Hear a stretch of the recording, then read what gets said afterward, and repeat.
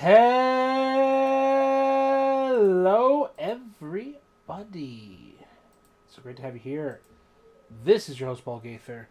This is Madden NFL 2003. Whether you're joining me live or you are joining me sometime in the unknown future, it's great to have you here. So we're going playbooking, picking up where we left off. Hope you enjoy it.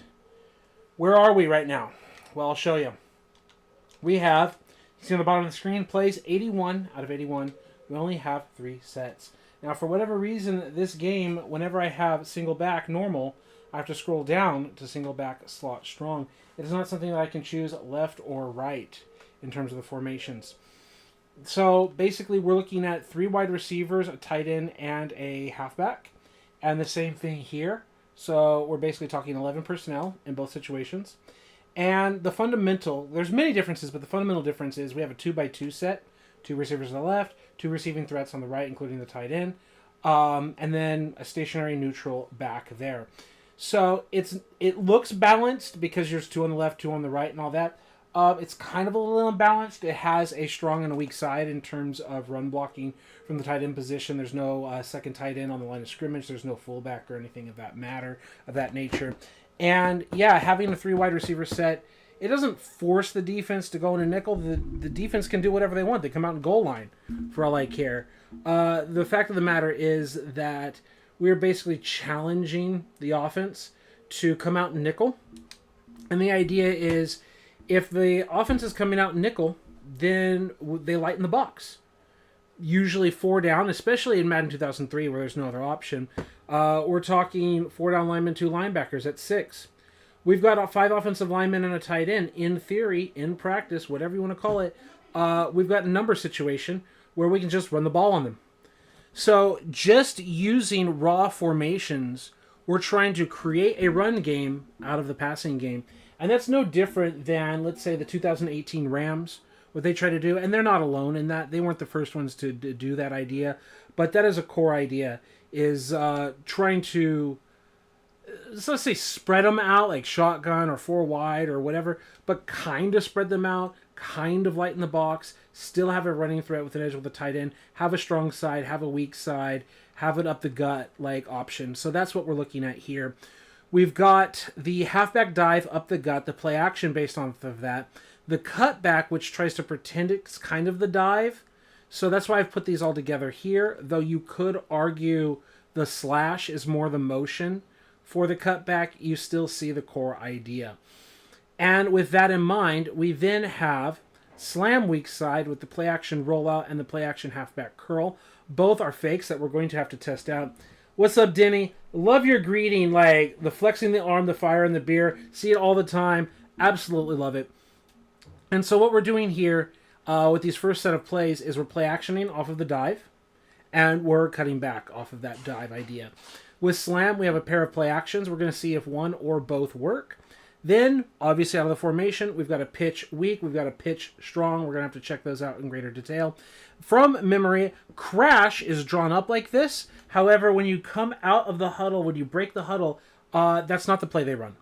And then slash, it's not off tackle technically. It's like off guard, between the guard and tackle.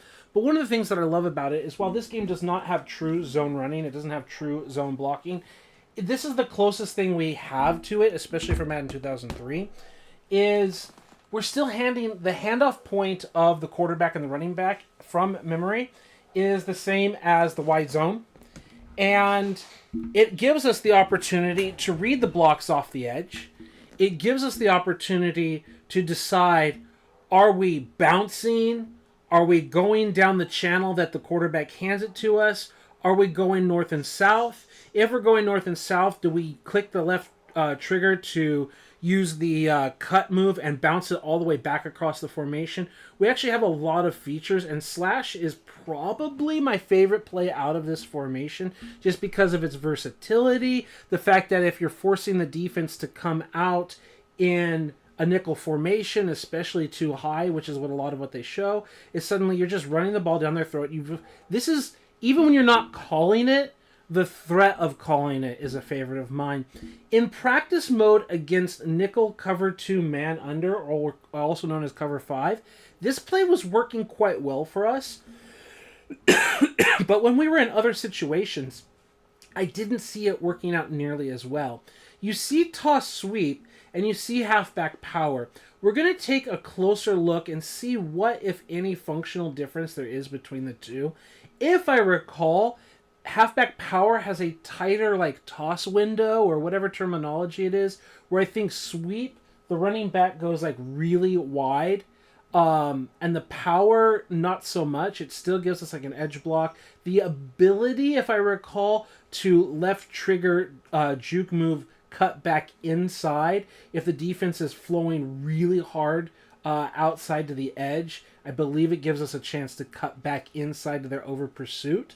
So there's got to be a reason why I kept that in there at the time. And then we have a series of passing plays. And one of my goals here today is to let the computer just run it with its auto pass feature. Just we snap the ball and let the computer operate the plays and see which plays truly work like we want to. Because one of the first phases that we went through, or the main phase we went through last time we went playbooking, is we just cut the crap, right? Just the absolute garbage of most garbage plays. But now we need to refine it even further because, again, we are at 81 plays. So that's one of the things I'm looking at. Single back slot strong. Oh, I should also finish with this. One of the core ideas that I have with this formation in terms of tactics is, I believe even in Madden 05 or something like that, they talk about Peyton Manning. He's got, they call a pass play in the huddle and he's got 2 runs or whatever, or something like the Colts, they always call 3 plays. There's some commentary like that. Maybe it's in the Xbox 360 and Madden 09. I don't remember, but there is a commentary that they use all the time, and it is based in a level of reality where they have a pass play and then 2 runs, a run to the left, a run to the right that they want to call. And so, and it's very common in NFL offenses to have multiple play calls. I believe there is a Cam Newton video where he's discussing Sean Payton New Orleans Saints play call breakdown that sounds so complicated, and he breaks it down. And then I actually have a really highly graded comment with a lot of replies where I break it down even further. But giving full credit to Cam, I'm like, yeah, Cam is absolutely right. Here's the things that, like, because Cam just kind of skips over stuff, and I'm not saying nothing negative about Cam. I understand why he did it. I think he had an entertaining show and all of that. But I figured that there would be people out there that would want the details that maybe Cam was glossing over. And that's not to say nothing negative about Cam. But I put those details, and a lot of people appreciated those details. And very similarly, it's about that idea of, like, okay, we've also got plays that we're going to kill too, right? Very common terminology in the game. So if you've been watching my other videos, you know a lot of the plays that I have in here and a lot of the concepts that I'm trying to look at. And what I sorted this by is the generic idea of smash. Smash, to those who don't know, is a general concept where you've got some kind of curl or hook or whatever, usually at 5 yards, usually running 7, coming back to 5, and then the tight end or whatever, the inside receiver, running some kind of corner route over the top. So here you see the tight end running a corner, and while B, the Z receiver, is not running a curl, it's basically a little high-low, a little exchange. He's running the corner in man coverage. Let's imagine the corner's in man coverage. He's running with B, and that means A gets an opportunity to run away from any linebackers in man coverage. He gets to run the linebacker up the field. The linebacker doesn't know if he's going to break it inside, like see here in wide receiver deep hook, if the tight end is going to break it inside in a hook or where he's going to go, and then he breaks it outside. And you should have a space throwing down and out. Like on the screen where you see the play, the 2 for the number 20, like maybe you throw it to the bottom of the 2 or whatever, so that you're walling it off and you're throwing it out and away towards the sideline, where if you miss, you miss out of bounds or whatever. And the other idea is you're generally throwing underneath a potential safety, like a 2 high or a single high safety or whatever. And that's against like a cover 2 man, against any kind of cover 1. Again, you're drawing the attention away from the corner on that side, and then a single high safety has no one to really protect against except for the L trigger. really on tight end corner here, X is breaking out on a corner, A is breaking out on a corner. There's 2 inside breaking routes, 2 outside breaking routes. So against cover 1, this should cause a lot of problems, especially like throwing it down and away to X underneath, throwing it to out and away to A underneath, and underneath again to the underneath the safeties or whatever. If you're against cover 1, you can even throw it up and away to the 0. In the same route where I told you down and below to the 2 on that picture, you would throw it like up and above to the 0, and you potentially like over the top of the linebacker, just catch it, and then suddenly you're racing to the sidelines and up the field to the pylon to score a touchdown, right? That's one of the goals there for really both players, depending on the leverage. Now, the difference is with X, usually in cover 1, the corner is playing off, so you want to throw down and underneath him, where the linebacker, potentially, if you have the speed at the tight end position, is you want to get it away from him. So that's a core idea here. So, and again, maybe a lot of people, you already know this stuff, and you're like, Paul, on board, I know all this. The idea is I'm sorted the plays by that kind of smashy concept on this right-hand side that you see here, here, and here. Different variations of the Z receiver, different variations of the 2 combinations backside, right? And then I think that's it. There's strong foot is not the same as a smashy concept, but it's kind of in that world or that realm. And I believe those are all the little smashy concepts that we have. So I wanted to try all of them out and see what works. Another issue here, not issue, but deep corners. You see the X button receiver, who's also the X receiver. He's running that drag. Whereas here, the Z receiver is running that drag. So really the X and L combination are the same, but we've got basically a double smash combo. This is where I'm not 100% sure I'm going to keep it, but it's also an opportunity to have both the X and the Z as potential drag targets. In a similar way, I know it's not the same combination, but you've got a drag target out of L, you've got a drag target out of B, out of X, you've got different plays with drag targets, you've got double drags, like basically a mesh concept here. There's a lot of different concepts that I'm trying to run, and I want to see what the computer can handle versus, let's say, what the user can handle. There's a variety of things that I'm looking at, because ultimately we can't keep as many plays as we have, right? We're looking at 3, 6, 9, 12... excuse me, 15, 18, 21, 24, 27, 33 plays, right? 33 plays is just too many. And not that I just want a bunch of money plays. Thank you, Denny. You say good plan. 33 plays is a lot, right? That's like if you're running 60 plays in a football game, approximately 60 plays, you're literally like at halftime and you still allegedly haven't called every single play here, right? And we're going to call some plays more than once. And then, as I just continue to explain for all of the audience, here is we go from 2x2 to 3x1, or 1x3, whatever you want to call it, because it's 1 to the left. We're going to need to test the runs. Some of them need to be cut. I'm pretty sure the wide receiver screen and the halfback screen need to be cut. This is the one that I haven't spent as much time on. I would like to get through the other formations first. But again, just checking them out, and as again you see 3, 6, 9, 12, 15, 18, 21, 24, 27, 30, 33, 36 plays.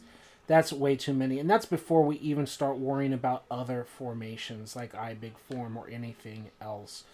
So you know what we're looking at, you know what, you know why, you know the plan. Great. Love it. So now we're going to go into regular game modes. We're going to go into practice mode, and we're going to take a team like the Colts, who have Edgerrin James, who have Marvin Harrison as a target, who have Reggie Wayne as a target, right? We're going to go up against them, and we're going to see what they can do. And the Steelers' defense is a heck of a defense to plan against. Yeah, they are, but then they don't run the 4-3, and the 4-3 is a more practical defense in terms of like the physical gameplay in the video game, right? So instead, let's go against the Rams, and let's go offensive playbook. I've renamed it just off playbook because we have the defensive playbook. We'll get a better name for it later. Maybe even if you have a suggested name as we continue to develop it. But we're going to just press the A button and let Peyton Manning run the offense. So the next step here, 92 awareness, shows us what a 90-plus player can do, and then the 90-plus power and accuracy. From the running back position, he's not 90-plus awareness, but he's still very talented. we've got Reggie Wayne, we've got Marvin Harrison. Obviously, Marvin Harrison played the X position. I just wanted, the Z position many times. He played on the right-hand side of the field at least. I want Reggie Wayne to usually play that position where Marvin Harrison is more likely to be the one isolated on the 1x3s. That's something that I kind of am interested in seeing. And so we're going to take a look at single back normal. We're going to look at the first cut back, and we're just going to look at regular man lock flip. Obviously, you want to have a pass play here and kill to a run whenever they're in the formation like this, but it's still something worth just tapping the A button. And Edgerrin James just kind of does what he does. And as we've said in slider testing, sometimes you just can't fix stupid, right? And he's just not going to handle what's happening here. So now we're going to take a look at the halfback slam play. Again against man lock. And hand it off. And he just takes off.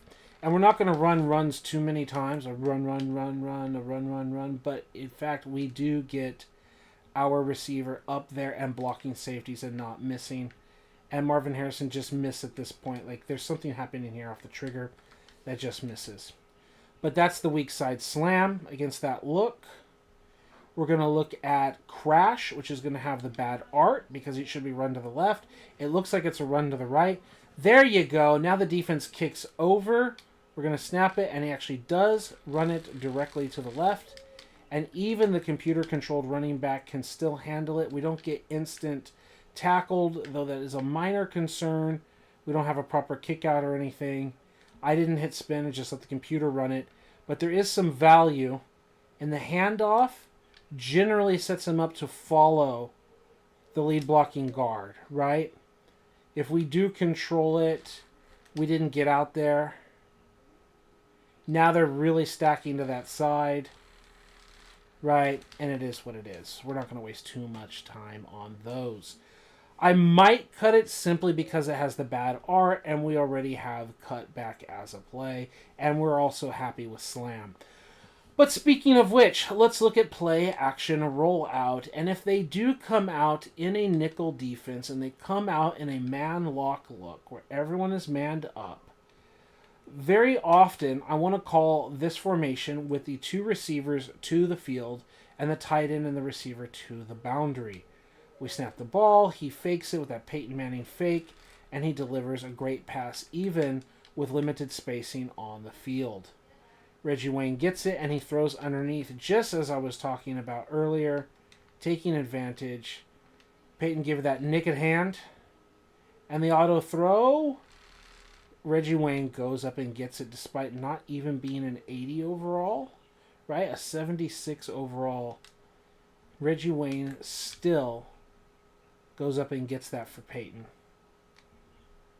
Right? And it's not a matter of it being defended well or not. It's defended quite well. Right? That naked hand that they said. Watch the Deion Sanders talking with Shedeur Sanders and have Peyton Manning come up and he says, whenever Peyton gives you that naked hand, you know it's over or whatever, son. They show that clip over and over and over again. So, the quarterback seems to be able to operate the play quite well. It's the halfback curl on the left side, this one, that I felt, at least when I was practicing off camera other days, that the QB doesn't handle as well. And part of it is something I discussed in previous videos. You look at X and you look at B, they both have inside breaking curl routes, which I don't like in the video game at all. Naked hand, looks, stands, about to get himself sacked, and exactly not only the timing issue, but also why the inside breaking curl rears its ugly head. The defender has a chance to get it. And we showed it before. If he does this, but instead breaks it out, we can also lead it outside and miss out of bounds or whatever. Whereas this one just gives the corner every opportunity to slap this crap away. Sometimes you can get this where they jump opposite and you can still get the receiver open. But I don't think this play's going to work, and I think it's going to get cut. Naked hand, ready to throw, doesn't know what he wants to do, and he has to hit the check down. It's the player in orange, which also says to the computer that this is the primary. And are we really calling a play action just so we can throw a curl underneath to the running back? Is that really the design? Who are we trying to fool? What are we trying to get a mistake or a bite? And I think we're trying to get linebackers to bite so we can throw to Ismail over the top of them. I'm not sure. You say R and L occupy the same space at the end of the backdrop. Yeah, I'm willing to bet that that's true. Yes. Yeah, they're occupying the same space, and really they're all just kind of in a giant mesh, and it's just ugly. Right? So it's gotta go. Absolutely right, Denny. Like, the play is just trash. So, next thing here, L should be running a drag. Yeah, he should. Maybe we can even use some kind of option to change things up. Though I'm worried about the drag ending closer to B. And I just don't like the in-breaking curls. Maybe we can take inspiration from it and create our own play, which is a beauty that Madden 2003 has. And eventually I would like to create my own plays to take advantage of a feature of the game. Halfback screen, a play that I also do not think is going to work very well in this game. Both of the routes that do break in some direction, both break inside other than to R. He drops back. He throws it. Whatever. It's a completion. Great. If we drop back as a user and then we throw it here, like, okay, it worked. I'm glad it worked. Right? We get the ball off before the sack. We get blockers out in front. We split the blockers. It just feels like we're doing a lot of work to gain a few yards that we could just gain by running the football, I guess. I don't feel that you get the real advantage that you get off of a real screen, which is to slow down the pass rush. I don't think it has that knock-on effect that it's going to have in real life. One of the things that I did want to look at is that halfback power with a little bit more detail. Man lock here. You can see handoff. Has to make a little move. Yeah, the pitch is happening here. Moving forward. Caught 5 yards of depth. And just kind of going outside. Now, we want to take that into comparison to toss sweep. Same play. Which I feel he loses yards intentionally. And again, just letting the computer run the ball. Yeah, that's part of the difference. Is he's losing basically 3 extra yards in terms of depth. What is he trying to gain out of it? And the other issue is the computer will oftentimes have some other kind of crazy call to get you. Right? You're creeping up in the box. And you just outrun your blocker. If you're not user controlling it. So when the computer, if you're doing computer play calling, you're really outrunning your blockers in that case. So now let's go to power and then also call it against strong safety blitz. Is he going to outrun his blockers in this case? They set up Jeff Saturday. Jeff, are you going to point out blocks? No, you're not? Okay. Well, that kind of sucked too, huh? That's the kind of stuff I'm worried about, right? One final time, creep up in the box. We see him. We should change out of this play, but we don't, and we get blown up. So yeah, you just can't run it against that formate or that play, obviously. Halfback power, what's another look that we might see? Man under could be a look that we might see, for example.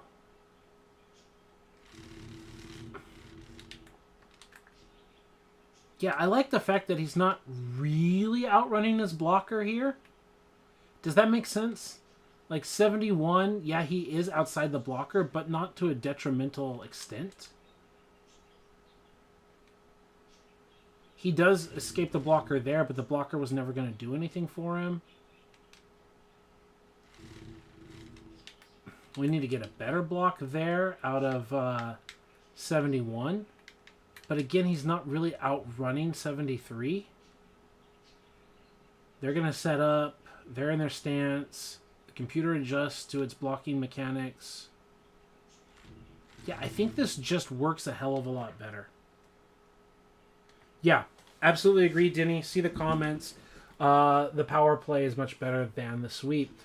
So I think I want to get rid of swing. I want to get rid of sweep. I want to get rid of PA halfback curl. So, that's enough plays without me having to write it down to just go in and make a change. Offensive playbook. Doesn't matter. Make some rearrangements. Modify playbook. Preview playbook. Pick formation. I don't like the way the drawing and everything is messed up. Even if the play works, I still don't want to completely get rid of it. But let's get rid of it. Let's hit remove play. Okay. Then remove play. Then remove play. So what are we at now? Again, the cutbacks and all of that. Halfback slam is a weak side. Okay, but what if we have the pitch and then this is in the middle? And then there's the play action, but you want the power. So we've got just to say inside and here and here. And then there's no play action that we're using the weak run with. So maybe we do, I don't know, whatever. No, slam needs to go with that, right? Dive play action cutback. I mean, we're going to organize everything out in greater detail later. But yeah, we could just cut crash. I don't know. We're gonna sit on it. We're gonna sit on it. And then some pass plays, right? So save the book. But that saves us 3 plays down the road.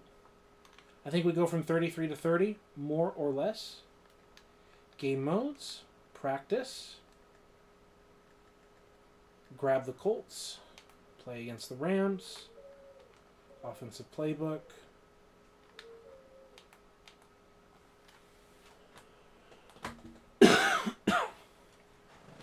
Sorry for the cough, but I have them pretty bad right now. Single back normal. So, power pitch, all that. Play action rollout, crash. All right, so the first one to look at is the tight end corner. And first we're going to just test it against the classic nickel man lock, the play that the computer has a hard time with. And let's also put it on this hash mark, which is another good thing that we give enough space for Harrison. Wayne is in breaking, so we don't care the fact that he's outside the numbers. Right, he's basically on the red line. And let's have Jeff Saturday call it out. This is a situation with the defensive tackle over the center, and there's only 2 guys right of center. We just run the ball. But regardless, let's snap it. Nice pick, Peyton. The Chanahity school to throw good. No, he doesn't do like the drop back away. But Peyton definitely drops back. He runs into his own blocker. So there's also the issue of, can you make him just block weak side instead of straight behind us? The fact that we have to make an adjustment means the computer won't make that adjustment when we're doing computer versus computer play. So that's already like a red flag for me. We can see something that Madden 2002 and this game do a lot, which is their tight ends get jammed by linebackers a lot. And that really like mixes up plays and everything. And it's one of the reasons why it causes trouble for the computer quarterback, because things are all jammed up and then the pass rush comes and it's a real problem. And Peyton throws his pick. As Peyton also throws a very inaccurate ball. Right? Another like throwing behind the guy. Right? Like he's not throwing like leading out here. It's worth considering. Drop back, not hitting his own guy. He has rhythm and time and he feels good. Drop back. Nice little stolen yardage. The play works, but the number one thing I don't like is that I have to adjust the blocking of the back. Now we're going to go take a look at other plays like a strong safety blitz coming up in the box. We see they're in the nickel to match us up, but they're basically replacing the guy by having the safety in the box. So we're not going to kill to a run. As we see, he creeps up. And we're going to stick with the pass play that we've called out of the huddle. And we're getting the same result.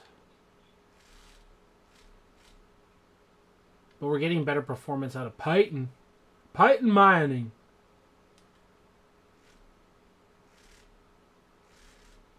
Yeah, I like it a lot more.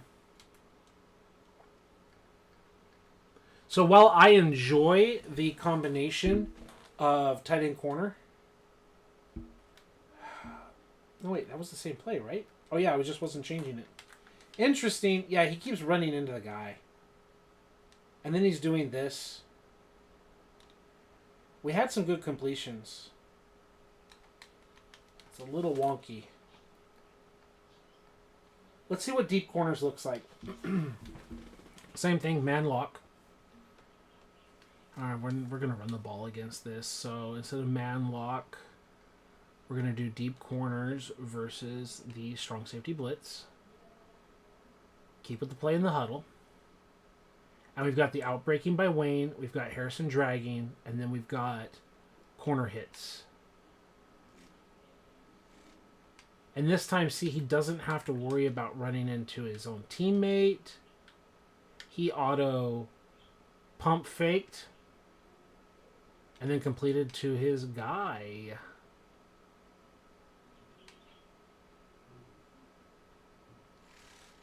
I like it a lot more.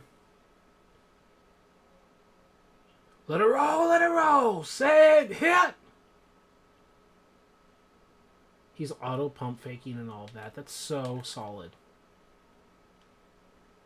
And yeah, this is just so much better to break away and use your body and have ball placement out here. Right? And we're still able to get this receiver to break out. So if we're playing as a team like the Chargers, we got Tim Dwight. If we're playing like a team as the Texans, we've got Jabbar Gaffney. Here we literally have Ismail. Like you're gonna get your fast guys getting downfield and out. If you user control it, you go 1, 2, 3, 4, and you just launch it, and you're just like, yeah, money time, right? And if you want to user it, you just go 1, 2, 3, 4, 5, step up, pass lead down. And I'm using sprint right now, by the way. The brokenness of sprint. That's why you ban sprint. You throw it here, he dove, turn around, and then I just held sprint. You see, like, the pursuit angle gets completely effed in the A when I hit sprint. Right? Let's now try to complete it again, but without using sprint. Let's just drop back. Boom, boom. Lead it. I don't push anything. Absolutely love this animation firing off. I have my video talking about Madden 2002 versus Madden 2003 and how we got this animation to correctly fire off one time live on camera. Probably the only time I've ever seen this animation fire off correctly like this in Madden 2002. Madden 2003, it fires off correctly all the time.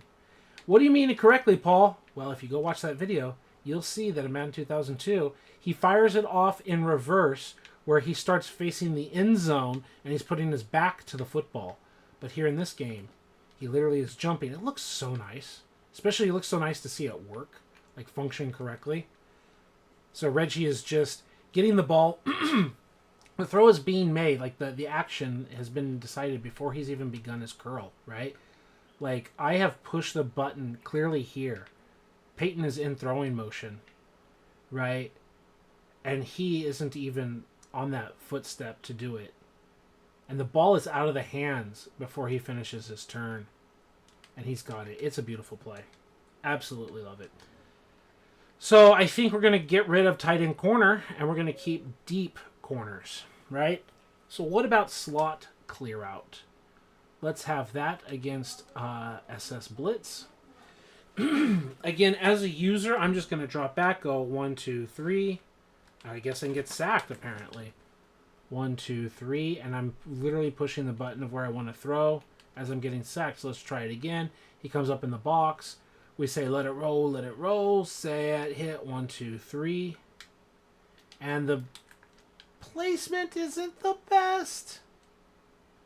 But the idea is you can actually throw the slant if you were so inclined. The same thing, 1, 2, 3. Okay, I wonder here. 1, 2, 3. Yes, again, you can lead the break, right? 1, 2, 3. Great.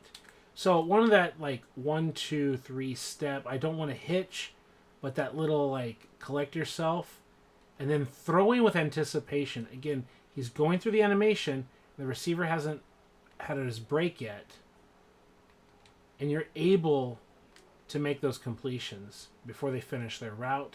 That 1, 2, 3.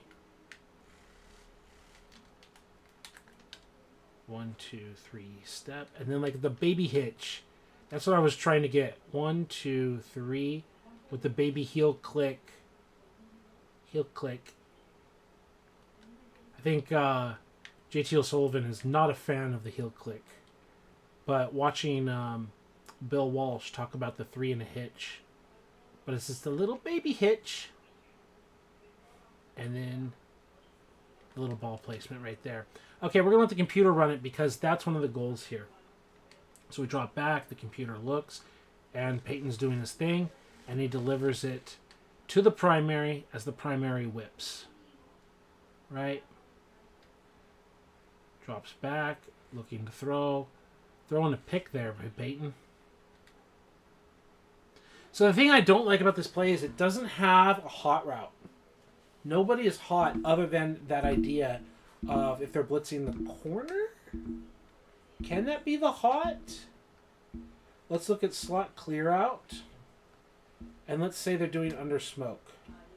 Does Peyton try to throw the hot? He throws the pick. He throws the hot pick. Because they're just sending both linebackers and the corner off the edge. Right? They're trying to get that unblocked defender here.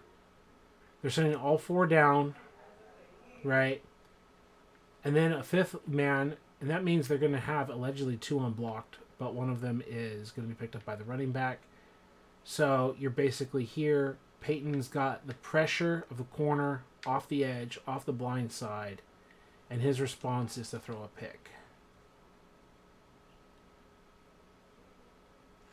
He will throw that hot to Ismail. So that's good. But I don't think that's very special or specific about that play. So let's go back to slot clearouts. And let's take a look at some other choices, like cover 1 robber, for example. Again, we'd probably try to run this football.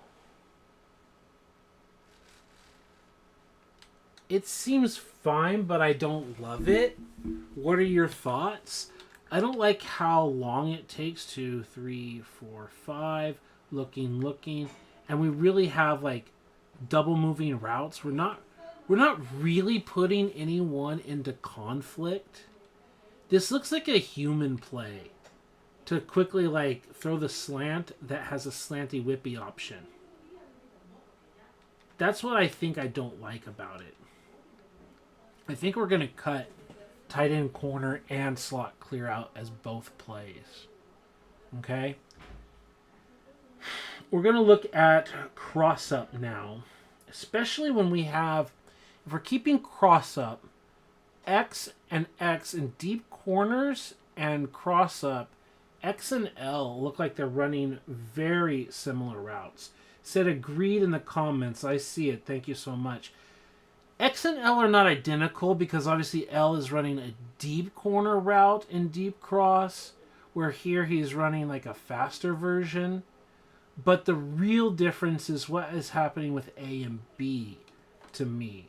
So he drops back to throw. He's still giving it to the same guy. And what else is happening? There's like a fluster cluck here with this mesh concept. And we're just getting it out sooner to L? Are we gaining anything here? He doesn't even finish like the post in cut and we're just throwing a dream up here, throwing a prayer? Is that the big strategy? See, I don't mind this. It's not a pure rub, but there's like a little bit of crossing action. Like, oh, they're both in the same spot. Yeah, but that's literally trying to be like a classic Colts cross rub action. And then I also kind of like... Normally I'm like, oh, they're in the same area of the field. But when they're intentionally designed as rub routes, right? Like, these two guys are trying to literally get McLean to get messed up, which is what happens, and create space. Like, that's intentional. And then you're also trying to get this guy messed up, and it's like, it's very intentional, right? To throw it to X. If I'm like 1, 2, 3, 4, 5, and like we're getting the ball clean without a hospital shot and the potential to run after the catch, right? You're like right on our jock strap, and now you're not on our jock strap, right? That's important. That's intentional, right? 1, 2, 3, 4, 5. The guard got annihilated hurrying the throw. Yeah. That makes sense. The line held that rep. Yes. See, that's why I don't mind always when they are getting the rub routes, because even here, you're potentially instead, Harrison is the one freeing up the tight end, right? And there's always that threat of just L, like you just 1, 2, 3, 4, 5, and then you like throw it away. Not away, like throw it away, but like you're throwing it out to the left. Like you step up and you're just like, okay, we're just going to get it to this guy right out here. Like there's a lot as a human that I like about this play where the rub routes work like they're intended. So now I'm going to go back to computer mode and see how well it handles it. Okay, I mean, if we complete the pass, 1, 2, 3, 4, 5, moving around, launching it, getting him into space while he can do something with the ball on the run. I love it. 1, 2, 3, 4, 5, moving, throwing, catching. It works. I don't know if we need both deep corners and cross-up, but the fact that they work is nice. Let's look at our favorite hamburger restaurant. No, it's not my favorite hamburger restaurant. It's just a joke. But yeah, in and out here. Again, cover 1, strong safety blitz. Let it roll. Keep the play going. Kind of a Mills with X and L, which is a proven NFL concept. In breaking by L, in breaking by X, out breaking by A. Like a clear out with B with A getting open underneath. It's cover 1. If X holds the safety, then you've got Wayne one-on-one against the corner out there. Right? Like there's some ideas. Don't like how it was executed. Comes up in the box. User control now. 1, 2, 3, 4, 5. Step up. And a sack as I'm trying to throw it. So let's again. The defender comes up in the box. We say check with me. Let it roll. Set, hit. 1, 2, 3, 4, 5. And then you almost get the touchdown there. So he kind of threw, as we saw in the quarterback drill, because I did my step up in the pocket. And I guess I didn't let him set enough to get the throw off. But we're just a little one-on-one pass lead down. And we just moss the guy. That's, again, the power of the user control. Let it roll. Set, hit. 1, 2, 3, 4, 5. Hitch, step. Lead down. And that's what you do. You just tap the little lob, and then you pass the lead down. And you just let the little one-on-one battle happen. And even your 76 overall wide receiver, Dredgy Wayne, who's a nobody in this game, he hasn't become somebody, is just mossing dudes, right? So let the computer, again, handle it. They stack the box strong side, so we're not running the ball weak. Or we could run the ball weak side, but we're definitely not running the ball. 1, 2, 3, 4, 5. Computer is throwing it. Even the computer is completing it. Fantastic. Stack the box, let it roll. Tap the A button, let the computer handle it, and he throws the out. And then we break away. The play works. It's worth keeping so far, the in and out. And so while we're cutting tight end, corner, and slot clear out, we're probably keeping cross up and in and out. What about strong flood? And again, we're going to have to test it against other plays. The number one issue that I have is this hash mark setup. Usually it's a big tell that we have the tight end tight to the line of scrimmage and where the receiver is placed. What X and L are doing. I don't like what X is doing with the in break. Everyone else seems fine. I like getting the running back involved in the passing game. I love going 1, 2, 3 steps, throwing it out to him, and then picking up 5 yards, like just stealing 5 yards. Don't even worry about run blocking if I can just steal 5 yards by throwing the ball like this, right? Let's get passing yards, and let's just get the ball to our running back. We're just stealing 5 yards on a 3-step, 1, 2, 3. You pass, lead it out. Wow, we didn't get the 5 yards. That's fine. Let it roll, let it roll. 1, 2, 3. Swing it out. And then we're just getting more than that. And again, check with me, check with me. We're going to let it roll. Set, hit, 1, 2, 3. Swing it out. And again, we're stealing 5 yards. Like, I just really enjoy that. Something about football that I like a lot. It's a West Coast offense, classic thing. Get the ball into the hands of your playmaker. The quarterback playing the point guard position. Just take the snap. Like, to me, this play is also just so core, fundamental football. Like, they put the safety in the box, so they've got 7 in the box against our 6 in the box, and they're matching us up in man coverage here, and there's like a safety up high, and we're not going to run the ball, but we are kind of going to run the ball functionally, and our quarterback is operating as a, what's it called, as a point guard in basketball or whatever, and he's running the offense, he's making the checks, and he's making the reads, and he's 3-step dropping, and there's all kinds of like issues here. The blitz is coming. Like, whoever is in charge of covering the running back is out of position. I'm sure it's this guy, and he has no freaking chance. As this guy is man coverage here, and we're just delivering the ball, and we're saying we're stealing half the yardage that we need to get a first down. As soon as the ball is caught, we're just at 5 yards, and then we're maybe getting even more. Okay, let it roll, draw it back, swing it out, just get it, and then you make some movement, and hopefully you don't fumble it like that. That's what I like as a user. So then we go 1, 2, 3, and we try to get it out, and for some reason he broke out. I'm using sprint, by the way, because sprint is ridiculous. But don't use sprint. But I just clicked 3-step drop, press X, pass lead down, and despite it being an in-breaking route, he breaks it out. Interesting. 1, 2, 3. And I just pass lead down. Hit bullet, pass lead down, and Starvin Marvin Harrison just says, I'm going to take that from you. Thank you so much.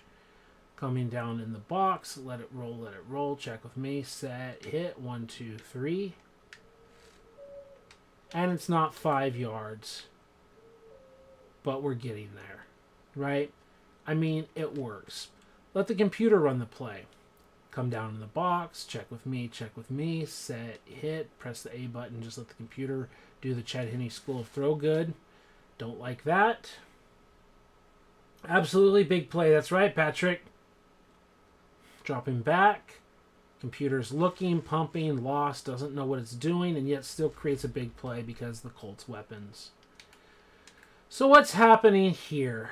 He finishes his drop back, and here's that issue that I was concerned with earlier. He has no space to go with the football. So this is where I say, like, it's a tell, where I don't really want to run this formation on the left hash with the tight end towards the middle of the field. There's just something I don't like about it, and it's still, like, it's fine to do this. Like, you can steal more yards. There's nothing wrong with it, right?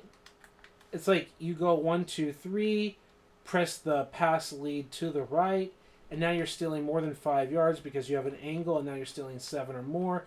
You're, like, potentially getting even more yards, so Paul, why don't you like it? It's just this whole tight end to the field, the 2 receivers to the boundary, and the way they're tight like that, and you're just kind of telling, and I don't like throwing the out route to the same handedness of the quarterback.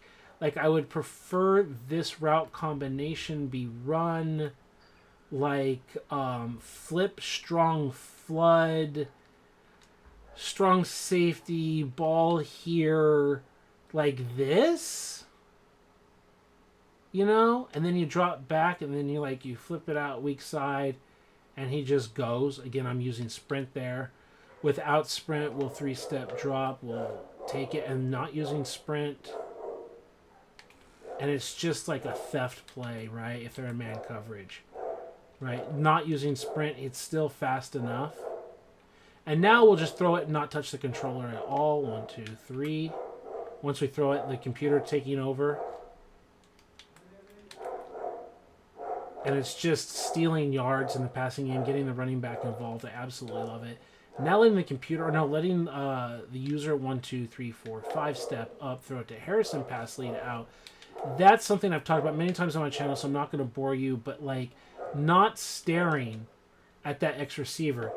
Look at the helmet line, look at the safety coming up, hitting your back step, and then trusting on the route, and then opening your hips and firing it out there.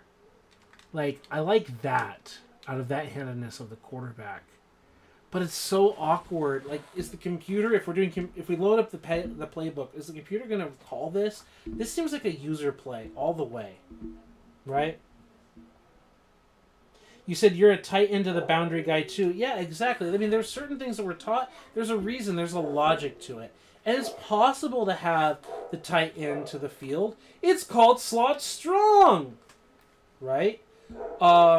We go play action, roll out, and we call man lock, and we do this, and suddenly the tight end is to the field because we're 3-by-1 and have the X receiver like that. Like, I'm not against the tight end of the field, but if we're going to go 2-by-2, I like tight end to the boundary. So that's a big reason why I'm not a fan of strong flood. If you out there, Denny, Patrick, and anyone else watching are going to user control and play, use strong flood. Have a lot of fun. Like, it can be a very fun play. You've seen the big plays that can come out of it. But you understand why I kind of want to cut it. So let's cut corner, clear out, and flood. We've looked at 6 plays. We're cutting 3 of them. I think we've got a very good tempo to this video right now, this live stream. And we're getting progress here. And cutting those 3 plays means we have room for more. So, modify playbook, preview playbook. We're saying tight end corner, goodbye. I still like the art, but goodbye. Slot clear out, goodbye. We still might get rid of cross up because, like, seriously, what's the meaningful difference between what X is doing and what A... Like, what A and B are doing and what X is doing, but then also deep corners is kind of mirrored. It's not exactly mirrored combo where this is a different. It has, like, 2 combinations in one. It has the combination with X and L, but then also has a mesh concept, so that's also what makes it nice. And it has an in-breaking, attacking route there, so there's some value. But we like in and out here. And I'm saying goodbye to strong flood. So we can rearrange things as we so desire. But in the meantime, let's do that, shall we? In fact, let's swap it up here. Yeah, we're going to keep that. So now we're going to look at our next set of plays, as we're down to 75 plays. Save playbook. Yes, sir. Bunch is a rare formation that I'll use on either hash. Exactly, because you can also have bunch tight, right, Denny? Like, that's part of the point. Having bunch tight, having bunch wide, like there's some interesting combinations that we can have for sure. Game modes, practice. So we're going to have the Colts. Offensive playbook. Offensive playbook. So we've cut 6 plays and we're feeling good about it.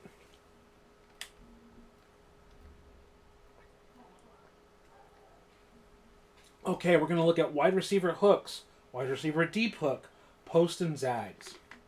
So, what do I like about wide receiver hooks? They're both outbreaking. I love the little curl flat with R and X.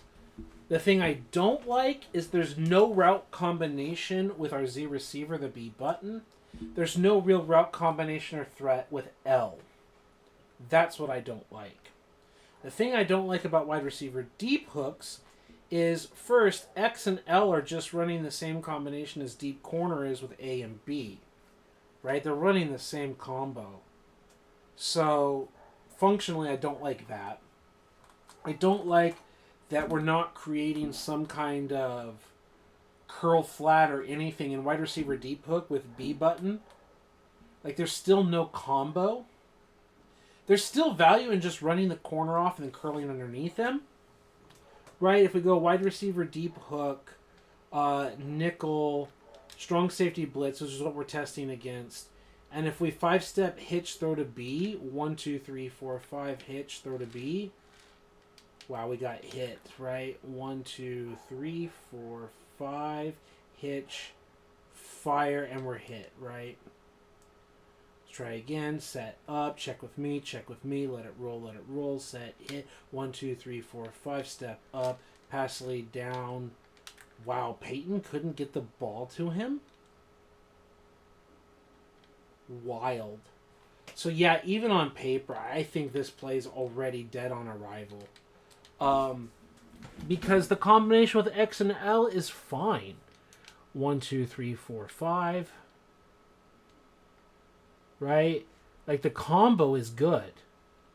Right? 1, 2, 3, 4, 5. Step up. Throw it to Ismail. Well, he cuts it off, and it's a bad behind the slidey throw.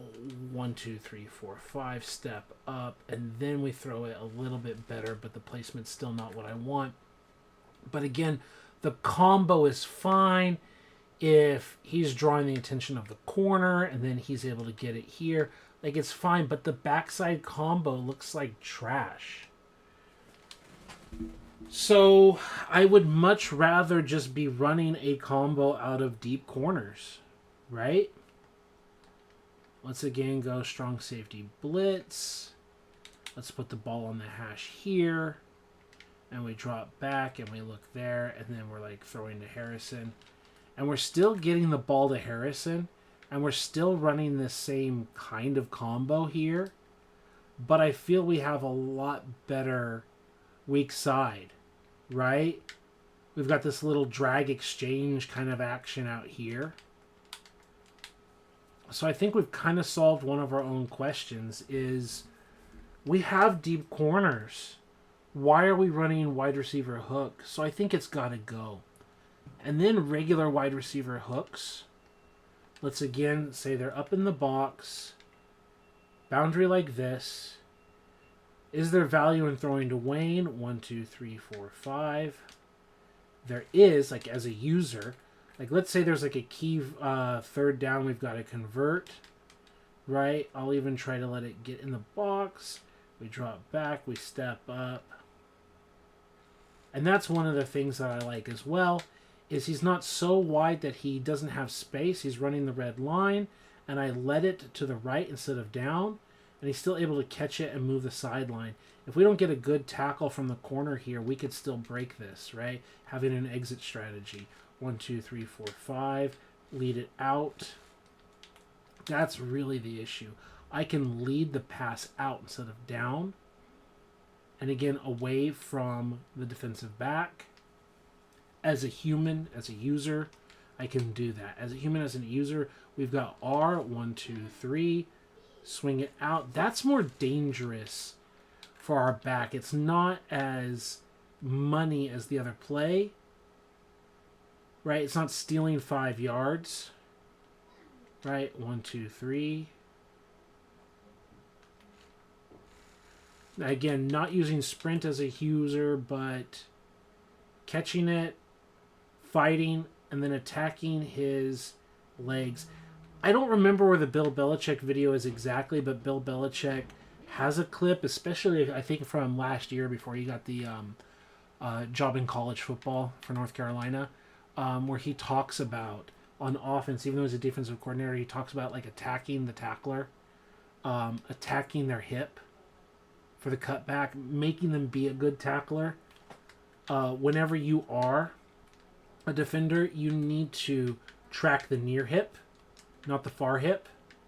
The reason you need to track the near hip is you're going to eventually run him out of bounds.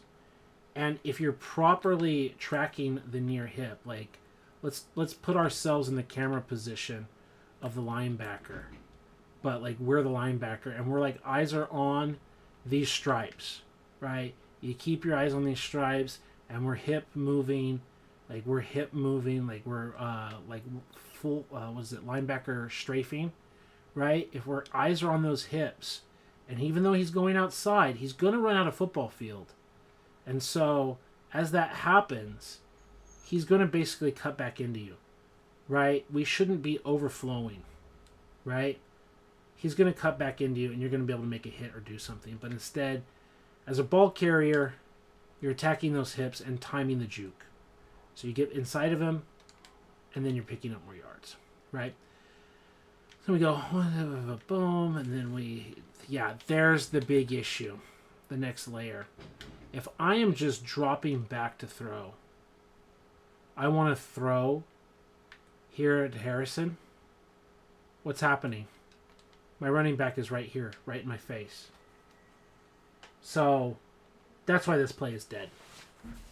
Instead of causing conflict, you're making life worse for your team.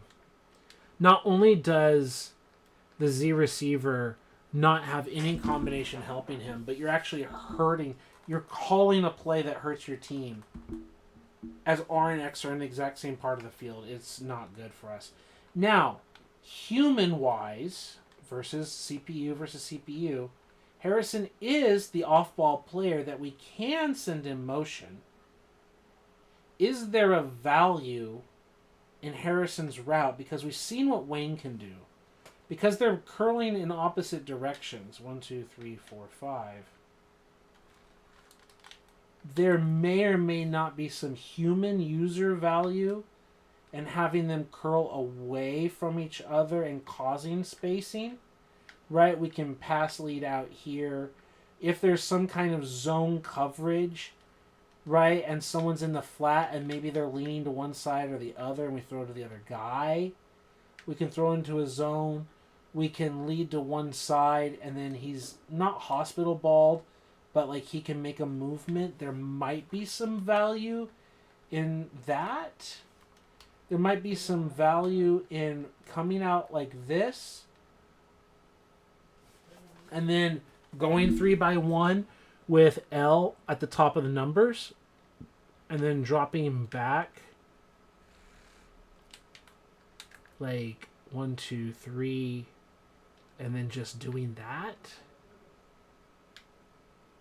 right? And there's some value in like pulling the defender off. Orbit. Check with me. Let it roll. Get set. Down. Point out the blocks, Jeff. Come on, Jeff.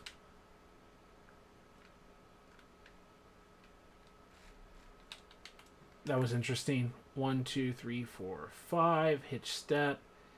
And then just getting rid of it. And then almost like a blocker with 83. Having open field to get something. But yeah, that end breaker. I'm just wondering, like, is in this man coverage, he's not falling for anything. And we're not getting, like, a positive advantage, whatever, for our guy. But there are times where you can just sling it out there. And it's like, it's just him. Is there merit in letting him run right by it and then trying to launch it to the pylon? Not that we want to sit on it for too long. Yeah, Jeff did his job, exactly. Point out those blocks, make the adjustments. 1, 2, 3, 4, 5, 6, 7, step up. I mean, we caught it. And maybe Marshall Faulk on the Rams. Maybe Brian Westbrook on the Eagles. But what I don't like is this. He just kind of stops running the route here. And then picks it back up. He's not really leaving him. Maybe we need to throw the lead earlier. Maybe we need to 7 and throw the lead.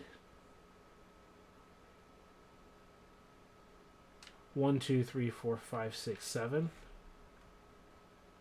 Okay, the ball placement wasn't what I needed, but that may be because of my pass leading.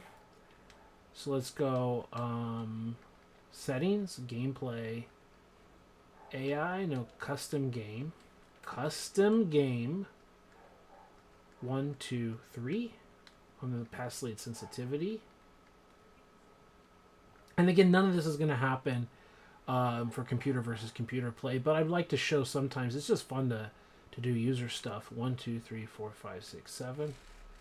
Barely getting it off. Okay, let's try it again. Go in motion. Get set. 1, 2, 3, 4, 5, 6, 7. Yeah. I think the 7 step is where we're getting rid of it, but also we're not finishing blocks. Even 5 and a hitch, I would have been in trouble.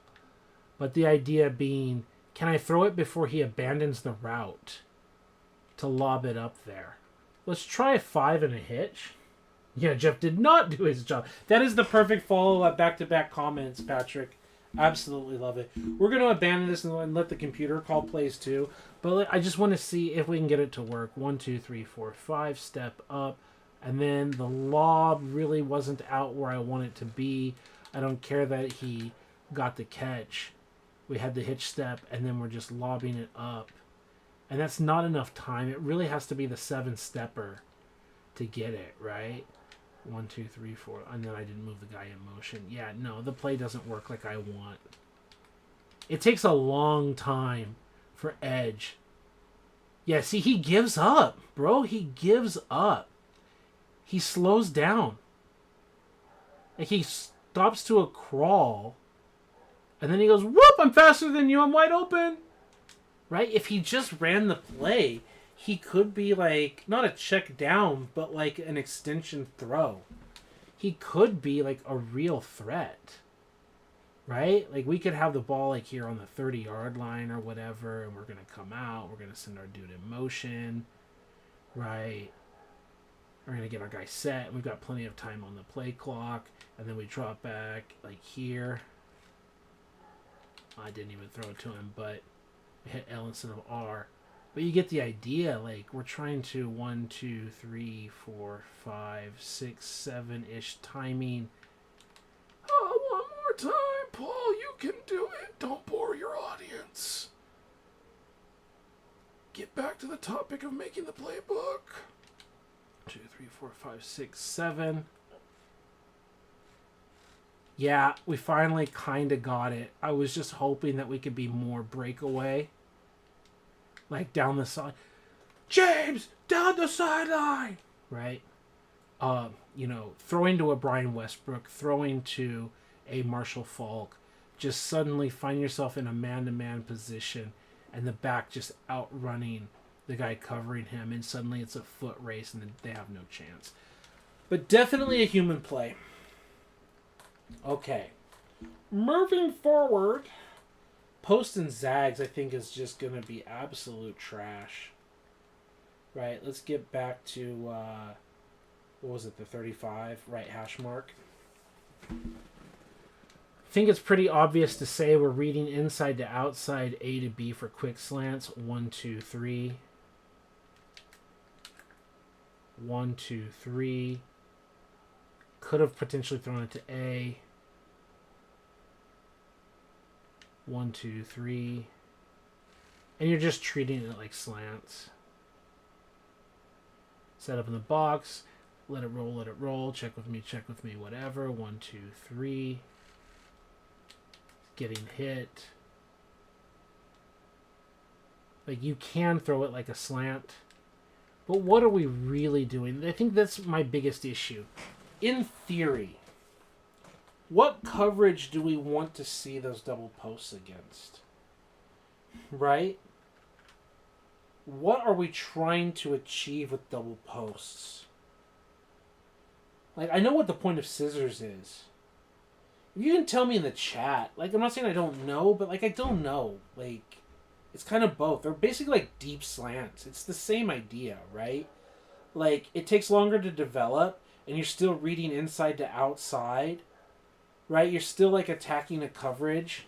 But it's in breaking routes. There's no hot. The outbreaking routes have to like whippy whip. If they're getting pressed, then you're like super screwed. 1, 2, 3, 4, 5, and then what are you doing? Like, I'm using sprint and I usered that, but 1, 2, 3, 4, 5, and you step up. Like, are you really throwing what? Like, no one's like really open. Just because I caught it doesn't mean like they're like. What are you trying to create here? What is your goal? Was my goal at 5 steps, not even 3 step, but 5 step to read that slant of the tight end? 1, 2, 3, 4, 5. Is that the objective instead of a 3-steppy slant? 1, 2, 3, 4, 5. The in break, and again, that's usering. You're trying to like high-low it here so he can get it. Like, what is the point of this? This seems like a user play at best, where you have this early and this late, and I don't know what the double posts are trying to do. So I think that play has just got to get removed from the book. So I think we're cutting both hooks and post and zags. Just gone, gone, gone. Flanker go. Right? B is clearing out for A to break out. And then there's just an exchange, like 2 outbreakers and everything else with flanker go. Right? So let's let the computer run it. Tap it. Just getting him on an outbreak. The tight end, a release. Right, do we get some one-on-one action? Right, there's some value in all of that. Check with me, let it roll. Set, hit, let the computer run it. It's just doing it on its own. Like, it's a solid route combination. Just a classic call. Nothing so sexy, nothing bad. Tight end flat. Outbreaker by Harrison. Quick little attack with A. Try to find a soft spot in a little zone with that little curl. Peyton's dropping back.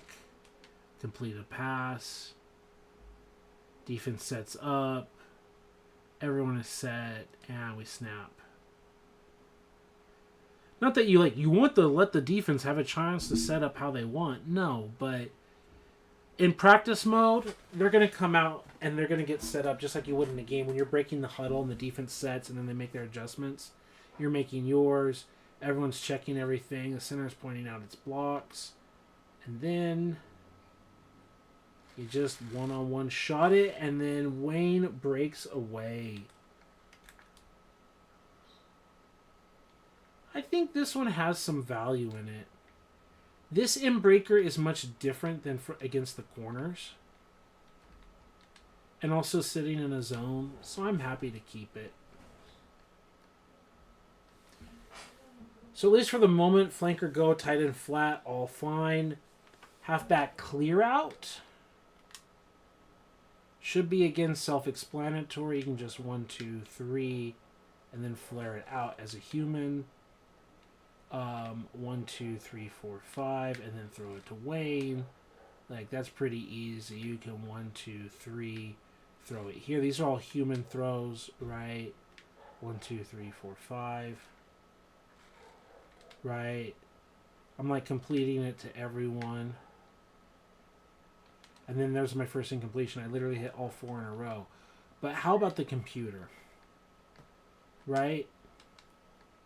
How does it handle it? The defense breaks as we break the huddle and we set up and they make their adjustments and we let it ride. And Peyton throws the drag play. Now, I think we actually cut Z having a drag play earlier, so maybe there's a value in keeping it. so that Wayne and Harrison both have some drags, right? We break the huddle, they break the huddle, they set up, we set up, and we're ready. We snap the ball, he drops back. I guess that's what we're doing. I guess it's fine. The double outs and the quick ins I've already established are pretty good the way that they have rub routes. I don't know how well the computer handles it, but let's look at wide receiver fly. I don't see a value in it because, again, who's in conflict? It's easy to just go, da, da, da, da, da. Oh, we'll throw here. Right? You drop back, you look here, and then you just kind of have nothing there, but whatever. And then you've got the da, da, da, da, da. I'm going to lob and moss you. Like, I don't think there's anything of value there. I don't think there's anything interesting happening with that call. So fly has got to go. How about hook out? Because if we're happy with double outs and quick ins, if I'm happy with clear out for the moment, though I don't like that it's just throw to the drag play. With tight end flat, we already have our wide receiver fly. So I don't really need the actual wide receiver fly. Maybe we cut... Yeah, we cut post... We cut all hooks, all this. That's all gone. Maybe clear out, maybe not. Wide receiver fly for sure. So, yeah, let's take a look at those. Let's cut those like we wanted to. Features, create a playbook, offense, offensive playbook, Texans. Doesn't matter, but modify, preview. It was goodbye, goodbye, goodbye. At least for right now, goodbye.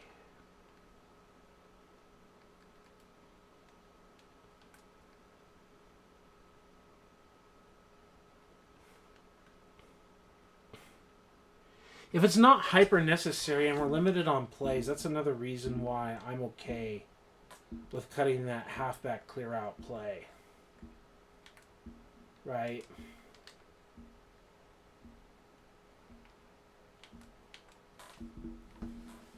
You let clear out, but the computer never reads the angle route by the slot. Exactly. It looks like a human play. I agree with you. I like it. If we're going to human play it, and I don't like what X is doing. Right, it's fine. I love the little exchange by R and B. One's running across the middle, the other was running out. L has the quick slant, like getting wide open and breaking out if it's covered. First he in breaks, and if they're in break trailing, then we can out break trail or whatever. If that makes any sense. Like X, I wish it would have an out breaking route. But yeah.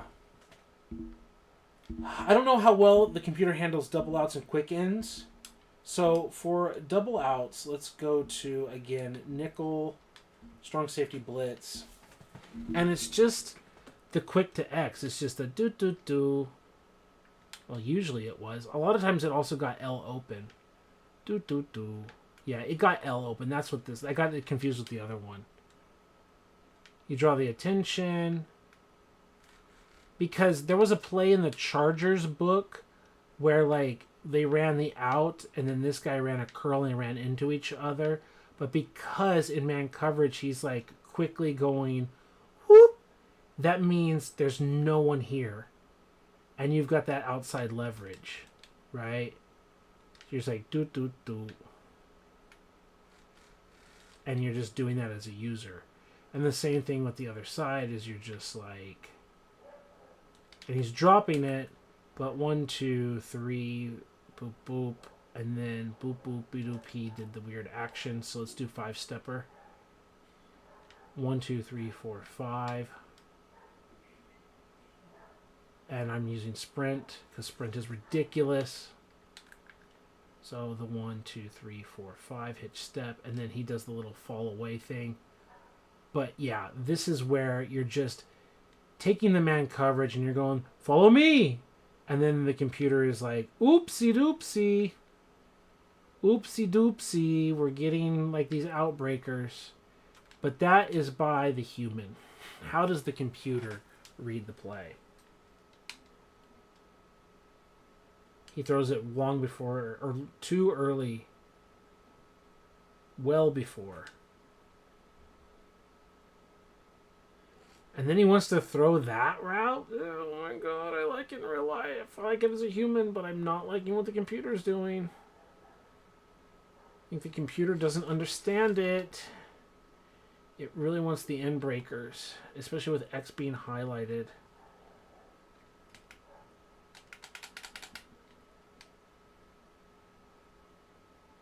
Yeah, I think the computer doesn't understand. One time it kind of understood the assignment.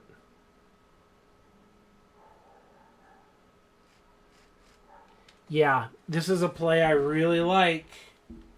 I really like calling this play, and yet here we are.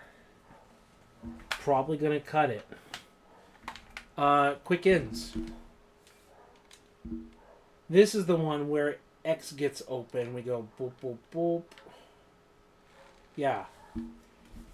So, first thing I think about it, we already have drags from X and Z receivers. Since we already have drags, what are we really gaining? I know what the purpose of this is. It causes that conflict. And we're just getting out here, but we already have drag plays to do that. Right?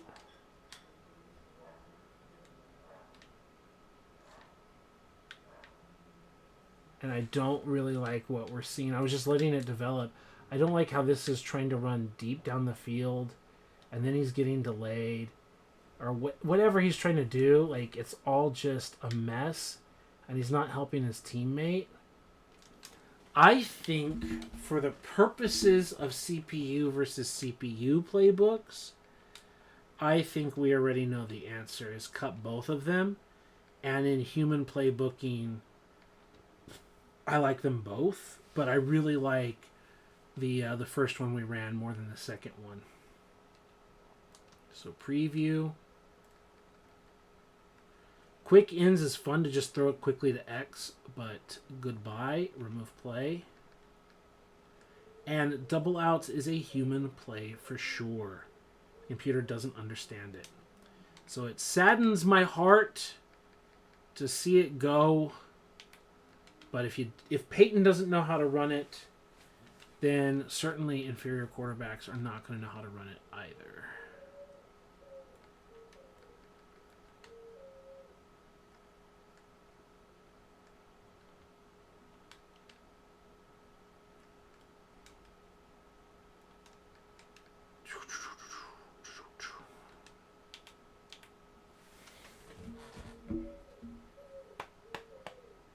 An hour and 25 minutes and we've been removing plays. Yeah, I got caught on a specific play running over and over and over again, but whatever. Hey, how does this game handle... What? Okay, that's weird. Remember this? Okay, we're going to hand it off. The computer can handle it. I think my biggest issue is this is another, like, human feeling play where you read the blocks of your guard.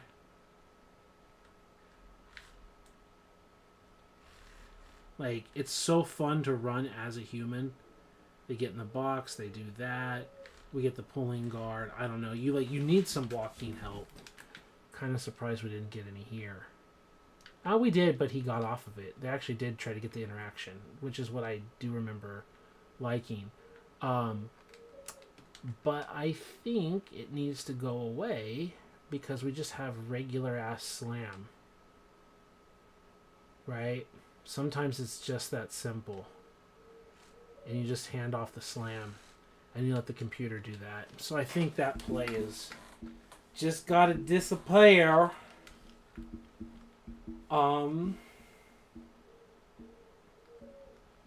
So yeah, let's get rid of halfback clear out and let's get rid of crash. The wide receiver reverse pass. This is a lot of fun. I especially said whenever you actually have an interesting quarterback on your team, like if possible, it's fun to put Cordell Stewart out at wide receiver and have Tommy Maddox be your quarterback and then call this play and suddenly Slash Stewart is lined up as a receiver being Slash, and yet at the same time he's actually throwing the ball with his quarterback accuracy. And then you're potentially calling this play with like Jerry Rice, who actually threw touchdown passes. You're calling like Antoine Randall, the college quarterback, right? Like they did in the Super Bowl, right? And then you're actually throwing to Hines Ward out here, like in the Super Bowl. Like it's a fun play to have in your book.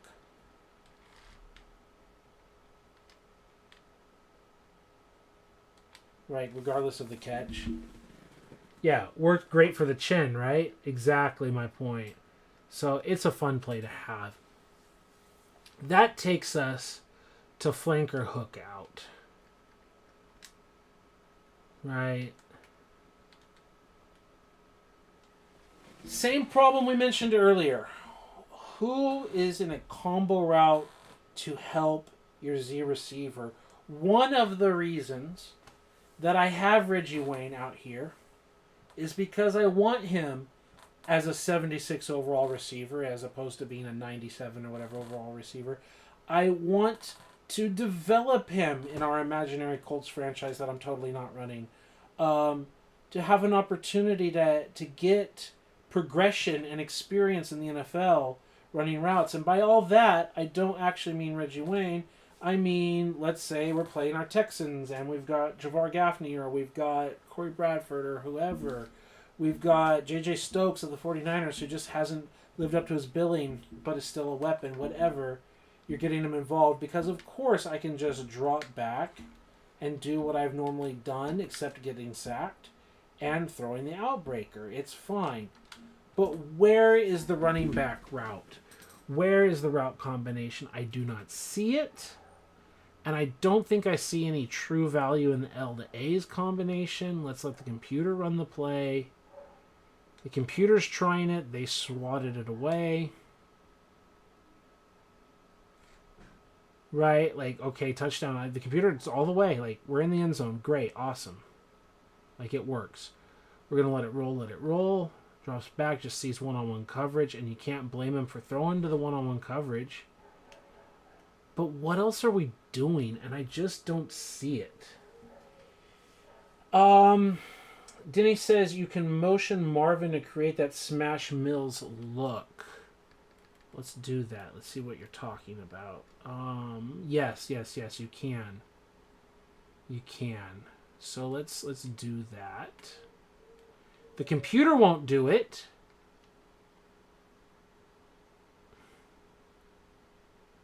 Right? So we're just basically creating Smash out of Harrison and Wayne, right? Which is solid. Not exactly curl flat with Ismael.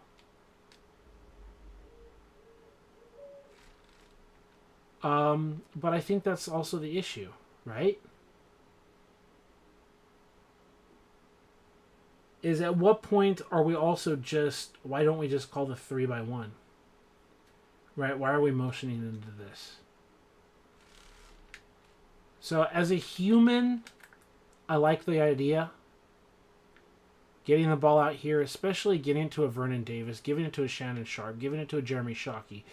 You know, like I said, just players in this game. Give this ball to Jeremy Shockey. Give it to Tony Gonzalez. Give it to a threat out here, not Pollard. Give it to a future Dallas Clark, whatever, and it has value. But why aren't we just running the 3x1? Right? So, because guess what? We are running the 3x1. Maybe the play doesn't exist or whatever. But there it is. Double hook. Right? Like, functionally, we have it. I know it's not identical. I know it's not the drag or whatever. There's a little bit of spacing. But, like, isn't that what we're doing? So, And we're trying to save plays, so I think that's another place that we're going to cut and save plays. Now, the next one that I like was tight end quick out. At least as a human with the Falcons, I really enjoyed this play. We drop back, we look at it, I hit the wrong button. I still caught it anyway because this play is so ridiculously good. You can, like, almost everyone automatically gets open. Like, you snap the ball, and so often the tight end just gets open right here. So often you get this open. That's why I said I hit the wrong button. And you also, I didn't even hit the right button, and I still completed a pass because just air quote, everyone gets open. You just read the tight end on your way to X. Little hospital ball there, but Starvin Marvin can handle it. And maybe you don't hospital ball it so much. And you drop back, and you're just like, boop. Right? I'm going to try to pass lead down. It's a little hospital ball-y if you're reading the single high safety. Right? Drop back, read the tight end, wait for it. Ooh. But you've got a lot. Come on, let's just do like a little 1, 2, 3. Ooh, I don't want to pass lead that. A little 1, 2, 3. Exchange. Nice. I didn't pass lead at all. I just went 1, 2, 3. And there you go, 5, 7 yards. 1, 2, 3. Little bullet. Such a ridiculous play. Exactly. Love it, Patrick. Love the comments, everyone. I just love this play, tight end quick out. Now, like I said, we're going to try it. How can the computer handle this play? Computer's looking. It's throwing it out like it's intended. Second time up, second rep.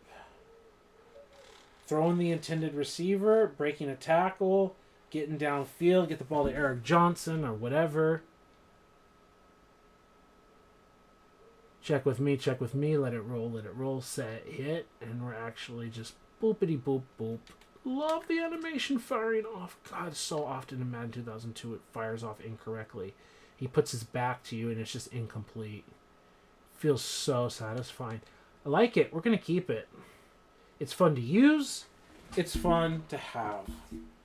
So flanker hook out, goodbye. Halfback clear out, goodbye. Let's get rid of crash. And now we're in the final 3 plays. So let's get rid of the other stuff and look at those final 3 plays. Features, playbook, offense, offensive playbook. Doesn't matter, but let's still take the Texans. Modify, preview. Crash, goodbye.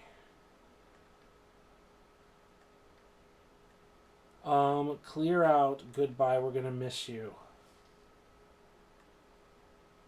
Hook, we're going to miss you.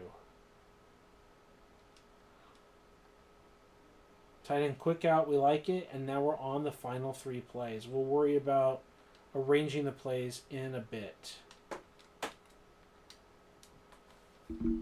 But where are we at now? Maybe you saw it on the screen. I didn't. 66 out of 81, folks.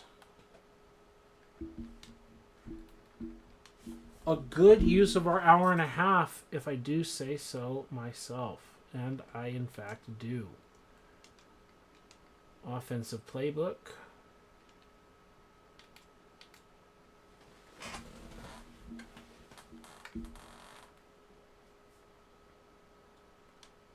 And so the final 3 plays.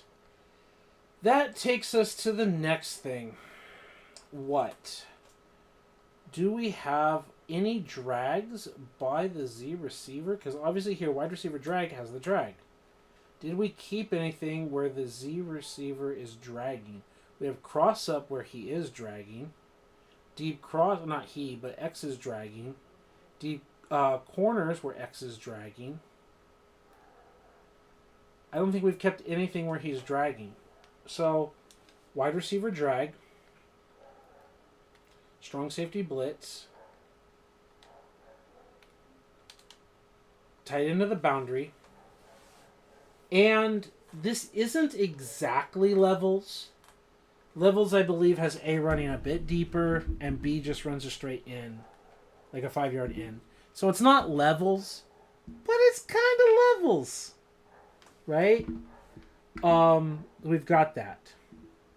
Then we've just got L escaping out, especially if they come out in the 4-3 defense, which the computer does. Just having L get out there.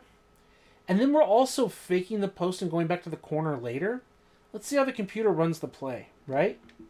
Drop back. Manning's looking. Gives it to Wayne. Took a little bit of time. Check with me, check with me. Let it roll. Set, hit. Tipped in the air. Defense just being defense. Remember, the Rams do have like a 97 overall defense. Everyone is set. Let it roll. Set, hit. A second bat. Ready, break. Check with me, check with me. They gotta slide over. Set, hit. There he goes. He gets the ball to Ismail. And that's exactly it. Even when they man up with us, it's not a pure rub, but they're not colliding in with each other. We're kind of peeling the guy away before we break back. So there's also some value in there, right? Like, we're peeling him far enough away before we bend back that Ismail can actually turn up field, which he does. And that's all computer running after the catch. And putting that corner in a weird position. Right? Like, he's out here. In this position. To have to go and chase down the player. So, there's a lot that I like about that. Other than the 2 tips that we've seen. I don't feel that they're taking up too much space. And even though it's not levels in the sense of the art, he's still getting it at 5 and he's still getting it at 10. Levels might be at 12, but in a lot of ways this is basically levels, which is a staple in the Colts offense and everything. And yeah, I don't like that they're literally like too close together, but that's also because we've got a slow tight end. I like a lot of it.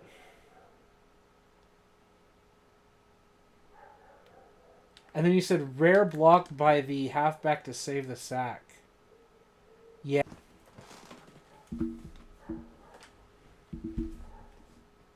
All right, don't worry. It said that OBS disconnected, so I just stopped doing anything, so you didn't miss anything, because there's nothing to miss, because I got the notification that my OBS disconnected, so I made sure that you weren't missing anything. We're going to let the computer run the play a few more times. Just tap A button. Throws it, catches it, 5-6 yards, whatever, sets up in the box. Tap the A button, completes it, gets 5+ yards, half the yardage, like we're just stealing yards, right? Love it. Twin outs, another play that I really like.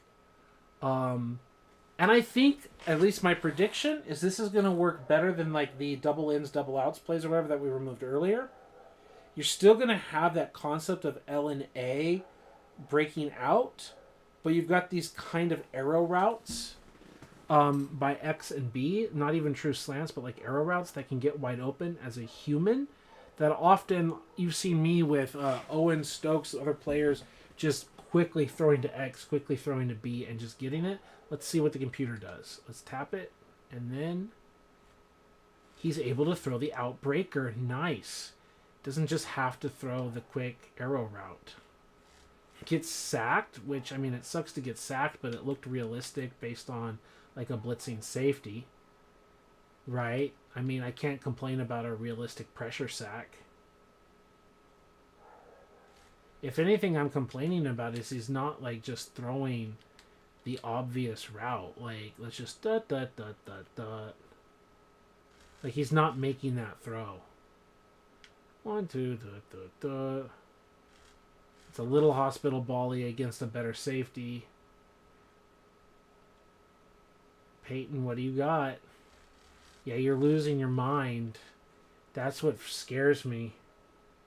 I think it's a very good football play, but the computer just doesn't understand how to throw it. It is getting the ball to other players outside, though. I'm not going to put it in the trash yet. And we've got ace tight end drag. And I think it's the same problems we've talked about several times before. Look at what B is doing. Don't like it. Right? I don't like being forced onto a specific hash, especially for the computer play. So I don't even think we need to run the play to know that this looks like garbage. Let's just run it anyway. And oh, look, it kind of looks like garbage. And I don't care that he completes it. It looks really wonky. It's just asking to get tipped without much spacing. He's just really awkward and he's rolling in a weird way.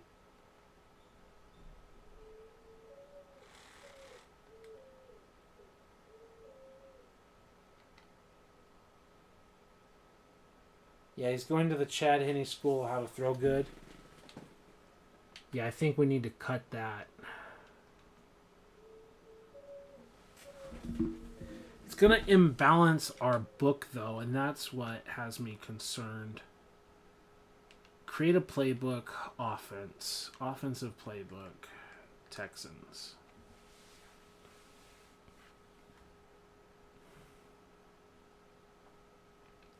Modify preview.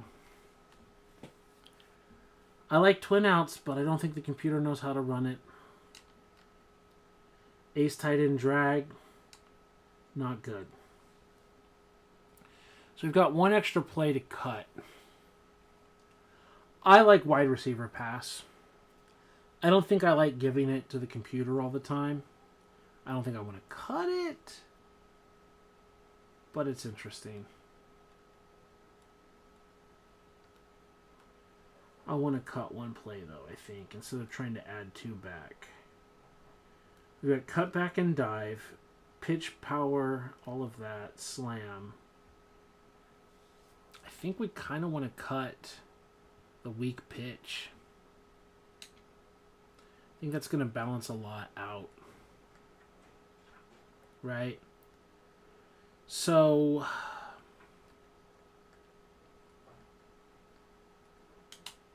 and instead of play action, what if we just had like a regular ass play? If we had like slash and cut back, which I think are the animations.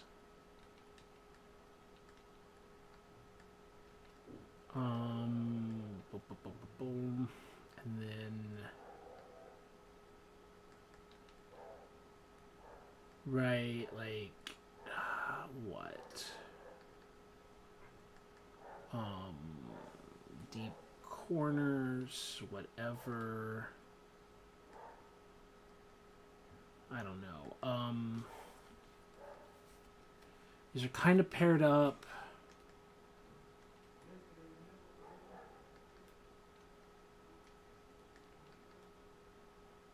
I don't want to get stuck on like ordering the plays around.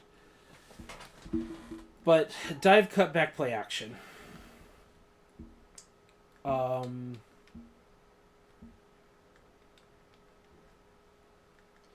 Slam slash play action rollout. No.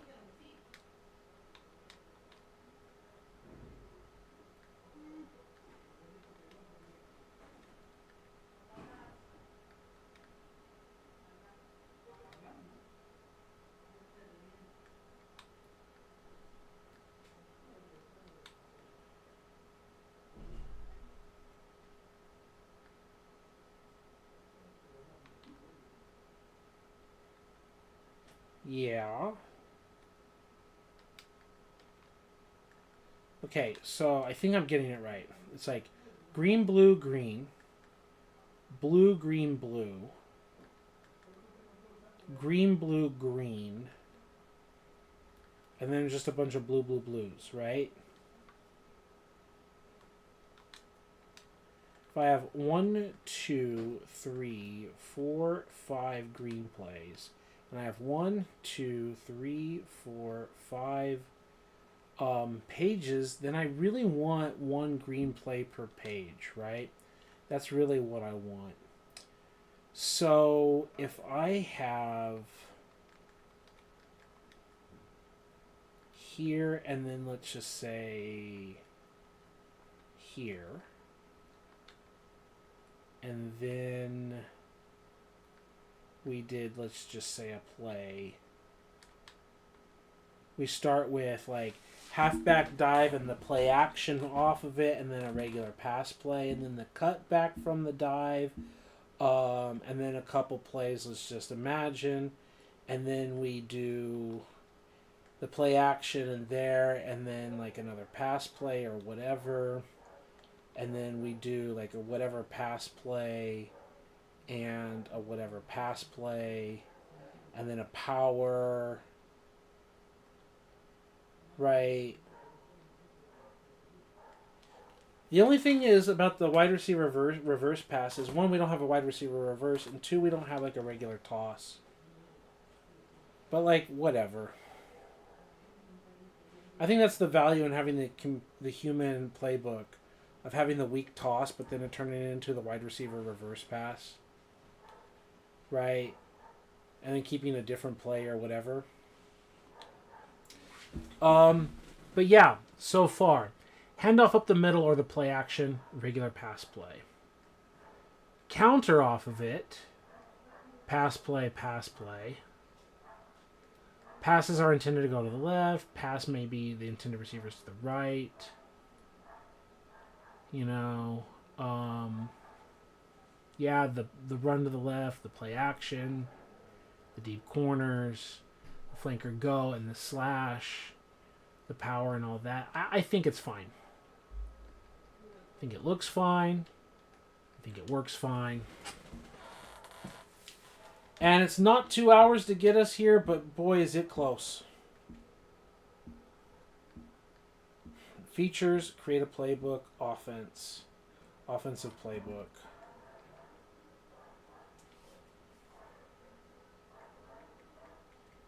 And today's work, we're from 81 to 63 plays, right? We're 2 plays away from dropping 20 plays. We've dropped 18 plays from the book.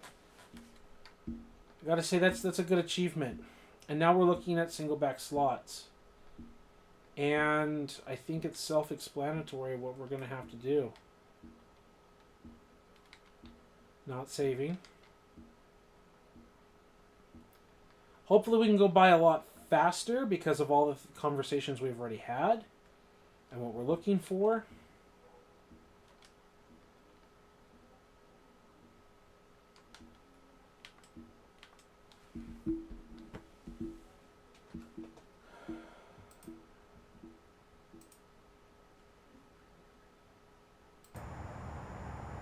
Wow, have I been playing with the audio off this whole time? Wow. Okay, wow.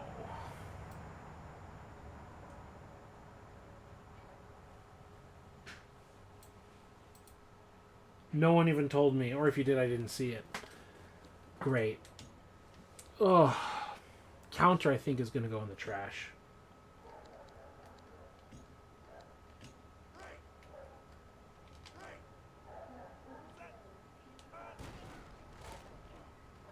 Computer running. That's a good counter. That is almost gonna score. Wow, nice. Nice pull. Nice block of the safety.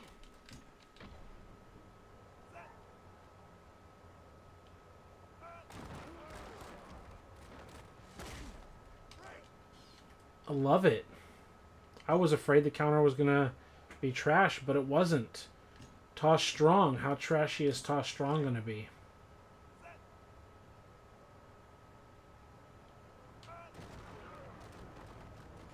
It's going to outrun the blocks, which is one thing that I was worried about.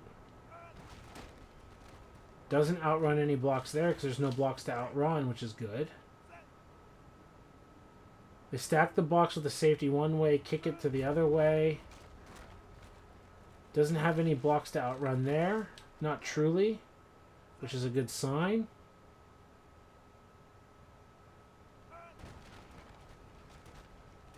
Outruns the defender, but again, not having to worry about outrunning blocks. Another defensive front look. And again, doesn't have to worry about outrunning blocks. At least against this one specific look, is he's picking things up. And we're not just outrunning blocks. That's what I really like. Now another look. Nice. Because what again happens here? Like they do their job.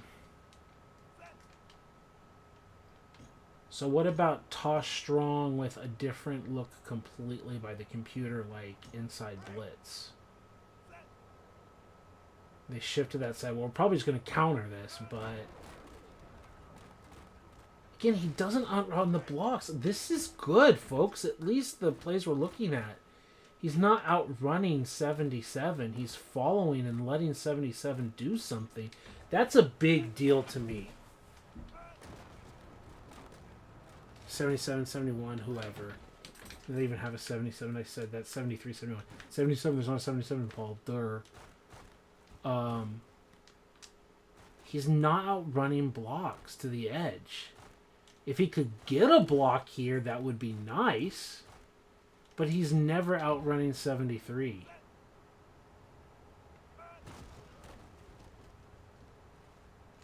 Kind of outrunning 71, but I can't blame him. At a certain point, you got to get upfield. And oh no, we picked up 5 yards on the pitch. Jeez, I think all of those work. So now we've got counter. What about belly weak? Right?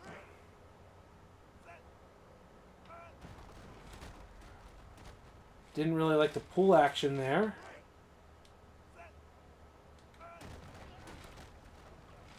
But there it's not so bad.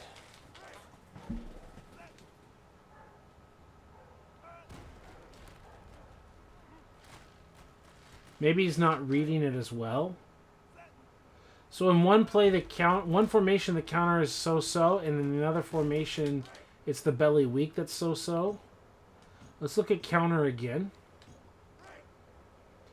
Because we saw belly weak out of the 2x2 was the better play. The counters just seems like the better play here. That's interesting. Very interesting. Belly strong.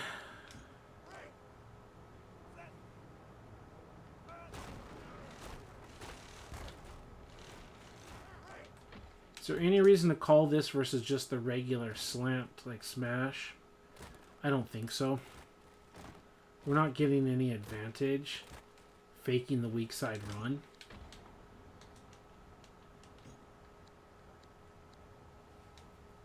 We can get rid of belly weak and belly strong.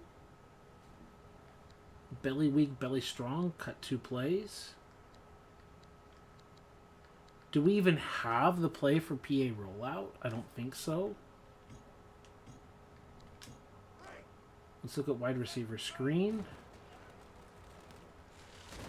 That just looks like as trash as I expected it to be. Halfback screen.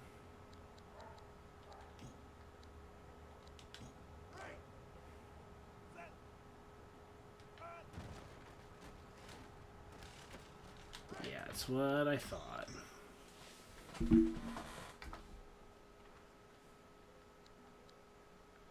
Features, create a playbook, offense, offensive playbook.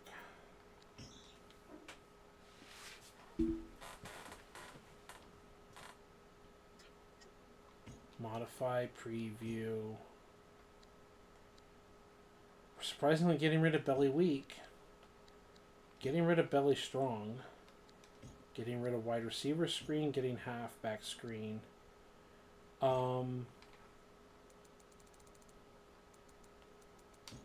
I think this playbook doesn't even have what we're looking for.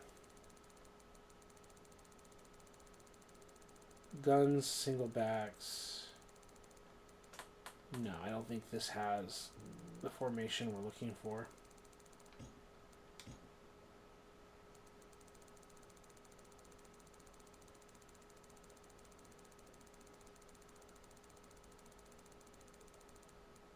Single back normal. Nope, they're in split backs. Eyes, guns, shotgun, single back 4, big, normal. There, we have that formation. First time. Draw, no. Pitch, no. Sprint, no.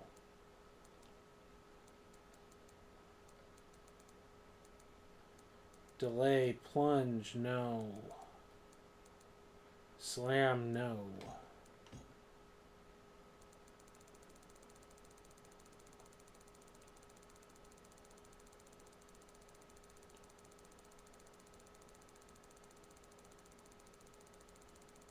Trips, nope.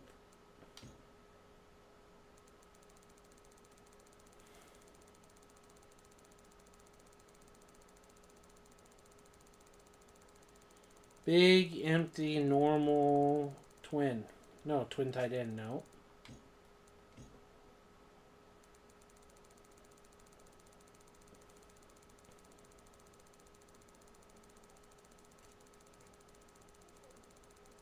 Four, big, normal, strong. Okay.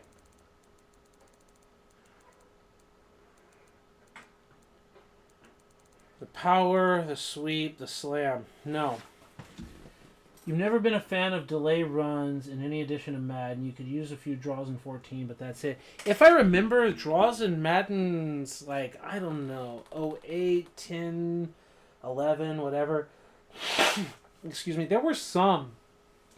I think it was playing online with Madden 08, Madden 9, Madden 10 range, maybe a little Madden 11 online, on the Xbox 360.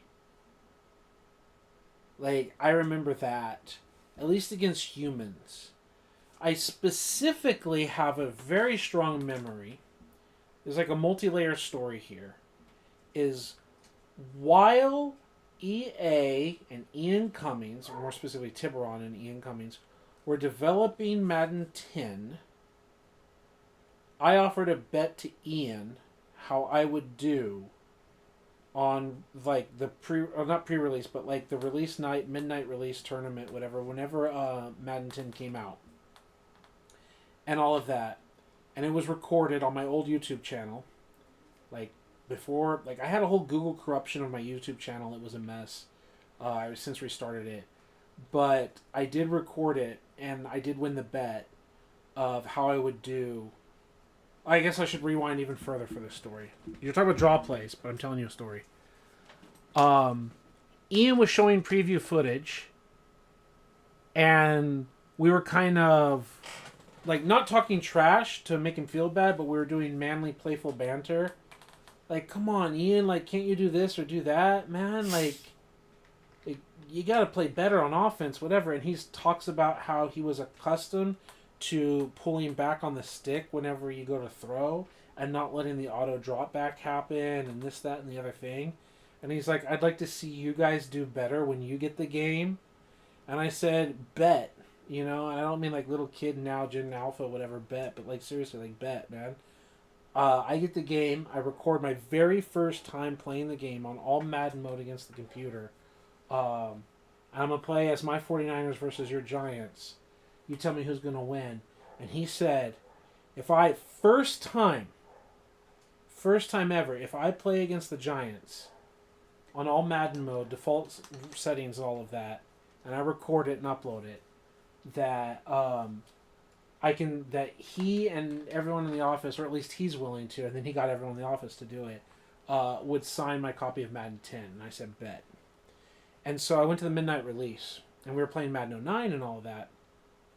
And it was Madden 09 in the tournament at the store, and I was like, bro, I was trying to give people, like, pointers and tips in between games, because you can't do anything, you can't do kibitzing, and, during a actual tournament game. But I was like, guys, you gotta like use the screen, you gotta use the draw, like you gotta slow down that pass rush, and I remember like several times, like there was the like the play for fun games, not the actual tournament matchup games. I was like, Drew, man, call the draw. I don't care if he knows it's coming. Like, hit him with the draw and keep that defensive line honest or whatever. And he's like, fine, I'll shut you up, Paul. Here's the draw. And he busted off like 17 yards. I'm like, I told your ass. I told your ass to hit him with the draw. You knew it was coming. He said it was coming. You still couldn't stop the draw, bro. Like, there was so much classic Madden trash talk that was so much fun. And so, yeah, I ended up getting the game at midnight. I took it home, and back in the old school days of, like, setting up the webcam at the TV, I recorded the whole thing, cracking the plastic, putting in the disc, like, playing, setting it up, all Madden default, Giants-Niners, full game, 5-minute quarters, but full game, and just smoked his Giants. Just smoked them. And they signed my cover. Like, they gave me the address on Twitter, and they're like, hey, send it care of Tiburon Studios, da-da-da-da-da-da. And I did, and then they sent it back, and it was beautiful, and it felt good. And they were, like, true to their word. And that's not the reason they invited me to the studios, but they did invite me to the studios after that for Madden 11. And I brought Madden 07 and Madden 08. What I did is with my buddy, we went and we bought PlayStation 2, and like I already had Xbox, but I bought PlayStation 2 copy of it, even though I don't play it, so that they would sign the cover, sign the disc. And then I brought with me my Madden 07 that I still have here in Peru in my box, in my bag. I brought my 07, but I didn't bring my covers, I didn't bring my boxes, all that stuff. It may or may not be in California. I don't know if my dad threw that stuff away or not. But I got them to sign that stuff because I do love Madden 07 so much. I love Madden 08 so much. Because at the time Madden 11 came out, we hadn't had Madden 12. We hadn't had Madden 14. And I still felt that Madden 07, Madden 08 on the original Xbox, on the original PlayStation, was the best version of the game. And that's why I said the quote that Ian put on the screen at Community Day that said the different reasons why different people were invited. When he got to me, the quote was that I said, forget about being the best football game. You haven't even made the best Madden game. And he said that really struck them because they knew they hadn't. Just in sales alone, around the office, they have like the different framed gold, platinum, whatever discs of sales. And Madden 07 on the PlayStation 2/Xbox, like that generation of consoles, was their greatest selling game. They had released 06 on the 360. They had released 07 on the 360 and the PlayStation 3. And it was the PlayStation 2 that went platinum or whatever it was. It's the better game. Like, they knew it. Every day they come to the office and see the things on the wall, they know that the PlayStation 2 version of the game was the better game. And that's also one of the driving forces that they had, apparently, in the office when Ian took over for Madden 10, is like, that's really their point, is they knew that PlayStation 2 was the better game. And it was their motto, it was their driving force to try to make something that was better than the PS2 version of the game. And that was like, yeah, forget comparing what's the best football game. They haven't even made the best Madden game yet. You know? But yeah, getting them to sign that and all that, and like talking to Phil Frazier, who's the producer, and him saying how he gave Josh Lumen a free run on, was it like the Madden 06, Madden 07 games to like do whatever he wants, especially Madden 07, to do whatever he wants in terms of franchise mode, and how the success that Josh had is a big reason why they were letting him work on the equivalent of Madden 12, even though we were talking about Madden 11 and he was doing draft classes. Like Lumen was already plotting out his Madden 12 improvements, which I really wasn't allowed to talk about. I just literally said on the forums, like my best thing that I can say about Madden 11 is I'm excited for Madden 12, you know? Yeah, and then it says, against humans, I could see it, yeah, and then all that stuff, yeah, exactly. So, that's a little story time. Had a lot of fun with the draws, with the screens, keeping people honest. There's so much fun I've had playing Madden 09 online. Not a good game, but so much fun I had with the strategy against other humans. The other like story time, if you will, is my buddy and I would exchange controllers, um, and I would let him play offense for fun, and I would just play defense. Even though I'm pretty good at offense, when I'm really focused, when I get zeroed in and I'm practicing and I'm playing every day, I got pretty damn good at the game. My 40-year-old butt, all these years later, that doesn't get to play against humans, only a computer, I'm rusty. I'm trying to play sim style. I'm trying to do whatever. If I'm not like competing like to play ranked games, there's like a different battle. But when we were in it, like I was pretty good. But for fun, we would sign up and we would switch controllers, and I would play defense and he would play offense. Um, and I remember like we would be the Patriots, and like having the old ass slow linebackers. And I'm like, I told him before the game, I'm like, when they pick the Chargers, whatever, I'm gonna go. They're gonna just try to run me sideline to sideline with LaDainian Tomlinson, but they're not ready.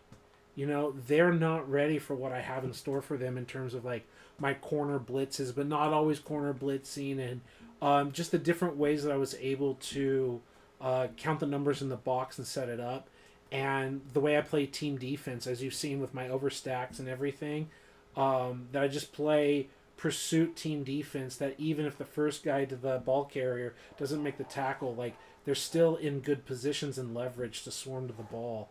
And it's just so much fun. Just playing for fun like that instead of trying to be sim, but just trying to tactics it up. And one of those things was using draw plays with the Patriots, like using the screen plays, using the slot receiver and threats. So when you say like the draws suck, like yeah, I could see against the computer especially, but against the human, I've got a lot of good memories of like hitting the draws. So here, I'm still looking for a weak side handoff to go with the play action that goes weak side, similar to this, right? I'm pretty sure we cut plays because we didn't like it, and I've done story time so far, and I'm just looking for, and we may not even have a weak side run. My memory may have we cut it for a reason why we didn't have a weak side run. It may not exist.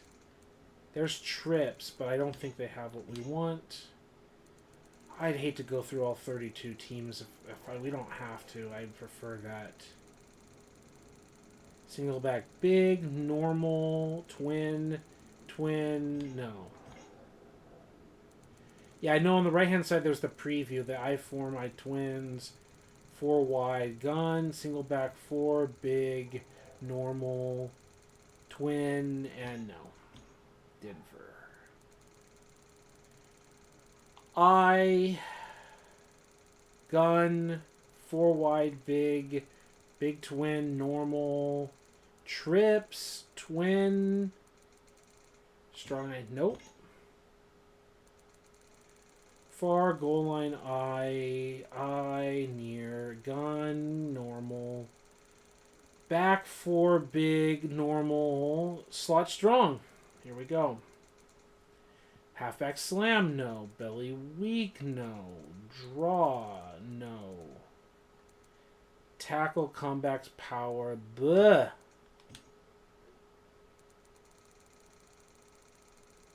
I'm kind of afraid they might not even have a weak side run. I really wish you could just see all the plays. There's big, there's normal, there's slot strong. Halfback sprint is not what we want, nor is power. I form, gun, single big twin, big normal, twin, no, indie. I, gun, big twin, normal. Big twin, tight end, whatever. No. Starting to think it doesn't even exist.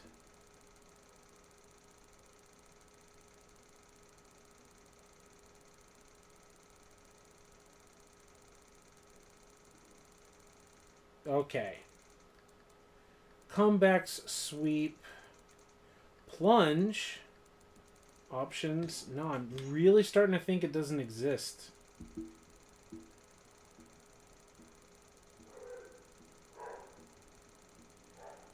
Big, normal, strong. Yeah, keep seeing the same kinds of plays over and over, but not a weak side run.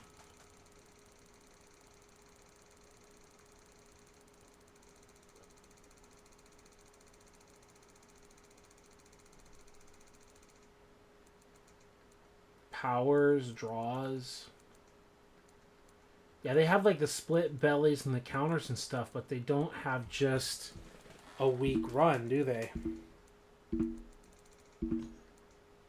Okay, I'm going to assume that they don't have one at this point. So what does that mean? It means play action rollout. What are we faking? Bye. Boop. Okay.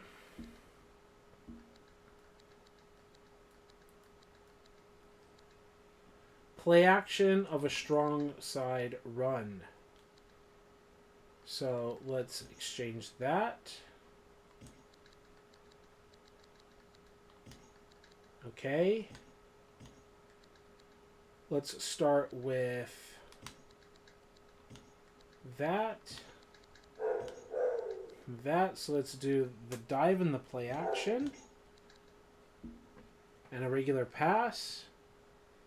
And then let's do the counter based off of that and like put another pass play or whatever.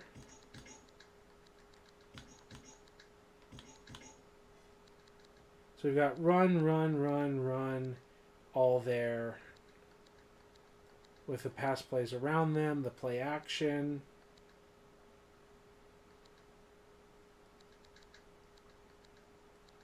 Right?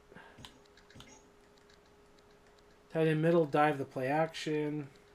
The counter off of the dive, the smash, the toss strong.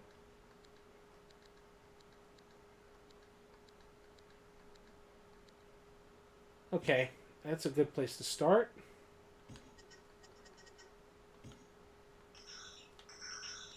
And we're already down to 58 plays.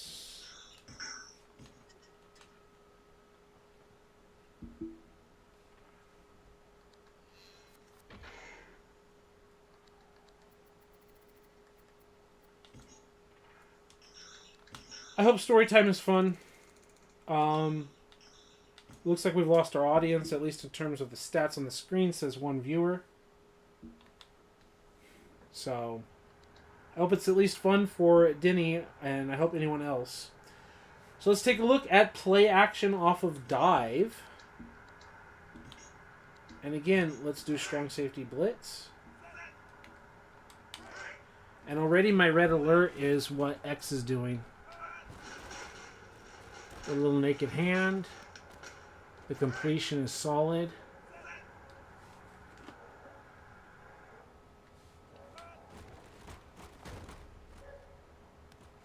He can complete it.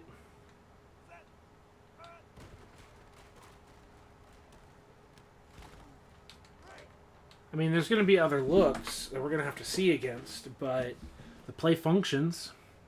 Tight end middle. Cover 1, stacking the box, letting the play roll. He can complete it.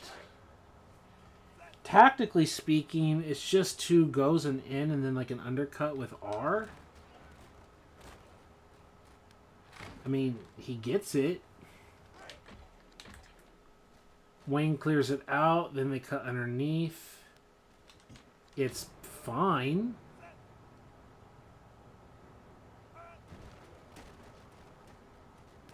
You just one-on-one moss him.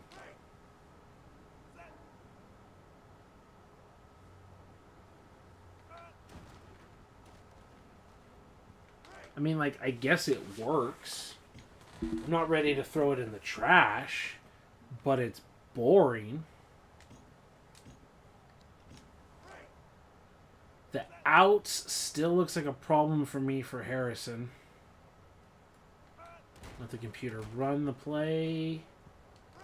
Kind of the problem I was expecting, especially what better situation than do you expect than literally a cover 1? And he still can't complete it. Yeah, that's the thing I don't like about it. Even when you get everything you want, you're still not getting much because of the positioning of the receiver. So yeah, okay, he's completing it, but I don't like it. Compare that to this, where he should just curl instead of going all the way out. We still have that combination. Yeah, the R and B combination, but I think A and X are more interesting.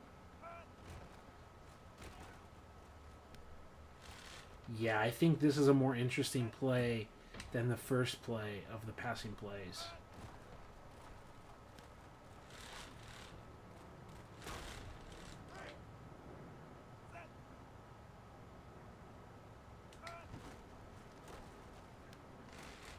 Yeah, I think that is far more interesting than tight end middle is tight end flat. Yeah, far more interesting. I think outs needs to disappear as well.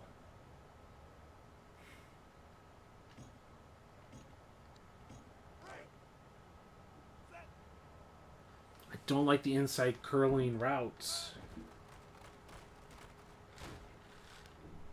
And that's also part of the reason. Even when we get the over the top, he doesn't have to do much to intercept it. We're not exactly putting him in conflict. So double hook I think is trash. Let's do slot out.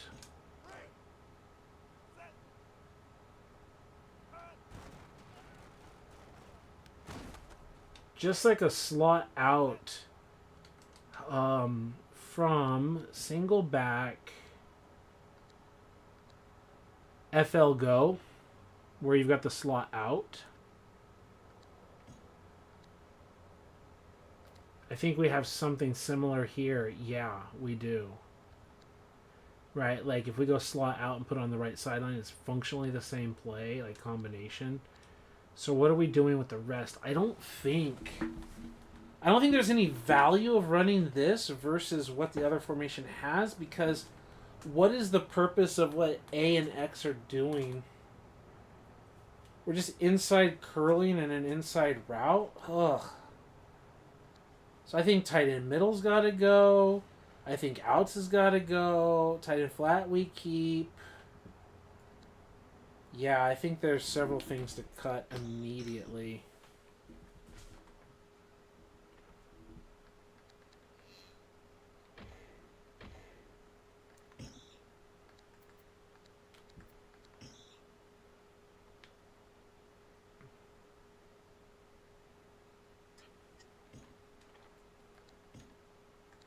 So, goodbye, goodbye, keep you, goodbye, goodbye. Okay, so...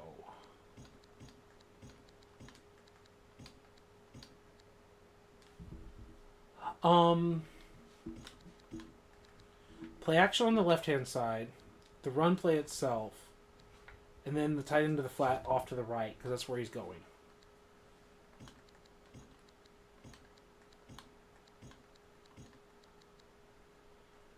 Okay. Play action, halfback dive, tight end flat. Coming from the left side going in, from the left side going in, whatever. Whatever. We'll start looking at the other plays. Quick slant, I think, needs to have a battle with twin outs to pay attention to what it wants to do. SE quick hit also wants to do battle here with some plays.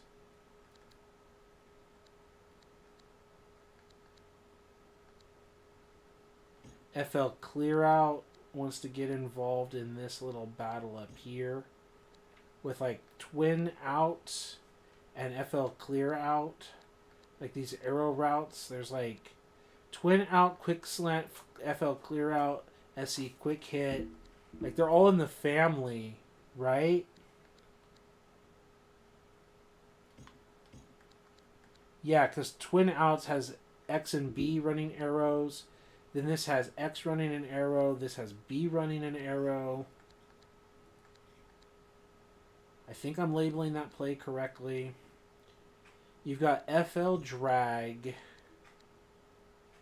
And then you've got tight end, post, and quick looks. The slot is dragging in both of those. A drag here. It's not a drag by B, but something similar.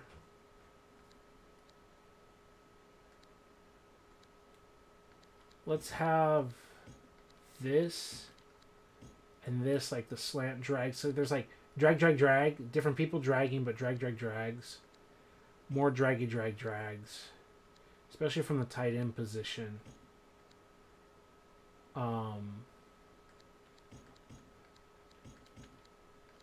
Like the tight end is dragging in both of these. We got draggy, drag, drags with some drag action. That's a little angly route. So in this angly route world, yeah, we're doing all these like little arrow angly routes here. And then like a little bit of draggity drag, drag, drags. If we've got deep attack and double ends, like the end breakers. What is fly doing? Fly is that same combination we saw earlier, right? Like tight end flat, the R and the B button. The R and the B button. But what's anyone else doing? Wide receiver fly looks like it's just going to suck before we do anything else. And now tight end drag is all by itself. And there's all these like draggity drag, drag, drag plays. If we've got a tight end drag and what else? Drag and drag. Tight end drag, drag. Yeah. Okay, so forget the tight end drag. We're going to trade that here. And then the double ends, we're going to go with this tight end drag. Okay. So you got slot dragging and slot dragging. Then we got tight end drag, and tight end drag. So let's switch those up. Right, so we're literally looking at tight end drag, tight end drag. Slot drag, in route. This is not a slot. Okay, this is not a slot drag, but R is going the same direction. Okay. And then posts. See, at least R and B are running scissors instead of the clear out. Post is interesting because you have scissors and you just have a weak side like post and L stuff. Oh, it's interesting.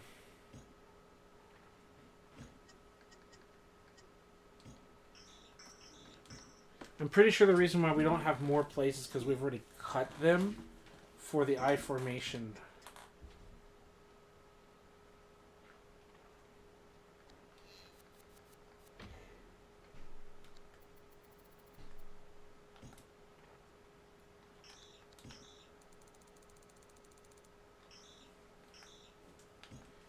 Doing playbooks takes a lot of time, 2.5 hours, and we're just barely through one formation and doing another. Ugh.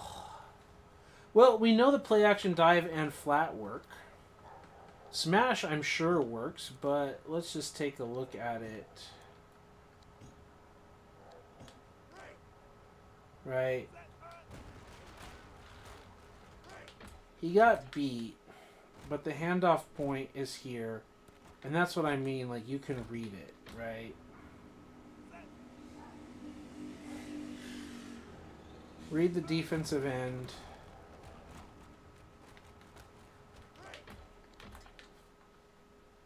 Read the down lineman defensive end. We've already read that block. Ball in our hands.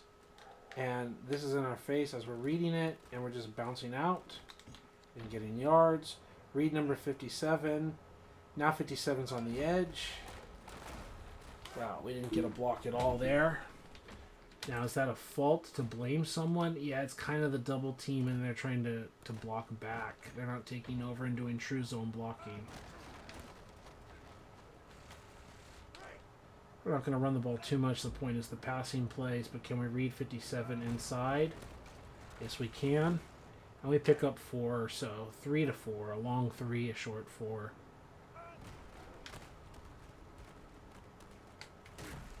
Love it. Anyway, love that play. So the passing plays, twin outs. Cover 1. Middle of the field covered. User 1, 2, 3. Fire it to Harrison and just whoop-de-whoop, get free yards. Drop back and then throw it quickly to B and get free yards. Like, super easy as a human. Does Peyton Manning know how to do it? Well, he definitely knows how to get it to an untouched Ismail, who can break 2 tackles, apparently. Let it roll, let it roll. Tap A, let the computer handle it. And then he, again, knows how to find the uncovered Ismail, so there's not much to complain about there. Quick slanty slant. Again, we're double arrowing. I don't know what A is going to do to mess up R's route. We've got Wayne on the one-on-one if we so desire, which he does. We complete it, and one of the things we were asking the question is, how is this going to mess up the inside slant breaker? It definitely has a classic Colts, classic Manning, little rub action. Just run right underneath it without getting interrupted. And then another classic rub later in the play. It's pretty good.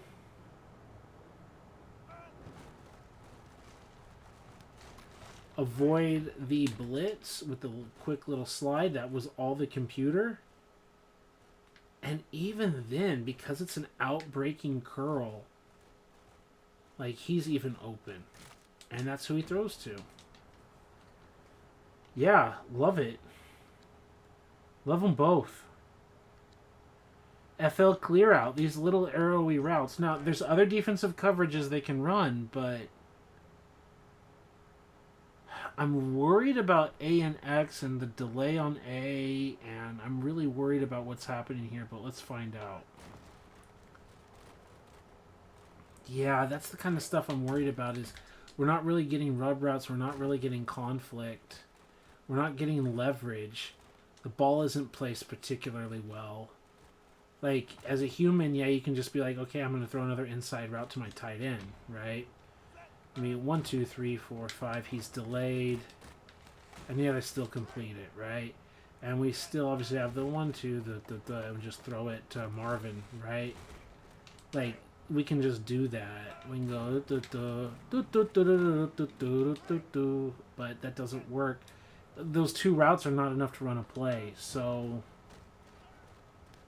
sorry, it's just not enough, even if he can complete it. Doesn't give us much options, especially if we're getting jammed and the play we're trying to force the ball to is gone. That's why we need choices. And I don't see the choices. And we already have ways to just force it to Marvin here and here with twins out and quick slant. So why do we need FL clear out? Yeah, that slant out is a play killer. Exactly. Exactly. And we see the slant out again here from SE quick hit. Is it equally just as bad? Right? Or do we have a rub route here underneath with R to B? Right? And is there a conflict with X and B or whoever? Phew, that was just a cool animation, but that seemed like a dangerous throw to be trying to try to make here. Now, is this a dig? I think it's a straight dig, right? Because it's a 10. Yeah, this isn't a quick end. I think this is a true dig, and I think a true dig is nice. A true dig is a satisfying play to hit in real football. And I think there's like a little collision problem here.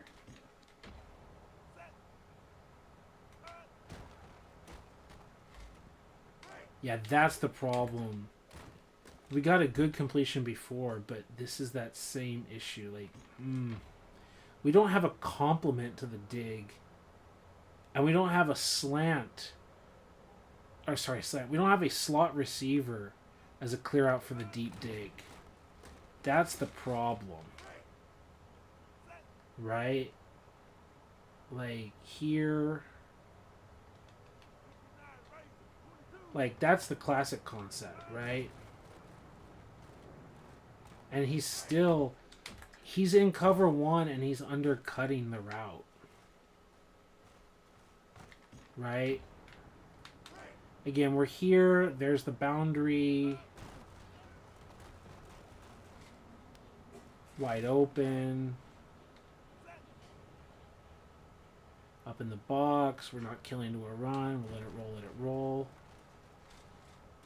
And he's just getting the completion. It's fine.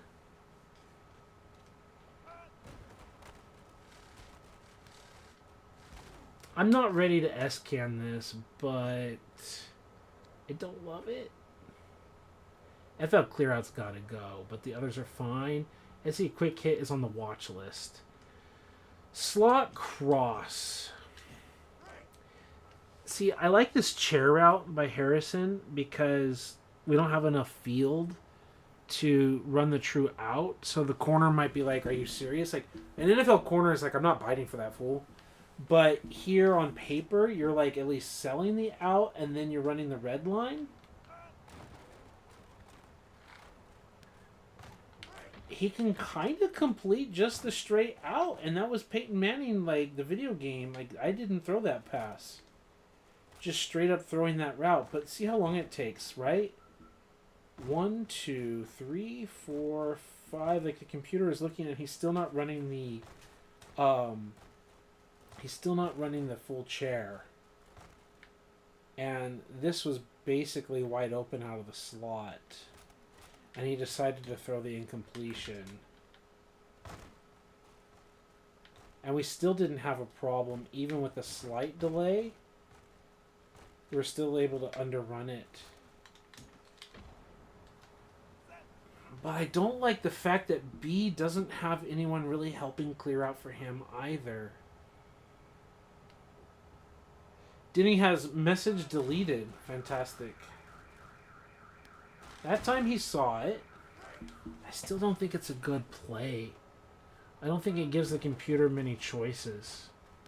Yeah, and he's not making, like, the air quote, the right choice. Like, as he drops back and he's got Mr. Wide Open, he's like, no, thank you. He's turning down the easy play just to throw the chair. Manning wanted to wait for the double move, but the guard got owned, all of that, yes. He immediately stops and chucks it. Manning wanted to wait. Yeah, okay, then it got double posted. Yeah, I don't think it's a good... Overall, the combination just doesn't work for me. You can see the rub route attention by A&R. It's getting open. But R is the primary, and he's not hitting the primary when the primary's there. So, I think quick hit has got to go, and so does slot cross and clear out, right? Like the next 3 passes in a row were all gone. And then flanker drag.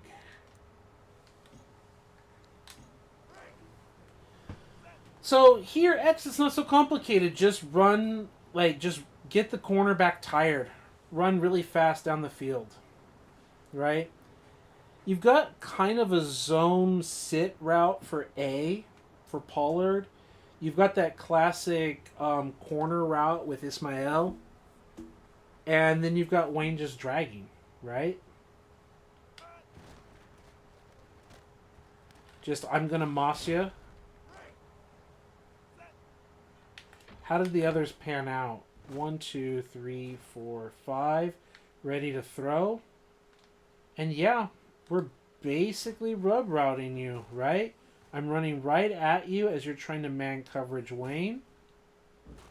And then whoever's in man coverage here just is S out of luck. Because we're also getting open. And then you get the sit down. Like, as everyone is running across or whatever, I can just sit down and catch it here. Or we can just moss you. Exactly. And then the context, R should be running to clear out go. Yeah. Yeah, from the other play, right? Just, I'm going to moss you with Harrison, right? It's just a good play as a human and for the video game FL Drag. All right. We've looked at a certain number of plays, so before I get my ADHD and forget what decisions I made, let's go in and make the cuts.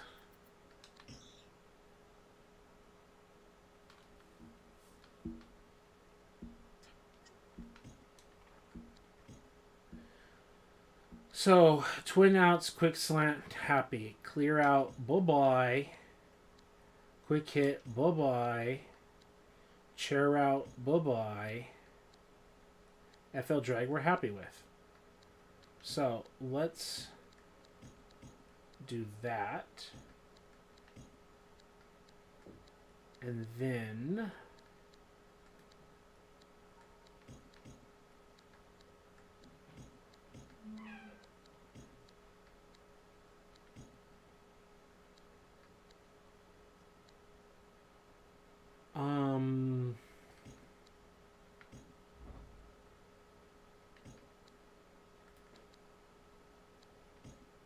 tight end drag, tight end drag, tight end drag.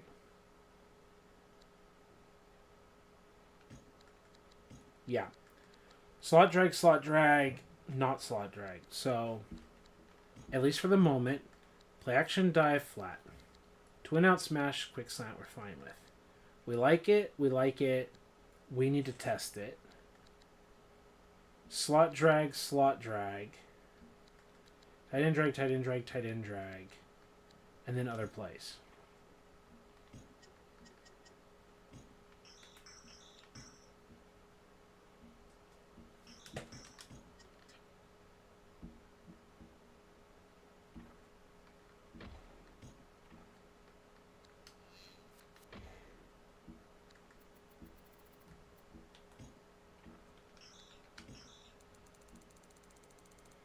Peyton Manning.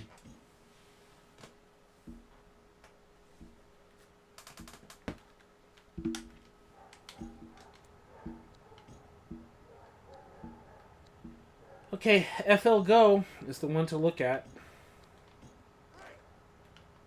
Left hash. How well do A and R go together? The threat of X posting, we don't really have a high-low. So what's the point of the post? I don't know. Okay, let's have this side conversation. One of the reasons I like this is having Marvin Harrison isolated as an X. Taking a Julio Jones, a Marvin Harrison, a Terrell Owens, a Randy Moss, a Megatron, whoever, isolate as an X and just clown on the defense. Force them to use the safety and the corner to have two guys to cover one dude. Like, whatever combination, like, that isolation is pretty nasty. So, how are we taking advantage of that? The play action pass, they're in cover one high. You go like doopy doopy doop, and then you're just like, here, and I got you, I clown on you. Like, as a human. I go doopy doop, and then just complete 20 passes a game to your ex receiver, right? Whatever. Hand it off. That way I didn't do like the little funny throw, like doop doop, and then I'm just clowning on you. Like, what are you gonna do? How are you gonna just stop Manning to Harrison? We're gonna like outbreak it. We're gonna moss you over the top. We're gonna throw underneath you. If you're gonna try to stop me over the top to moss you, we're just gonna throw underneath you. Whatever. We're just gonna like clown shoes you, right? You're like, okay, you're gonna play off, and then we're gonna do this, and we're just gonna do whatever. We're just gonna complete passes. Like 1, 2, 3. Pick up 5 yards. Doop doop. We're halfway to the first down on one play. Doop doop. Picked up 8 yards. What are you gonna do? How are you gonna stop me? Like, what's good, son? 8 yards. Right, 2nd and 2, play action you. Oh, get smoked! Like, I'm just going to isolate X here.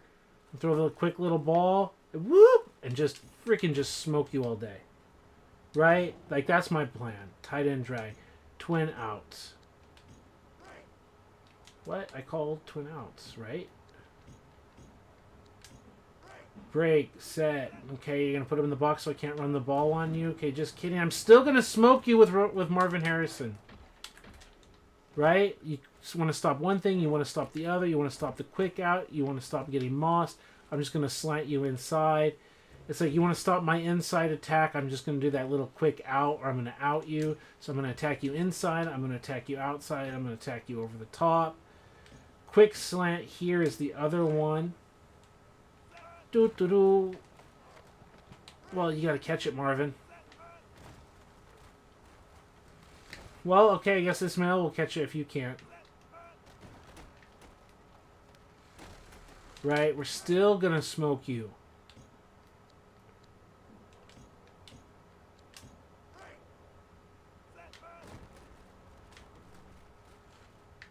And that's the thing. I want to be able to hit you underneath, but this is where we get back to the play and why I'm having this conversation. Does this play do what I want to do to smoke you?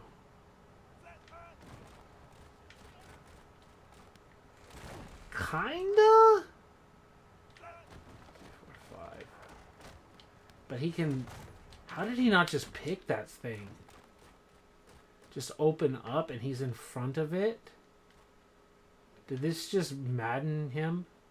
It did. This went straight Madden. Interception. Lol, just kidding. Like, interception. Lol, just kidding. Just got completely screwed. I want to turn the Xbox off. Yeah. So I'm not saying this is the reason to cut the play, but it doesn't really fit into the whole strategy. So what else are we trying to do if we can't just carve you up with X? He's just going to try to moss you. We saw that we literally got a bump and run, not bump and run, like a rub, an illegal rub or whatever, that just got him wide open, and Peyton still doesn't want to throw him the ball.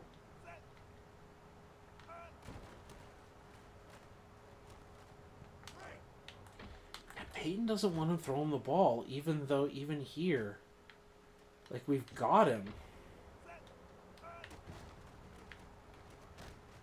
Like, usuring it. Yeah, I can user it.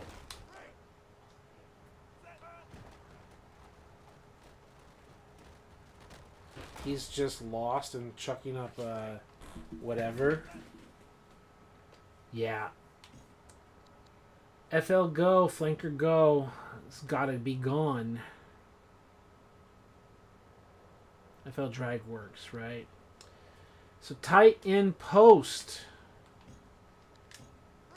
I think this has to do with exactly what I'm talking about. We're just going to 1, 2, 3. Oh, finally you actually pick it. Nice. So 1, 2, 3. Okay, I guess we're just going to score here. 1, 2, 3. Wait, open our hips. And I guess that just happens. 1, 2, 3, 4, 5. It's not doing... I'm not blaming the computer or the coverage, but it's just like... He is cutting that off. Now, Peyton wouldn't throw it if he's, like, not wide open. But we're not getting that inside burn release. And on the 5-step drop, R is more open. Like, 1, 2, 3, 4, 5. And we're just, like, getting into R. Right? Before the whip gets open, 1, 2, 3, 4, 5, hesitation step, and then throw it to Marvin Harrison, who's still not open, even with a pass lead to the left, and time for him to break open. Right. 1, 2, 3, 4, 5, step up, pass lead out, and then Marvin drops it. Great. 1, 2, 3, 4, 5. Step up, press X, and then he can catch it. Okay. 1, 2, 3, 4, 5. Step up, X got hit. 1, 2, 3, 4, 5. Step up, X. 1, 2, 3, 4, 5. Step up, and then we're getting hit because obviously it's a blitz. But I'm just checking. Okay, computer, you throw the ball. And you just want to go low, moss.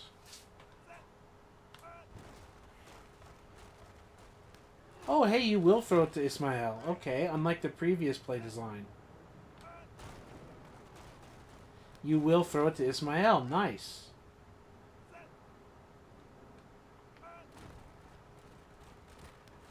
Well, that's a good thing. That might be worth keeping. So tight end post might be worth keeping. Flanker go, not worth keeping. Let's try quick looks. We're just going to take a quick look, right? At quick looks. Just going to go nut, and we missed. And again, we're just usering that. Nut. I don't like the in break. It's not as dangerous as the outbreak. And we're basically running Ismail like more running Ismail into Marvin Harrison's in break. So this is too much of a trash. Like, fine, whatever he gets open. But unlike Marvin's, like, we're going to break and then get out of there. Yeah, that's kind of trashy. So FL Go and Quick Looks, I think, are going to be cut. And I think we have very similar problems with this FL Hook. Is no one is really in conflict at all. You're not having any rub routes. You're not having any two combinations. It just looks kind of crappy for FL Hook, doesn't it? Like, we'll let the computer run it, but I think we just have a pile of trash in front of us. Like, we're relying on that one route to be thrown correctly. Like, sure, I mean, he completes it. So it's not trash because the computer can complete it. But what's the conflict? What's the strategy? What's the thing I'm going to do? Break the huddle. Everyone gets set. We're going to run the ball here. Except, just kidding, we're not running the ball here. We're just doing that. Like, it's boring. Even with the completion, it's boring. FL Go, Quick Looks, and Hook Out. Ace tight end drag. I'm worried what X is going to do. You've just got double outs. No conflicts again, truly. Or just kind of lull Moss. Lull to Harrison.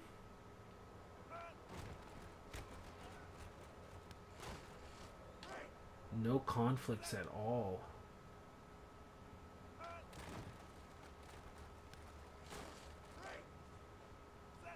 Is this a human play that you flip it and put the ball here and you're like Marvin Harrison? Like, is that the point? You drop back and try to read this. It's out of bounds. He doesn't have any space.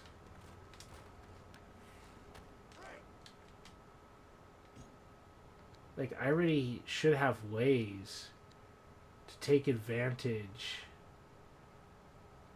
of X. I think that's really what it's trying to do. Is it's trying to do that, like, drop back. Like, lol, screw you. As a human. Oh, throw the pick. Great.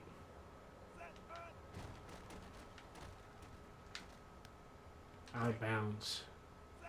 1, 2, 3, 4, 5. Step up. Yeah, I think that's really what it's trying to do, is like be a human play and just isolate X. I think it is a fun human play. I think it has a lot of potential. And then regular tight end drag at least has a little bit of a smashy smash, but not much else.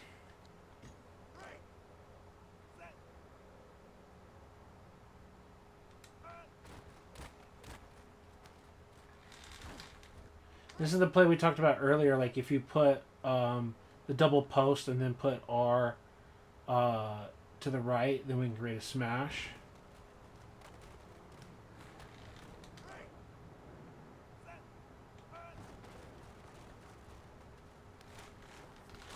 Just Harrison just dunks on them, but I think all of these tight end drags are pretty bad.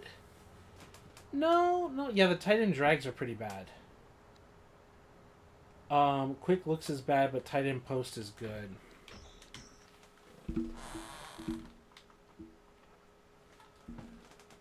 Okay, features, create a playbook, offensive playbook.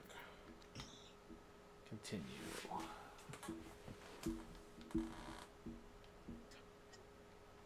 Modify.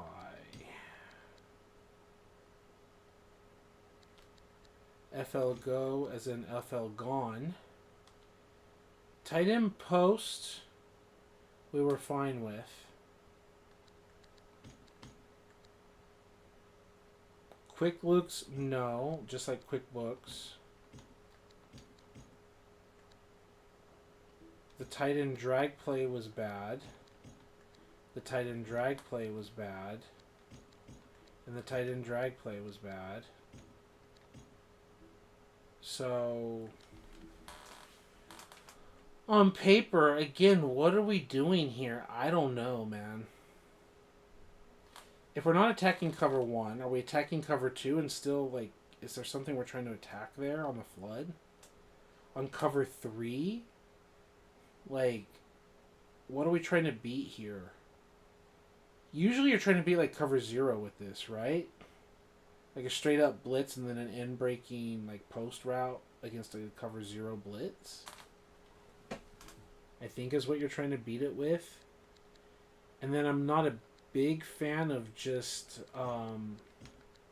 like go gadget, go X gadget, go gadget X, I guess here. Just run a go. Whatever.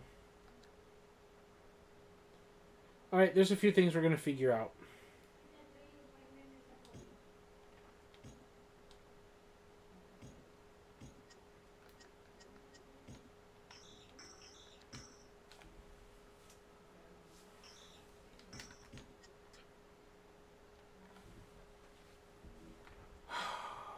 Game modes. Practice.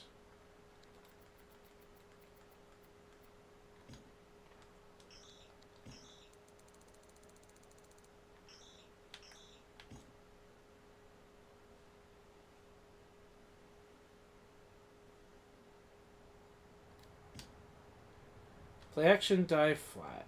Outs, quick slant, smash. Drag, post, counter.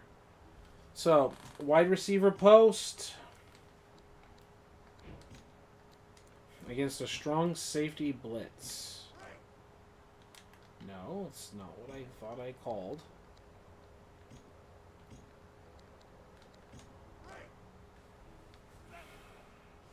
I don't think this play is going to work.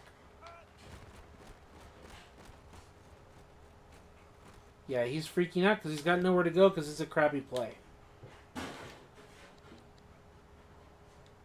So, flanker post.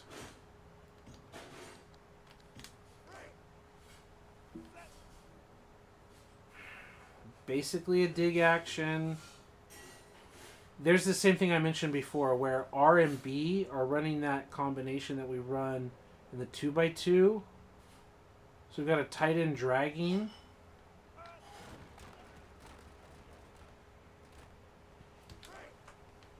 It's a ball placement issue, but I thought we already saw this play. Am I mistaken? Yeah, maybe FL Drag I didn't delete like I was supposed to. Anyway, deep attack. Pretty self-explanatory. Only one outbreaking route, which is to Ismael, and there is no true hot.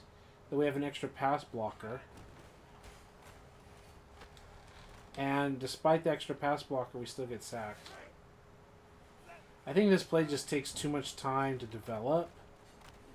And it's far too much just like, go, go, go, zoom, zoom, zoom. Run really far down the field, go! The play.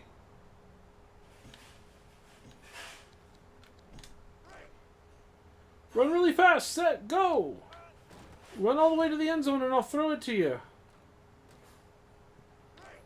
Now here's what you're going to do. Run all the way to the end zone, run really deep, and then I'll throw it really far to you. That's my strategy. Sometimes it works. F it chases down there somewhere. Right? At least we've got like some kind of... It's not scissors, but there's like a cross up here. Instead of running to the same spot, like, oh, they're in the same spot when you're ready to throw. It's like 1, 2, 3, 4, 5. He should be 5 with hitch step. And they're pulling away from each other. And the other routes are clearing out. And there's still something here. I kind of like it. A lot better than some of the other choices. So wide receiver post and FL post look like the garbage.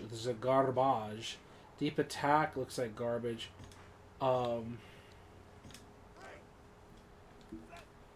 Just a bunch of curls and even what's going on with James. Let's see how the computer handles it. Can sit underneath it. I've talked earlier in today's video of how R and B are breaking away from each other, which is a good thing. And it's working, if not for the drop, and everyone else has outbreaking routes, meaning Harrison and Wayne. But what I still don't like is how James is threatening to be close here, but also the outbreaker versus the inbreaker. 1, 2, 3, 4, 5. And this is what I mean by an exit strategy. Is you literally catch it coming back to the football and then work towards the sidelines and back up the field. Exit strategy. Okay, computer. Thanks.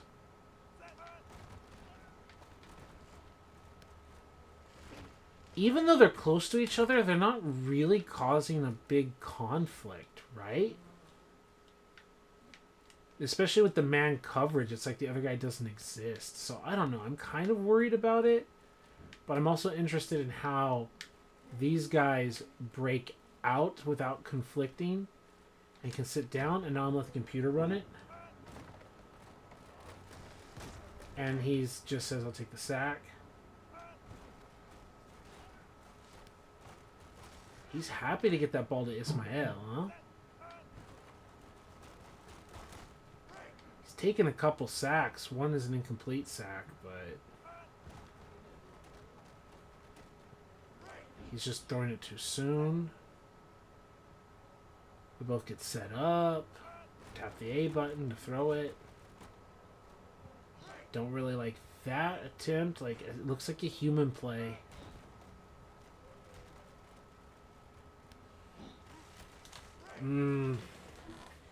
Kind of feels like a human play.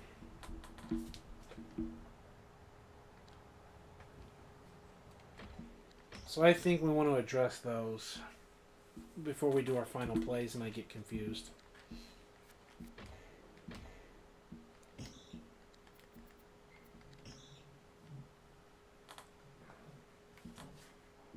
Three-hour mark, we've hit it. Modify playbook.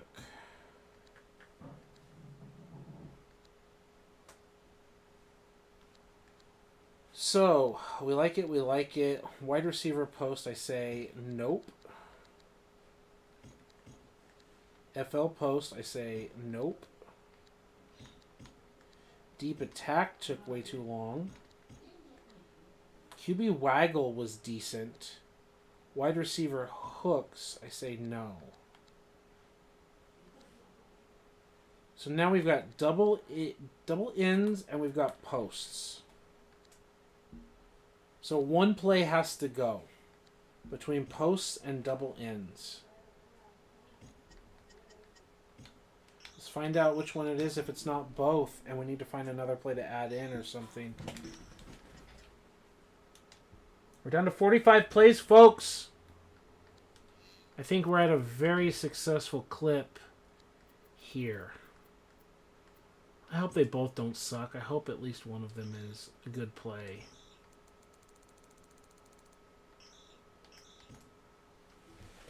I think we're going to find out what this is, and then we're going to go to another edition of Playbooking another time, because 3 hours is a good amount of time to be live on the channel. Let's look at posts, and I don't have a lot of faith in it, which is why I really hope the other play is good. Because we've got scissors, a good concept. We've got a little swing out to James. We've got a little whoop-de-whoop-de, like, little toss out. Right? Doesn't get a lot of yards in that man coverage. Right? We're running towards the post and the post defender, so that's not good. Computer threw that one, and of course he's had to catch it because it's Manning to Harrison. But I think the play sucks for the computer. It's like, okay, they have two elite talents, so they made it work. Yeah, they even... Like, they're not going to throw the flag on. This is the biggest one that they don't throw flags on in the video game. I don't want to be Mr. Cry for the flag, but this illegal contact, literally down the field, ball is in the air, hitting each other, they never call that flag. The video game doesn't recognize that as illegal contact downfield, defensive pass interference. And instead of me crying for a flag that we're never going to get, it's probably just a play that should be dead. So let's see how we handle this play. Marvin Harrison with the dive. Basically throwing the pick. And that's what I was afraid of, is both of the plays kind of suck. Yeah, both of the plays kind of suck. And so we either need to cut 4 plays, or we need to add a play and cut 2 more, or whatever. Does that make sense? Because one to cut 1, that'll make us perfect. But I have to cut another, so which means we've got 2 with a missing 1. I don't know if I'm speaking clearly. I don't think I am. But I think you know what I mean. If we cut 1 play, it would be perfect. But the fact that we're cutting another play is the problem.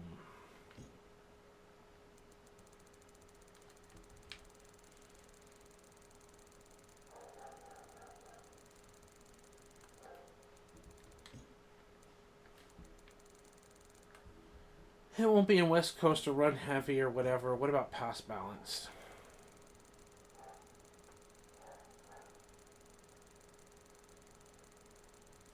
They'll have a lot of gun, but no.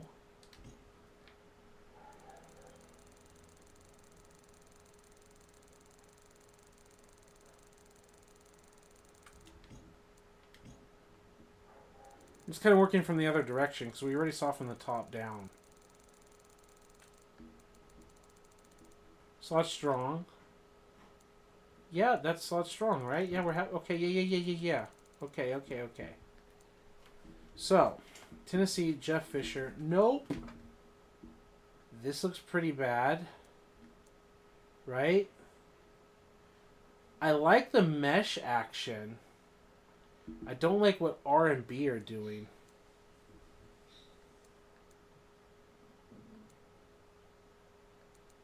That looked like ass. Some of these we got rid of.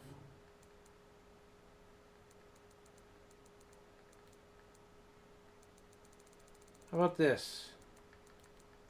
It at least looks interesting. We're going to cut double ends. Bloop. We're going to cut posts. Bloop. We've got cross up, which I don't believe in. And then we're going to start looking at a few more plays. Or playbooks.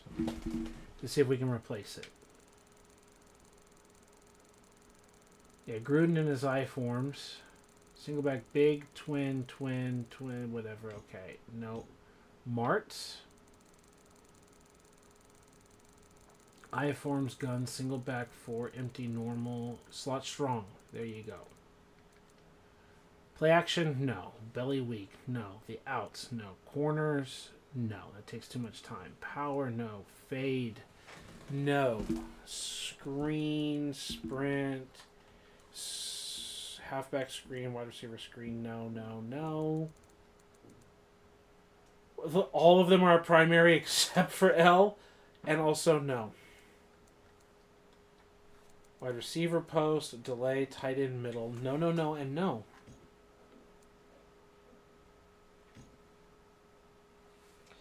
He said, just not a fan of the all curls unless it's a smoke play.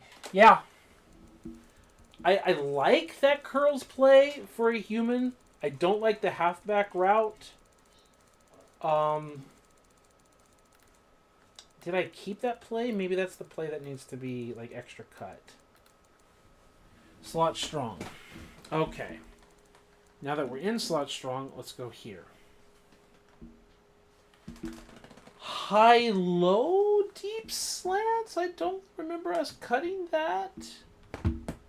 You have an end breaker from X, again by himself, but this time we actually have A going downfield, and we've got that first real smash concept that I think we're missing. We've got a drag. We look like we're double post, but going out. That could actually be interesting. Posse slants, I think, just doesn't have any more depth. 83 and 87 need to cross over 5 yards sooner. Okay, yeah. Like it. I agree.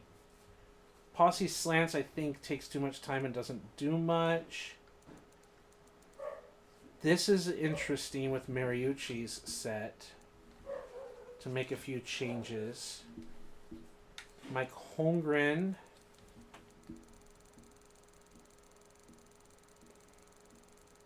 Four big, normal, strong slot. Okay, we got some strong slot action. Double hook. Again, we're breaking with... Yeah, no, I think we already cut that one, right? Quick hits. No. No. Split belly. Overload strong. I think R and B are probably running to the wrong spot. There's like, it feels like you've got a curl flat, and it feels like you have some smashy action, but I really think that R and B are going to cause a conflict with each other.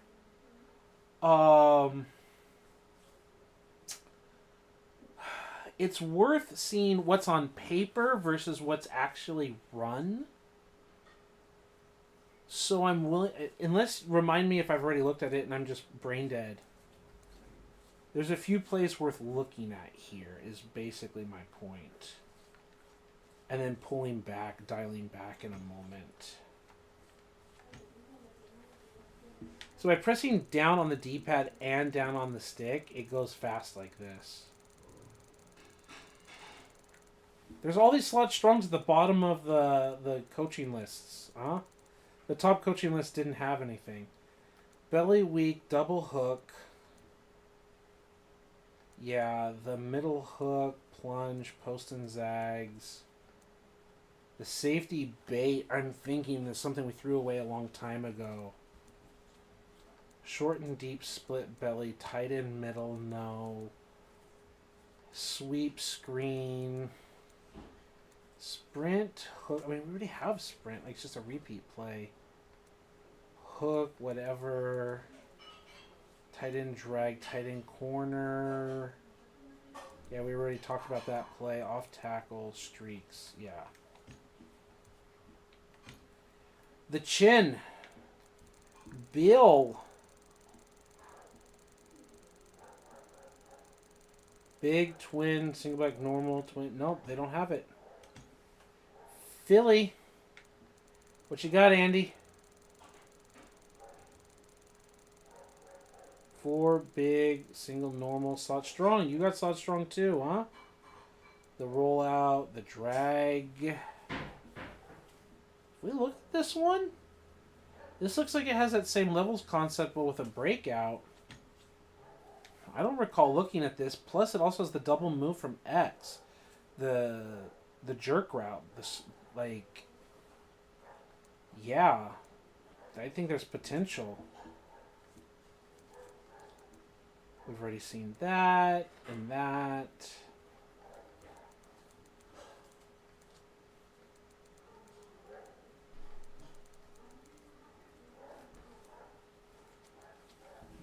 Interesting. Bill Callahan, in other words, John Gruden Part 2.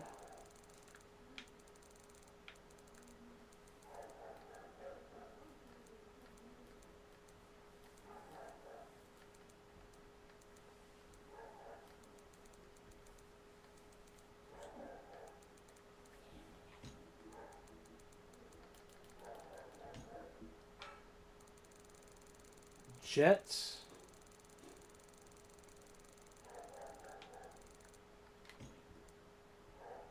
Giants.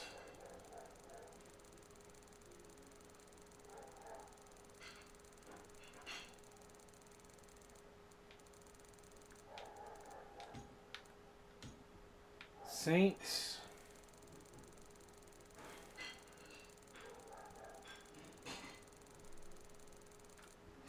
They have a slot strong. All these other teams have these slot strongs, huh?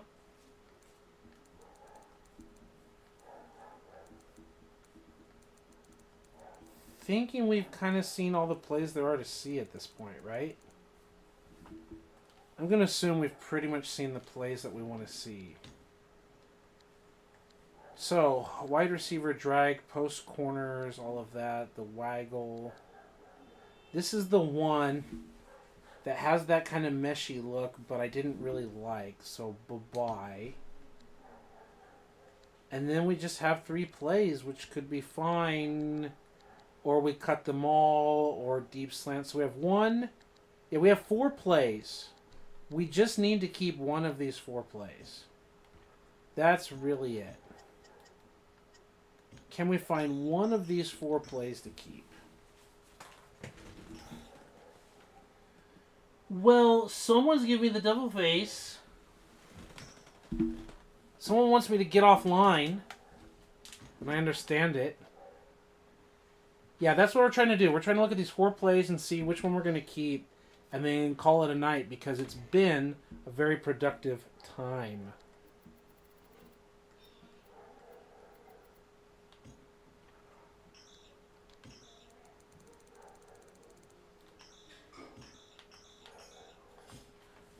It says, just check in for the moment. No, of course. I mean, really, I do need to get off. I need to have some form of a dinner. And we're over the 3-hour mark, which is really good, too. So the very first one to check is deep slants. And I'm yours, babe. And I'm yours, and you know it. So, left hash. X, not a big fan of what's going on. Interested in what R and B are doing. What A is doing. He can throw the out, so Peyton can throw it. 1, 2, 3, 4, 5. Looking, and he can throw it. Not much room to complain there, right? 1, 2, 3, 4, 5, 6, 7. Obviously, that's not the look you're specifically looking for. So, what do you got, Peyton? 1, 2, 3, 4, 5, 6. Computer throwing, pumping, throwing. I mean, he's completing it. It works, but I'm not in love with what A and X are doing as far as the buttons. A and X receiver. Not in love with it. Let's go overload strong just to check it. Probably another auto remove.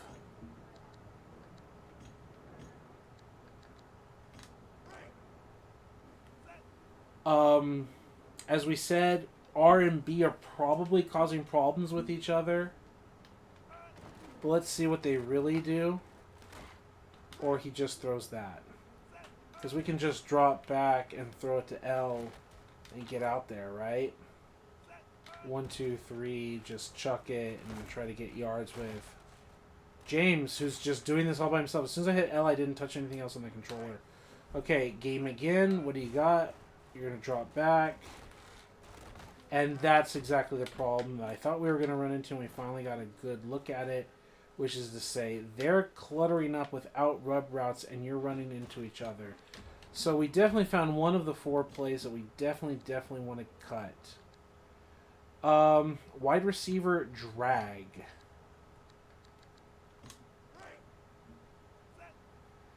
So faking the post going back with X. 1, 2, 3, 4, 5. He almost completed that one. That's, I think, the other thing is when he's faking, it feels like almost like he can beat the corner when he's not actually supposed to. 1, 2, 3, 4, 5. Buy time.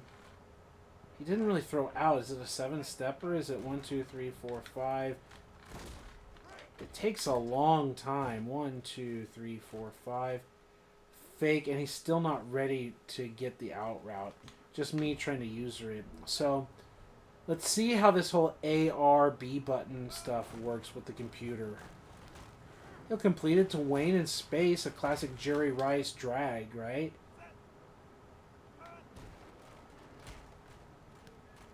And then that's the other beauty of this play, is that when you get that pass, suddenly your tight end isn't just running a route, he's blocking downfield for you in a sense.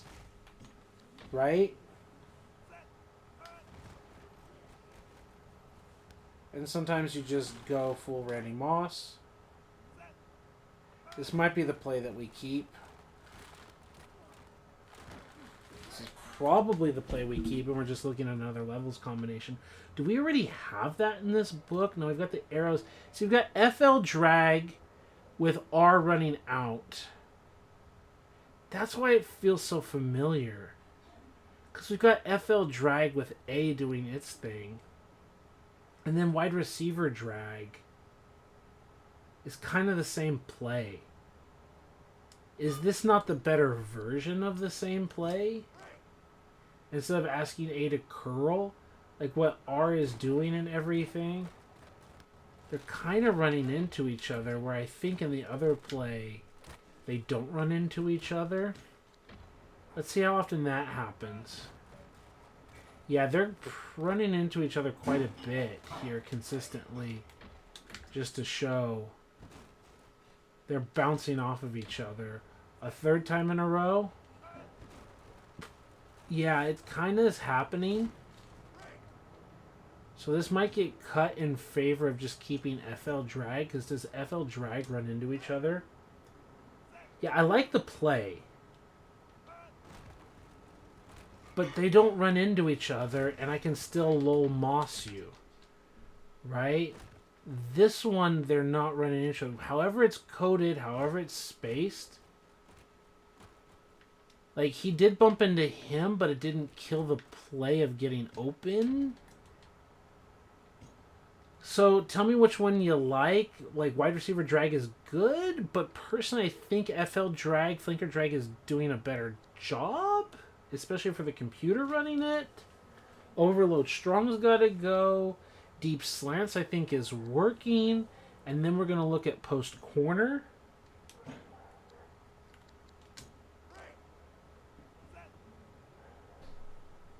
You've got an in-breaker by Harrison, but an outbreaker by Pollard. You say go with FL drag? Yeah.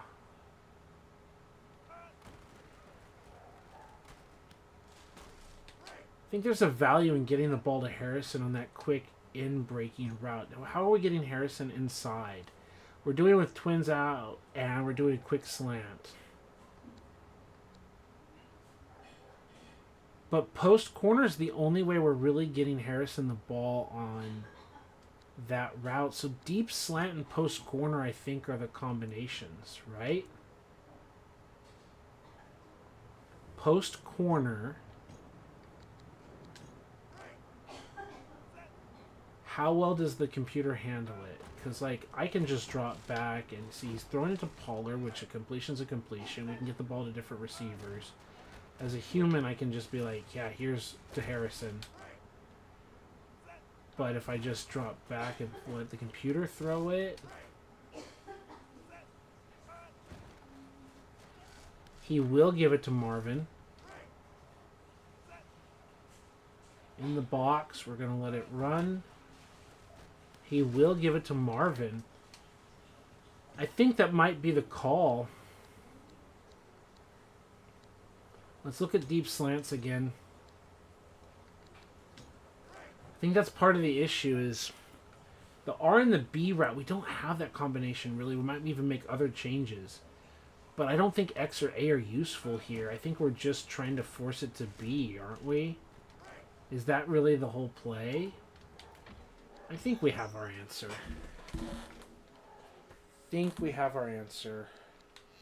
You tell me if I'm wrong.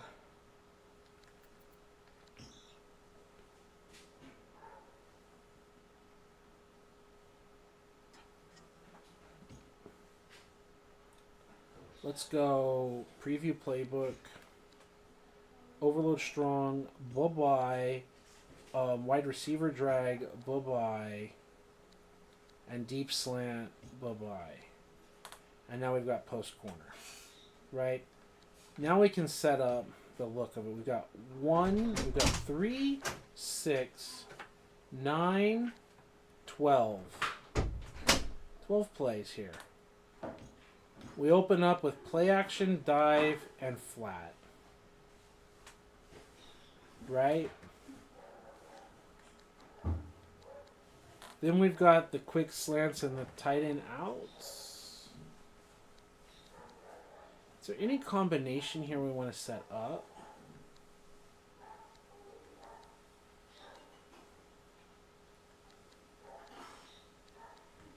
Waggle, post corner. I think it's all fine.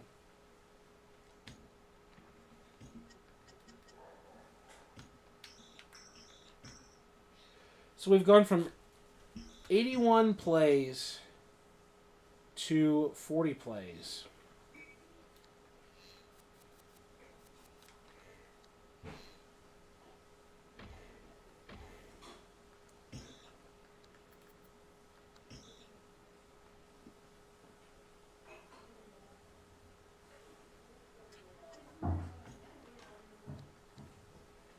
And I don't know if we're going to keep big here. We still might keep big as a formation. We've got a weak side run and a strong side run and a fullback dive and a halfback lead.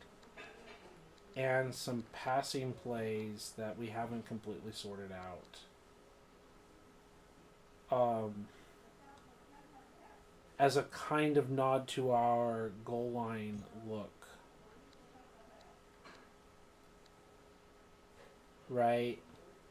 This is definitely not like a final playbook. But I think this is interesting.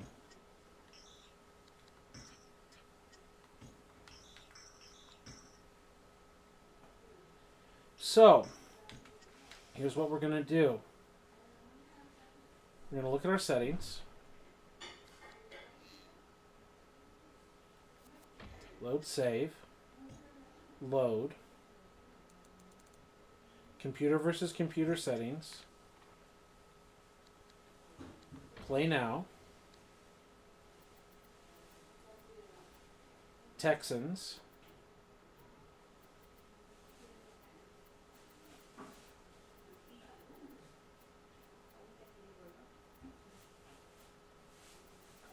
Who should we go against? I mean, the Colts is the rival. The Colts is the rival, especially the 69 defense versus the 62 or the 60 offense, right? We should definitely go here with the offensive playbook, here with the defensive playbook, and then load it up, and then yeah, I'm gonna let this run. Microphone off.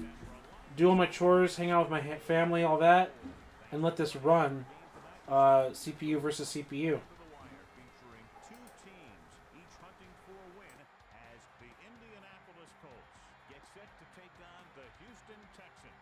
Welcome to another presentation of NFL football. Hi, everyone. I'm Al Michaels, and with me, as always, John Madden. Now, here's one of the better quarterbacks in the league. And a great... Ball tail. The Colts ball tail.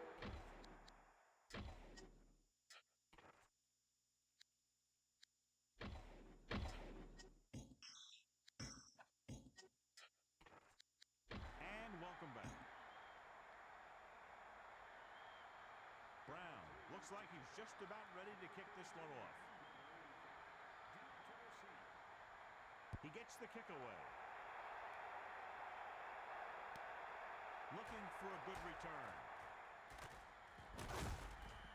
The Colts will start this drive from the 25.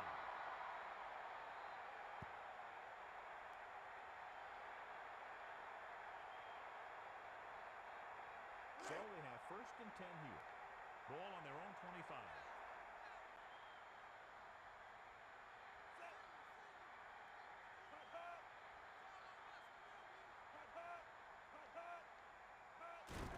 James looking for room through the middle. And he stopped at the 31-yard line. About 7 yards there.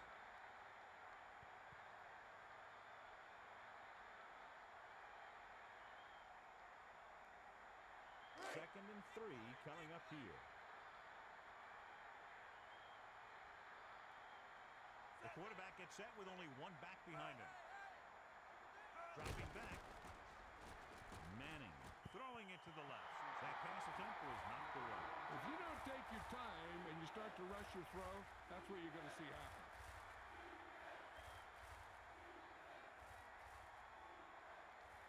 Third down and 3 coming up.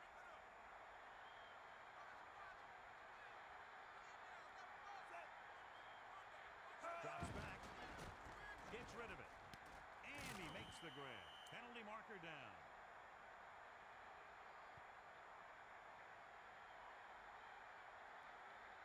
Holding. Offense. Loss of 10 yards. Meadows held him up. Some of these guys wear jerseys 2 sizes too small, and they tape them to their pads to prevent that kind of thing. What have you heard, Melissa?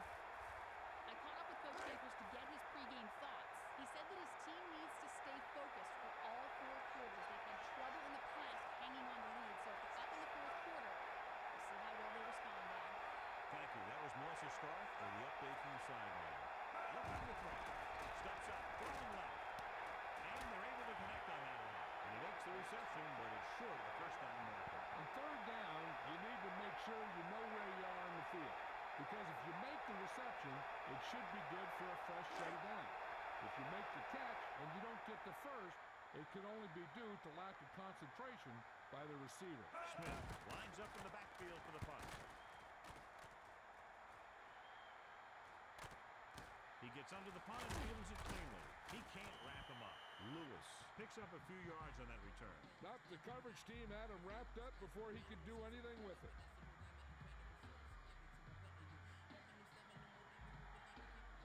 So they have 1st and 10 here. Ball on their own 26.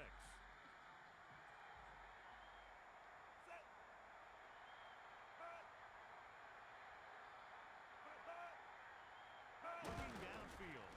Tosses it right. And this pass is complete. And he stopped at the 47-yard line. He brings down the high throw and gives them a first. You know, with this receiver, you can throw it anywhere. You throw it high and behind him, he'll go get it, just like he did there.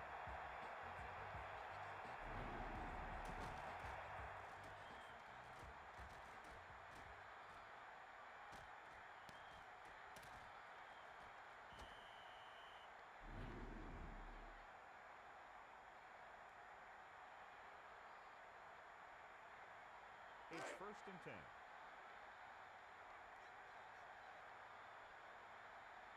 Allen is the deep back, using motion.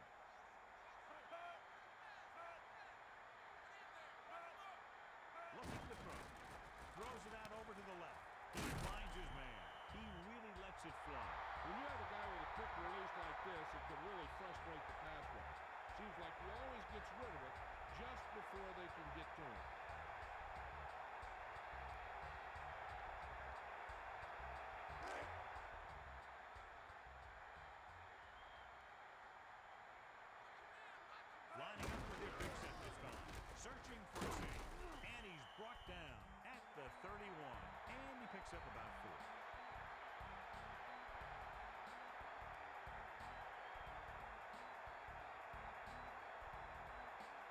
Second and 6.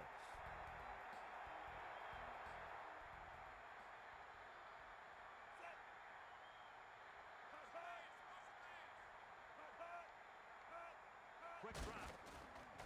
Passing to his right. He hits his receiver. He does a nice job bringing in the pass. That one was thrown so hard, I think it took the air right out of the receiver.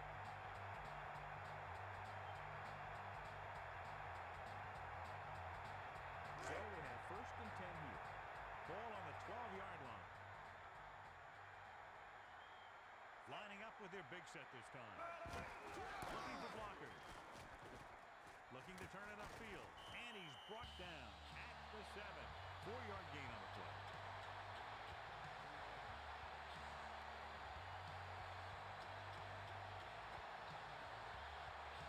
Second down and 6 to go. Ball on the 7-yard line. Miller, the motion man.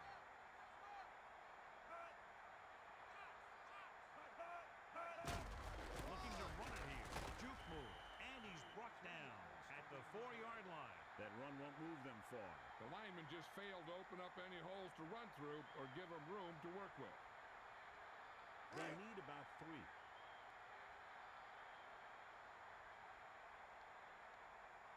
Thanks. Get set. On the carry. Allen searching for a seam. Morris makes the stop at the 2-yard line.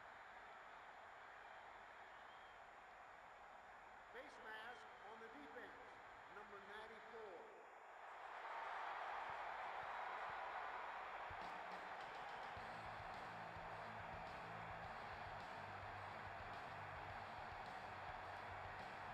So it's first and goal.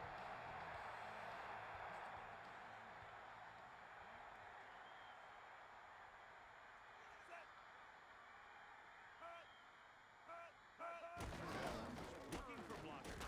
Running to the outside. He couldn't reach the corner on that run. Yeah, as a back, you need to take what the defense is going to give you. That time, they wouldn't give him an inch. Second down, goal to go.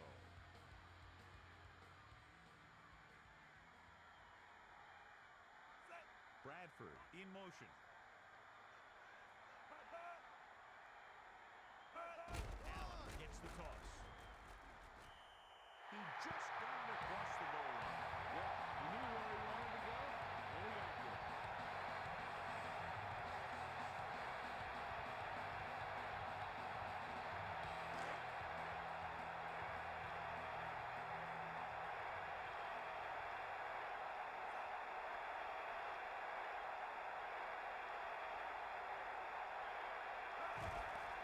And it's up. The point after is good. And so they're able to move the ball a distance and punch it into the end zone. The more touchdown drives, the better. Now they'll go back to the sidelines and see why they were able to beat the defense for 6. And they'll try and repeat those results the next time they get the ball.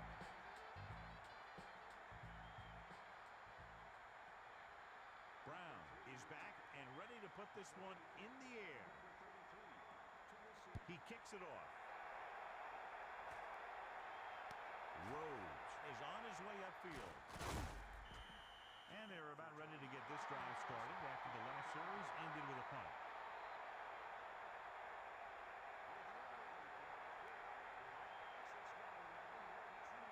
So they have first and 10 here. Ball on their own 23. The Texans line up with 2 tight ends. The Colts use motion. Throws over to his right. He hits his receiver. The 50, still on his feet. The 30, the 20, the 10. Touchdown, Indianapolis. The defender was caught out of position on the score. Yeah, the defenders were looking one way while the play was going the other. And with that score, the momentum has shifted.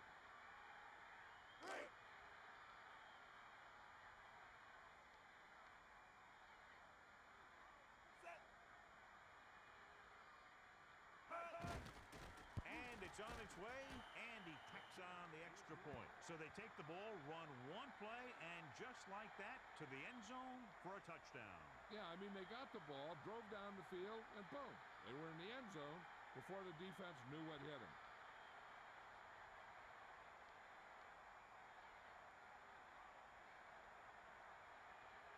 Vanderjagt is just about ready to kick this one away.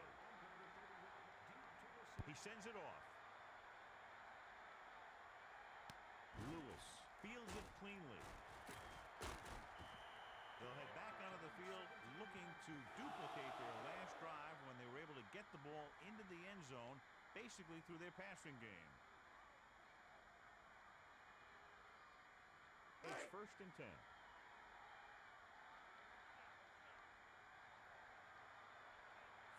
Man in motion.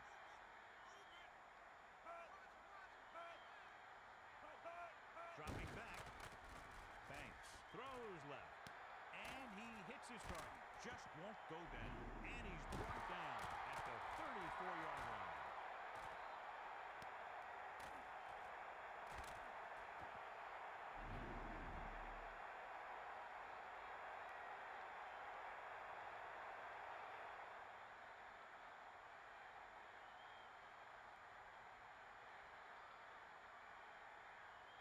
First and 10.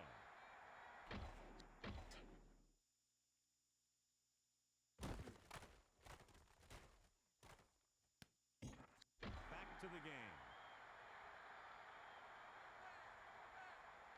4-man front this time. Miller comes in motion. Drops back. Gets the pass off, and this pass is completed. Banks has now thrown for over 100 yards after completing that pass.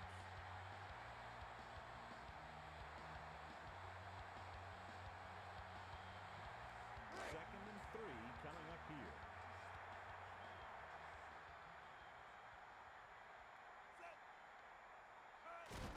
Allen looking to turn it upfield. Puts on the juke. Effective running there, and they pick up a first down. A few more runs like that, and this defense is going to get an earful from the coach. They're in the red zone.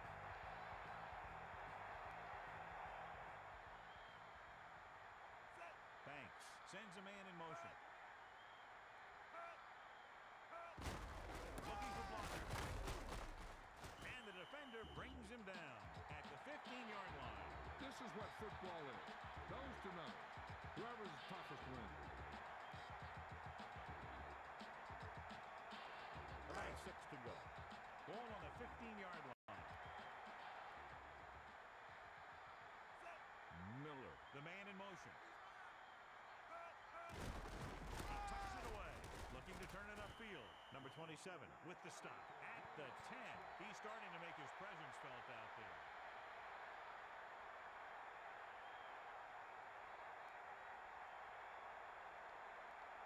They're down inside the 10.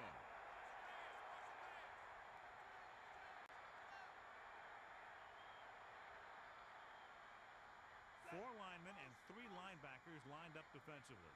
Miller comes in motion.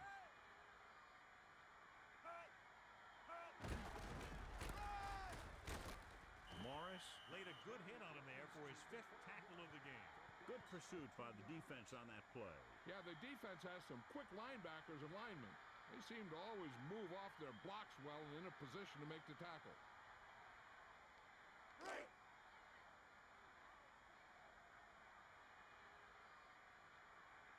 Brown comes into the game to try the field goal. The kick is up. And so that kick is good. Joe John concludes with a field goal, and they seem to be relatively happy with it. And give credit to the kicker. It's nice to have a guy that can make your drive worth 3, even if you don't get it in the end zone every time.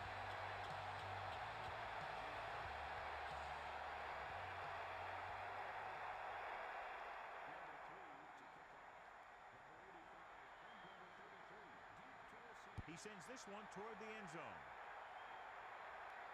Number 85 is looking for a nice return.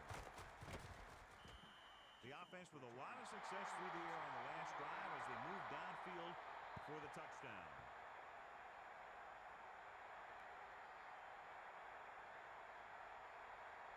It's 1st First and 10.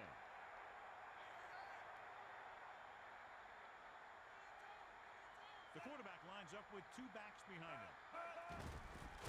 He goes to the left side. Nice connection. And he stopped at the 45.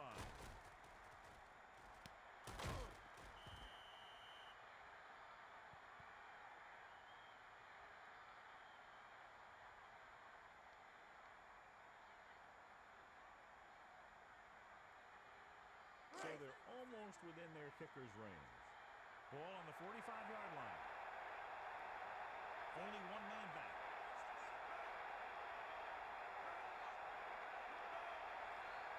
Quick drop. Gets rid of it.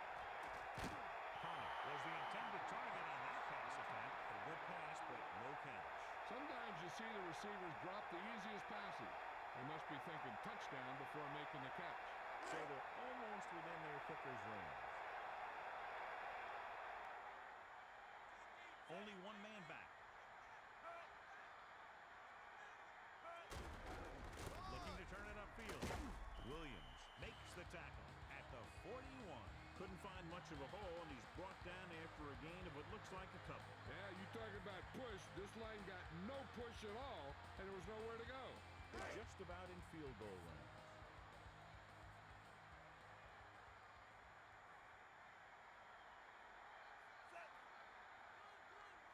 Looking downfield. Passes it.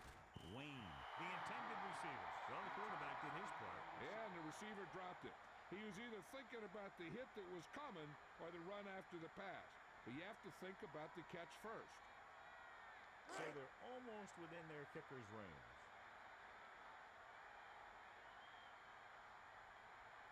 Smith will do his best to get this one inside their 5. Lewis with the fair catch. The offense goes back out onto the field after picking up a field goal on their last drive.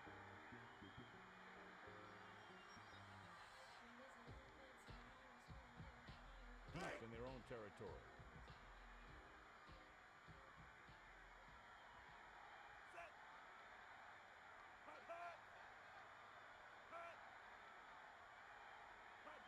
Dropping back. Throws over to his right. He finds his man. Harris makes the tackle at the 17. And that's now 3 tackles for him in this game.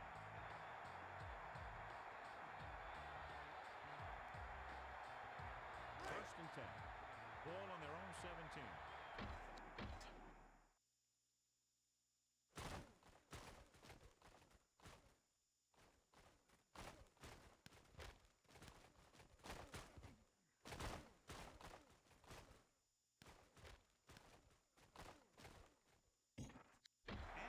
To the game. Thanks. Under center. Looking to throw. Throws over to his right. It's broken up. He dropped it. There's just no excuse for that. He's getting paid a lot of money to make those catches.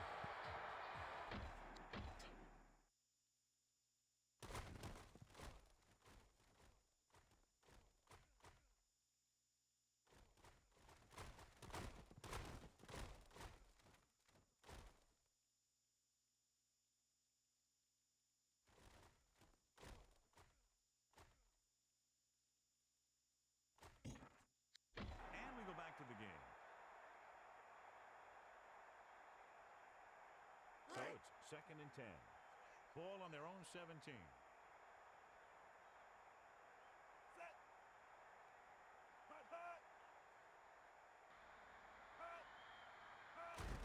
He hands it off. He'll try to shake the pursuit. Morris pulls him down at the 20-yard line. He might have gotten a yard or two. That guy got knocked around by that defense. He needs a little protection from his linemen. 3rd and 7. Ball on their own 20.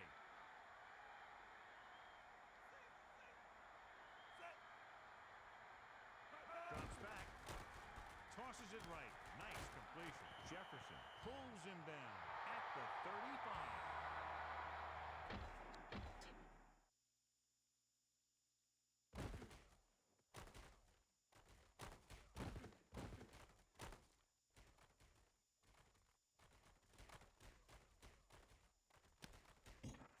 And we're back.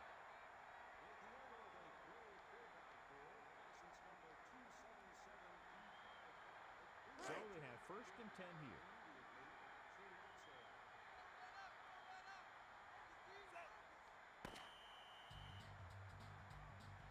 So we've reached the end of the first quarter. We've got a close one underway with the Houston Texans ahead of the Indianapolis Colts 10-7. And we're ready to start the second quarter. It's 1st and 10.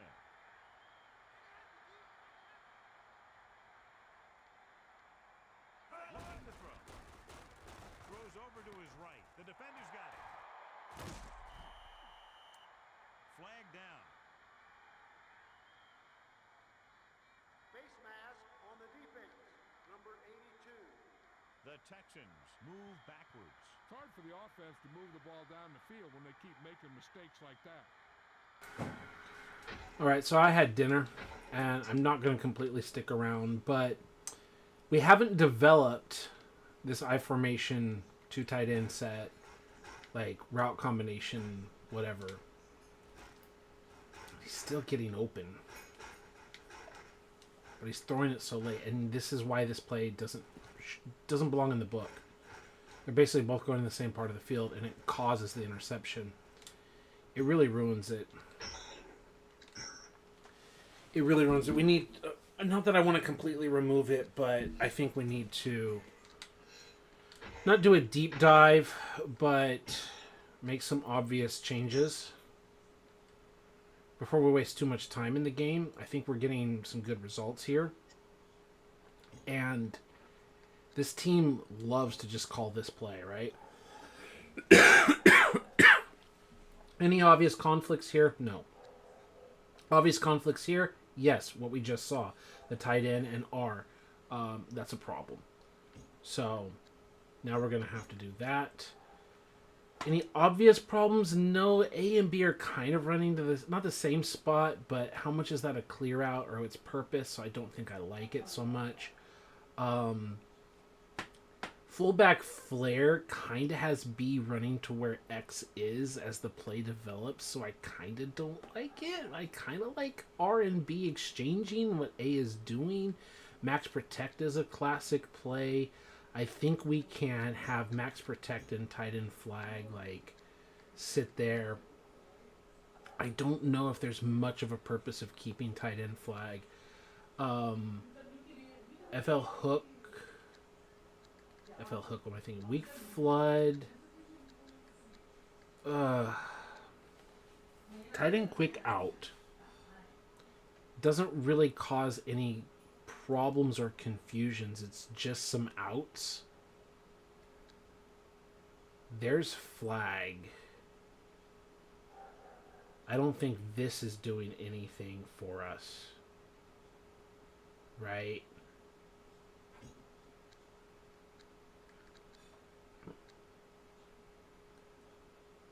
I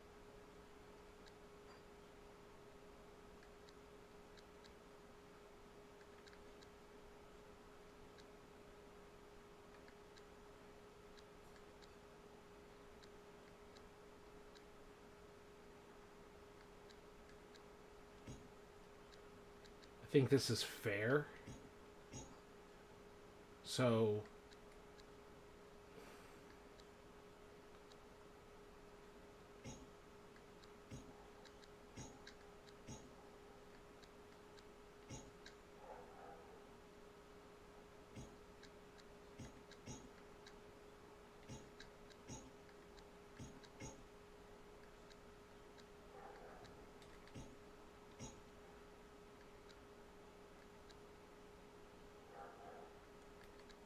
better?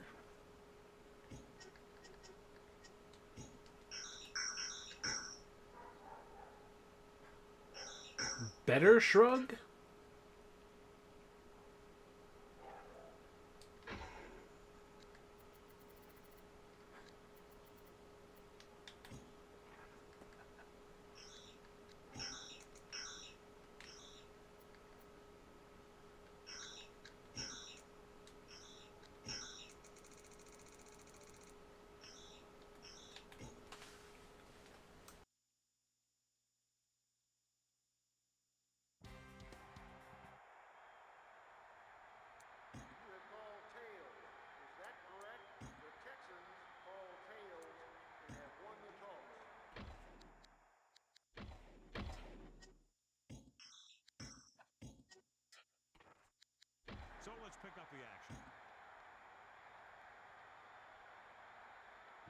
jack. In to kick this one off.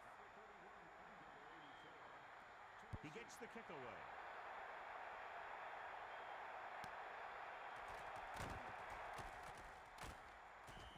The Texans will start the drive from the 20-yard line.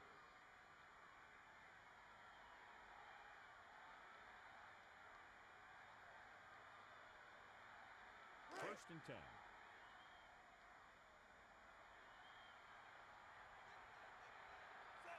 Drops back. Passing right. And the catch is made. Washington makes the tackle at the 24.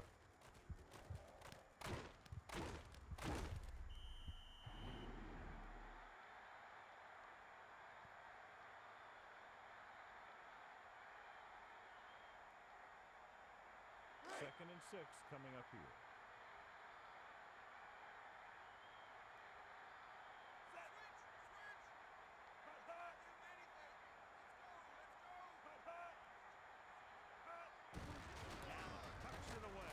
Johnson makes the tackle at the 29.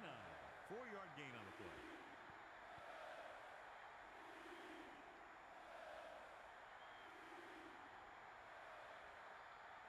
Two yards to go.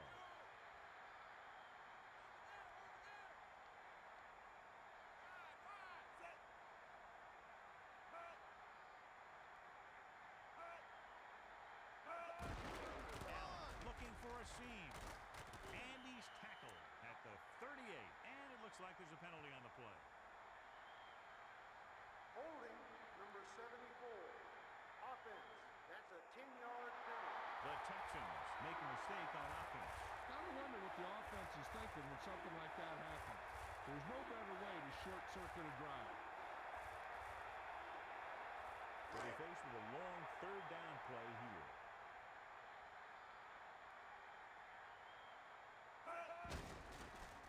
With the throw, nice completion, breaking free.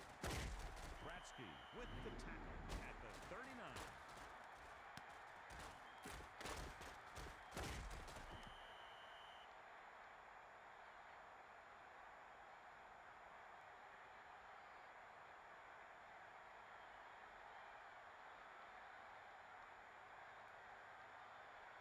First and 10. Ball on their own 39. Lining up with their big set this time. They'll go with a pass. Passing to his right. Allen was the intended target. That pass attempt was knocked away. Nothing will frustrate a receiver more than knocking away his pass.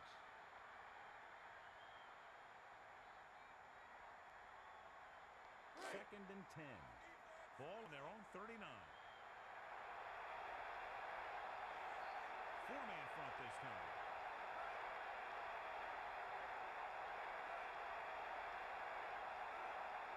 Drops back. He's looking. Passes it. And he can't hang on. So we can't bring him in. Any more of those and he might find himself riding the bench.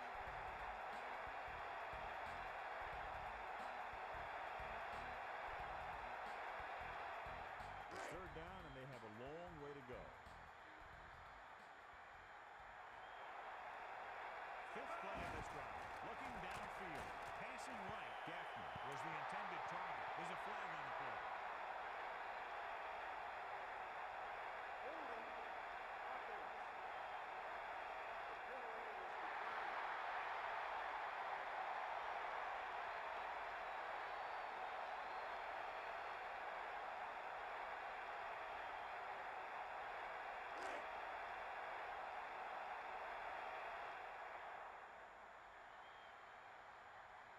Number 85 is back to receive his kick. He's waving for the fair catch. Penalty marker down. Holding. Receiving team.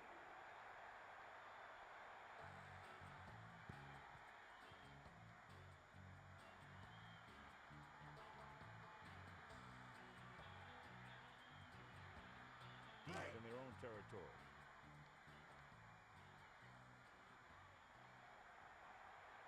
The Colts are in the offset I formation. James to carry it. to the 20. The 40. The 40.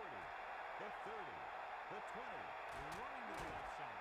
The first down and then some. And that was a great run. I'll tell you what, if you have to defend against that stuff all day, it's really going to set up the passing game.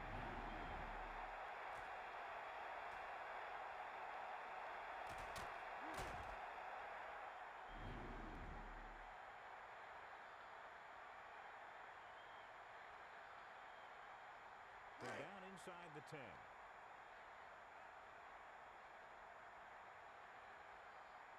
The Colts are in the offset I formation.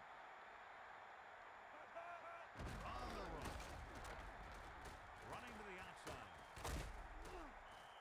And they keep it on the ground for the score.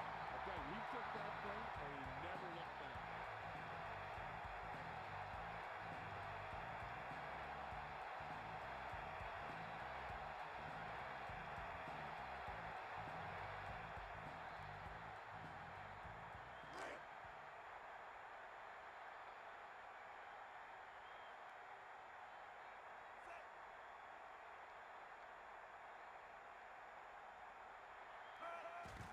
And it's up. The point after is good. And the coaching staff is happy after that drive. Touchdowns against this defense aren't easy to come by. Big players make big plays, and that scores touchdowns. Give some credit to the linemen out there. They're the biggest guys in the field, and without them, no one gets into the end zone. Vanderjagt in to kick this one off. He sends it off. Glenn is on his way upfield.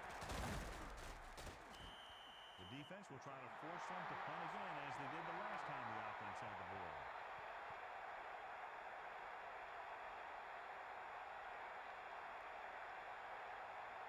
It's 1st and 10.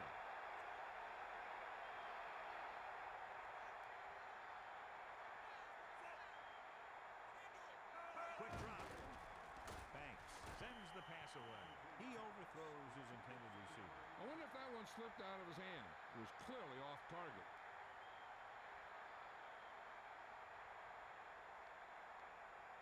It's 2nd down and 10 to go.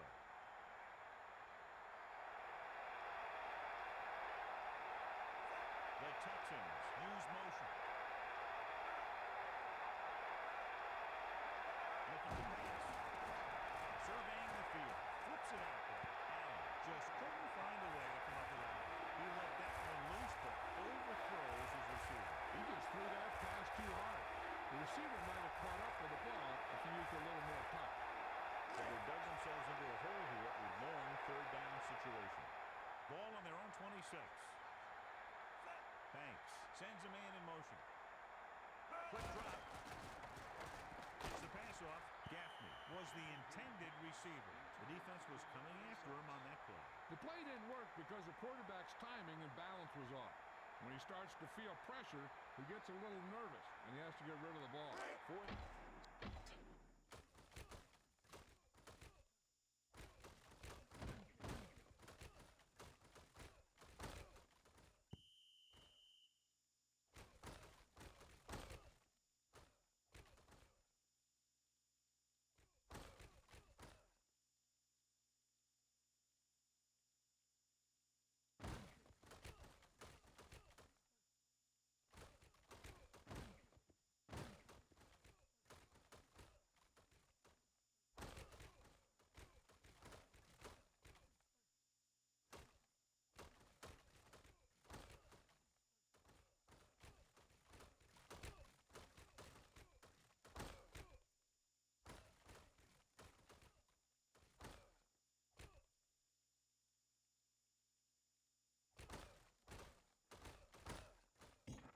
We'll go back to the play on the field.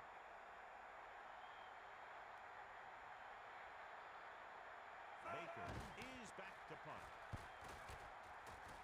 Number 85 signals for the fair catch.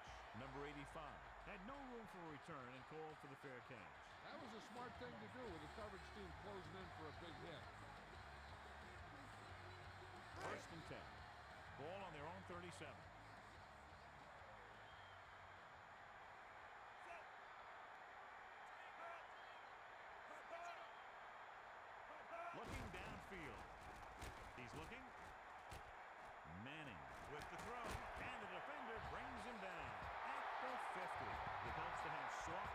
to bring in a hard throw like that one.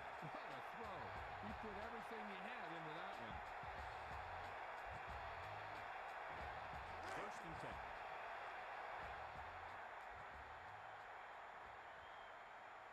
The quarterback gets set with only one back behind him. Back to pass. He surveys the field with the throw. Pollard just couldn't find a way to come up with that one. He had good awareness and got a finger on it. Yeah, and all you have to do to make a guy miss is tip it so that the ball doesn't go where you expect it to go. Ball at midfield.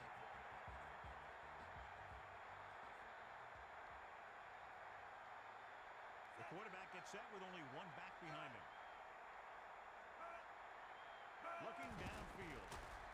He's looking, stepping up, tosses it right.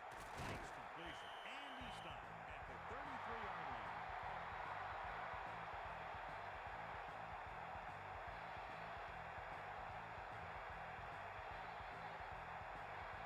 It's first and 10.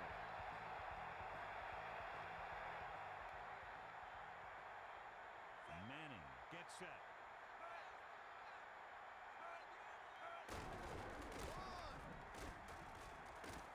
And he's brought down at the 21-yard line. He was able to pick up good yardage on that play. When you have a back who can pick up big chunks of yardage on his carries, it forces the defense to bring another man up to the line of scrimmage to try and control it.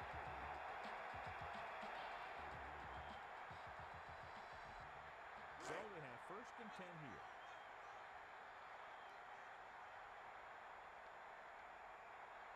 The quarterback gets set with only one back behind him. Drops back. Throws over to his right. And it's caught. And he's brought down at the 18. 2-yard gain.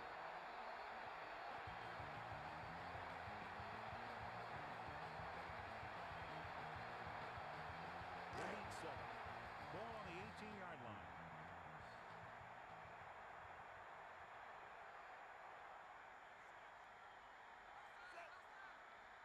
Looking to throw. Gets rid of it. And they're able to connect on that one. Great timing on that touchdown throw. And that's one of those passes we see a lot when the quarterback releases it, the receiver's not even looking. But then he looks up and the ball's right there.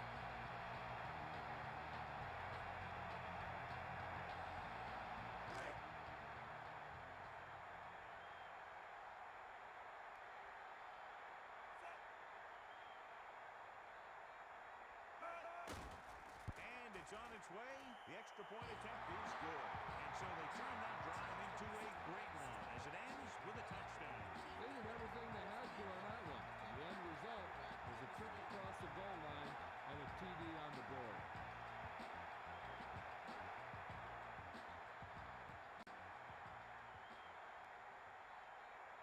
Vanderjagt is just about ready to kick this one away. He kicks it off.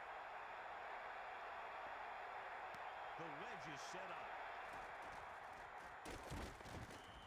The defense did a great job on the last series, forcing the offense to go 3 and out.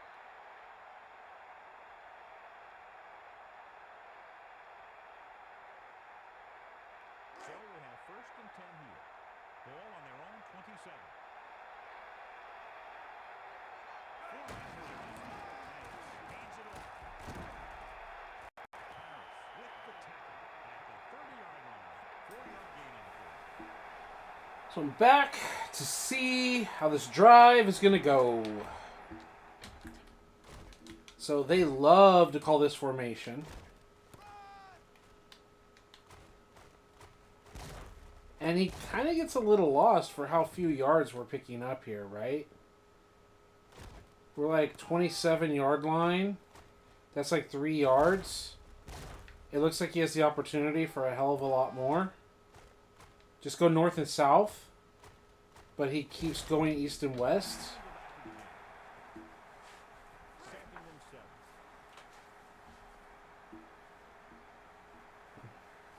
Thanks.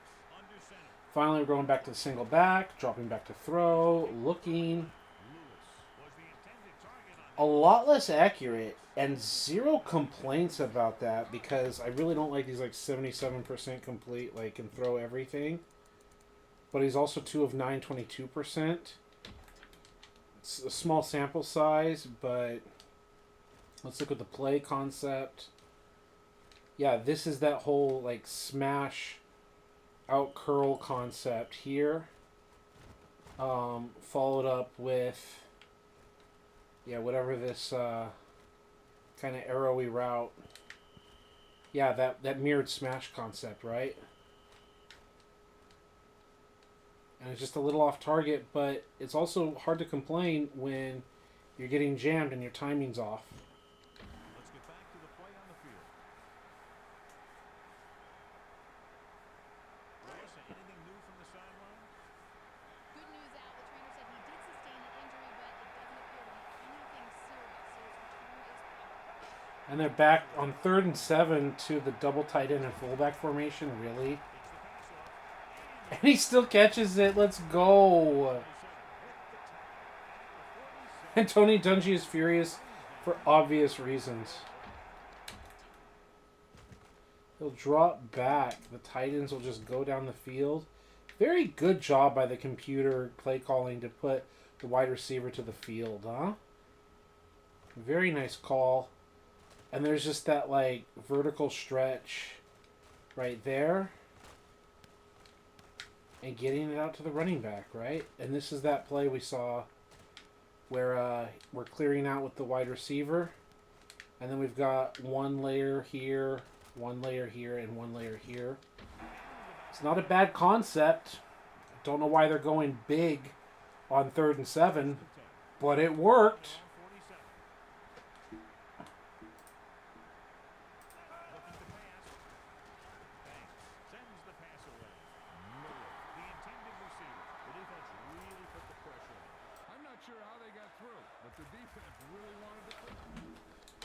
So what are we looking at here? 2 by 2. Tight end is to the field, which is not something we intended. And they're running that same play again. And they're getting jammed again.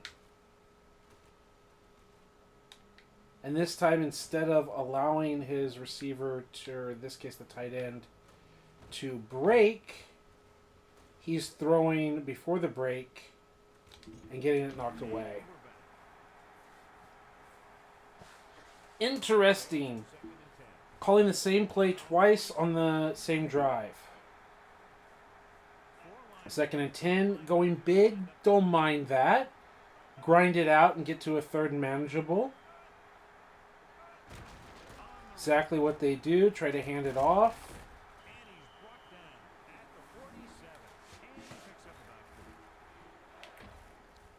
And that's exactly what we get. 3rd and manageable. So the thing that I don't mind is we're definitely calling 2 tight ends and a running back. And hey, they put the wide receiver to the field. Nice little AI understanding of the formation, when to flip it. So we basically have 10 players here in the box, and they've only got 7. Now, obviously the quarterback, but 9 players in the box with their 7, so we're +2. And the computer isn't handling that. And we're just getting blocks. And we get 5 yards. So hey, they're putting the wide receiver to the boundary, to the field. But they're not doing that here. They're doing 2 by 2 again, single back. Back to throw. What combination do they want? They got the nice completion.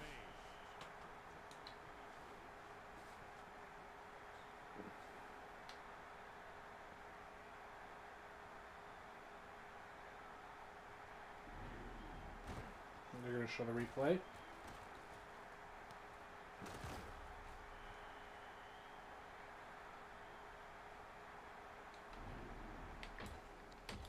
So what is the route combination? It's like the ones that's the curls, right? Where the curls split out.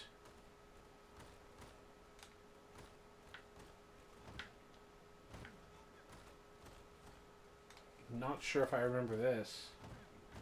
Oh, yes, where the wide receiver goes up and the tight end just flares out quickly. And then the backside, they just run splitting curls. Which is like really You've got Bradford wide open to move the chains. And while you still completed it, you really made actually the worst decision because you could have completed an uncontested ball instead of one in a weird, awkward traffic. But he did throw to the number one target. And now we are in, yeah, just trying to force it out here again. The same play combination? No, a different play combination that has the high-low with the wide receiver in the back. Oh, this is max protect. This is max protect, and they didn't flip it. They should have flipped it. Yeah, this is a play where you want, again, the wide receiver to the field. You want him going up and then out breaking. So that's the problem.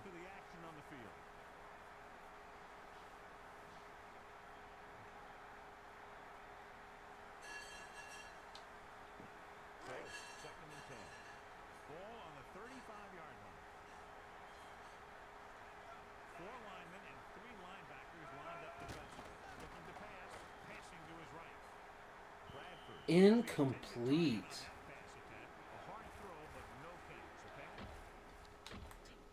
So, 2nd and 10. Let's grind it out. Oops, accidentally, it's a pass. And can you blame him? He doesn't turn around to catch it. He does this animation, lets it bounce right off his helmet in typical Texans fashion. It looks like they're doing max protect again. Yeah.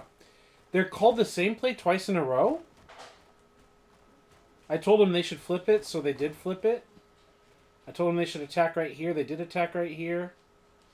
And he just doesn't do the catch animation. It's almost like the computer itself was listening to me.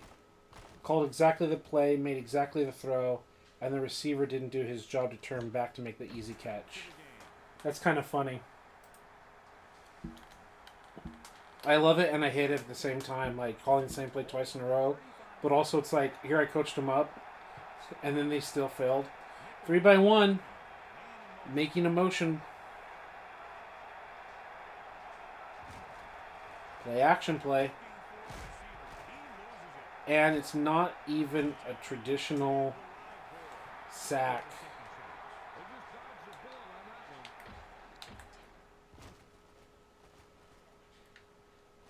So this is the play action where, again, he's got the guy.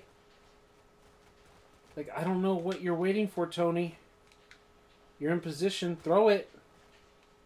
You don't even see. It's got to be the awareness. Like, I'm not going to complain about that. But you've got him. You've got who you want. And yeah, I think this is the same problem we had with Peyton Manning, is he was just throwing every single one of these. Right? And not necessarily that it's a problem. But it's like, get rid of it. Get rid of it. And now it's so late. We might cut it just because they take forever to get rid of it and they don't read it properly. Might cut it. But I think it's our only play action in the entire book of that part.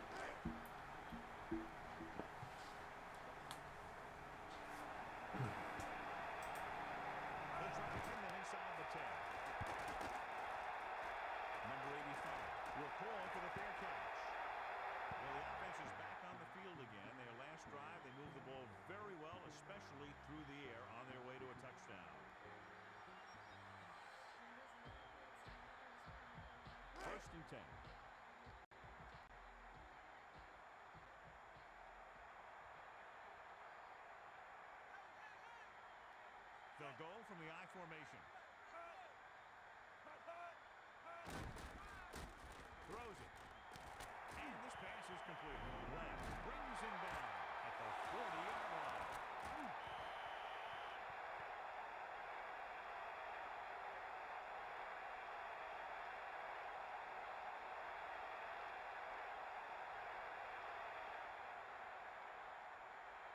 First and 10.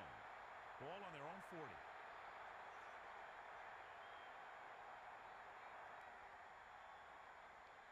And it looks like an offset on. Looking downfield. Gets the pass off. And he hits his target. And he stops at the 50-yard line. Gain of 9 on the play.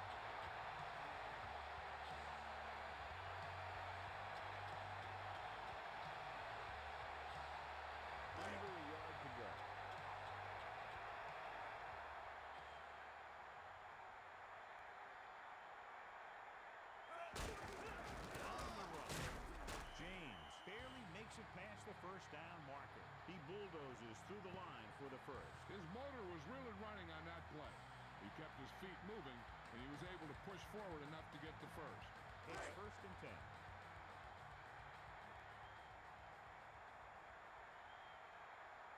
Only one man back.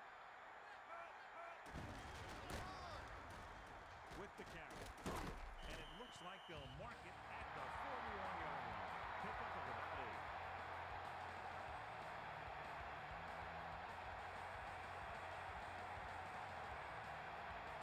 To go.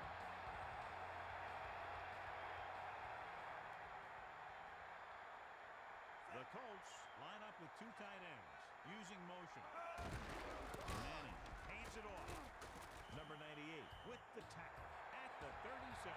James was very determined on that play, John.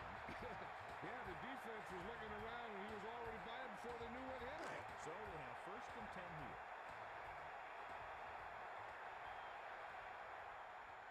Manning gets set. Wayne moves in motion. Quick drop. He's looking. Manning rolling over to his right. Great catch.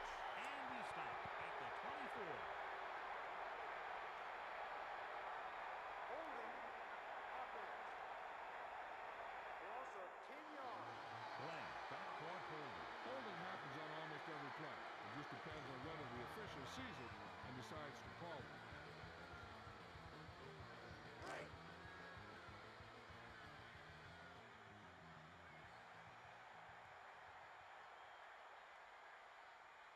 Manning using split backs. The Colts use motion.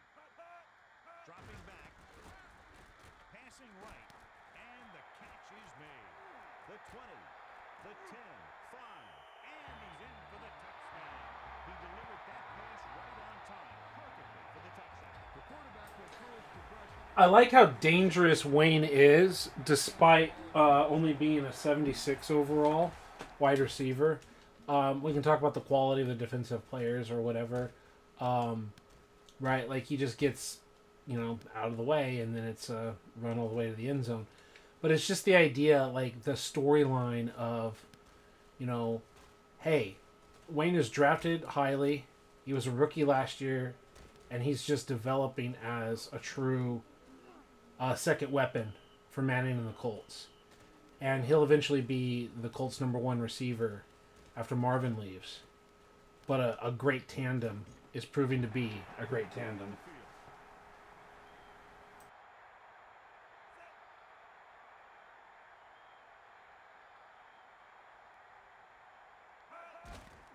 The kick is up. The extra point attempt is good. And so they're able to move the ball a distance and punch it into the end zone. Hey, as an offensive coach in this league, you always make an adjustment. And hopefully you can get the defense on its heels and get it in there for the touchdown. Good job by these guys.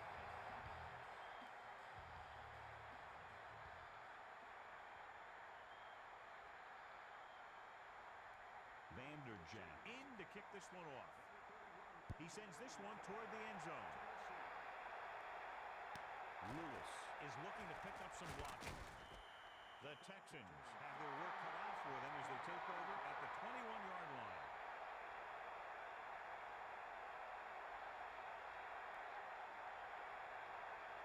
First and 10.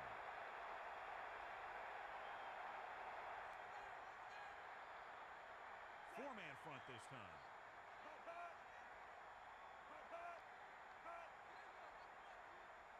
They'll go with a pass.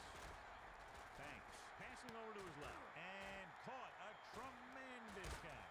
And the defender brings him down at the 49. Allen displayed great leaping ability to get up and make the kick. They really love this play and this combination, huh? If they had wanted, and really a chance to show off when they do things like that. And it's a combination play that I appreciate myself, just getting the back involved in the passing game.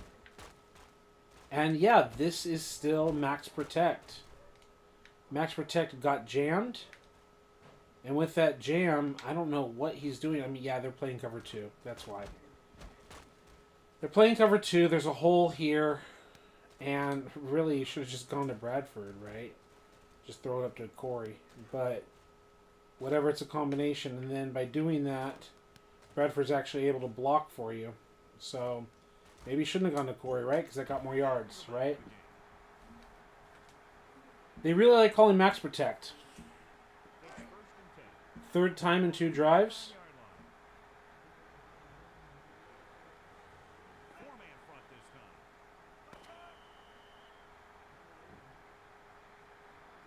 This feels like a satisfying way to be losing 21-0. The teams have switched sides, and we'll start the second.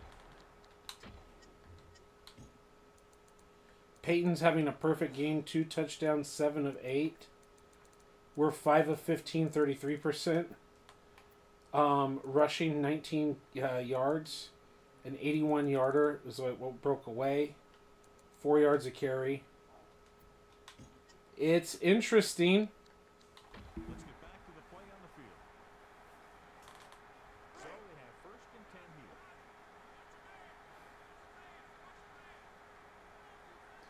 Lining up with their big set this time. Passes it out to the left. He makes it. Is it just the same play over and over again? It is. It really is. It's kind of disgusting. Like, they just keep calling it, right? And we go back to the game. Twice in a row. This is the second time they've done it twice in a row.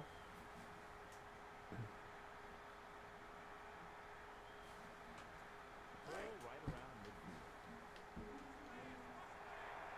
midfield. Is it just going to call the same play again? 4 linemen and 3 linebackers line up to press it. Feels like it. Yeah, 3 times in a row. Receiver passes it out to the left. Grab it. Yeah, 3rd time in a row. This is stupid.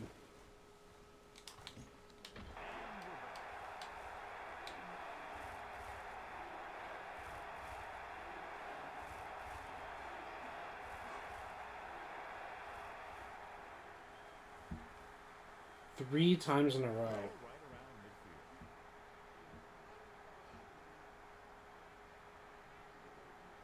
Banks sets up the Texans using motion.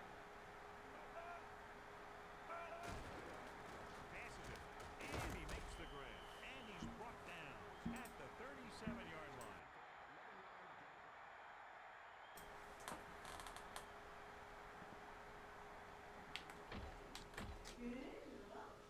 They go 3 by 1. It shift to this formation.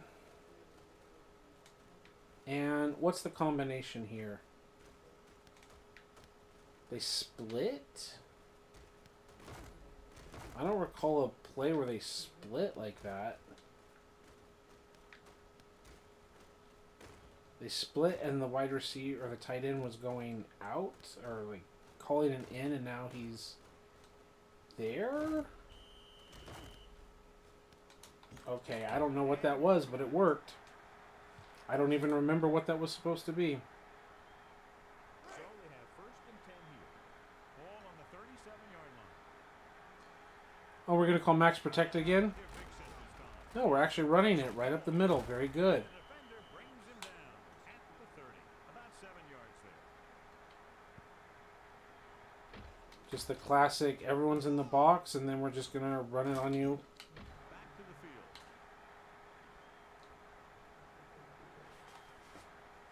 Field goal range here.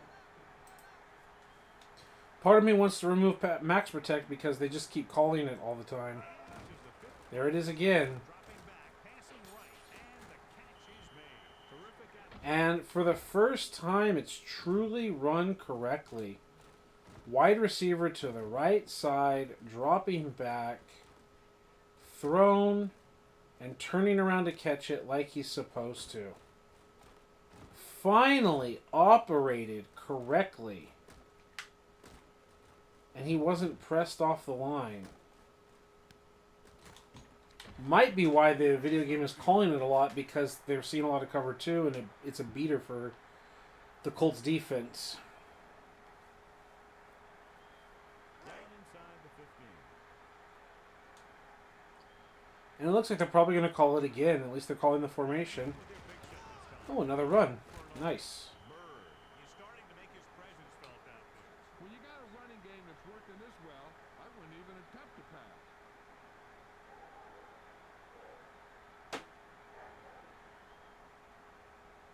A little over 4 to go.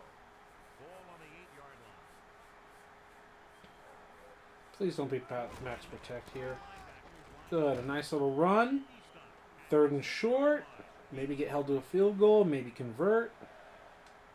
What do we have? 3rd and 1 coming up on this play. Ball on the 6-yard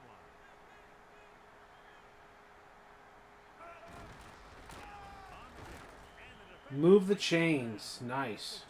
He gets just barely enough for the first down. Against the goal line. We get it. Back to the game. So it's 1st and goal. Ball 1.5 yards out.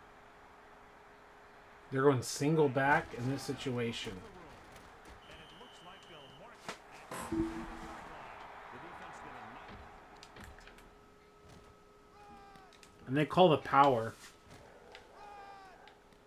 He can't outrun it, but it's just 1, 2, 3, 4, 5 right of center versus 3 blockers.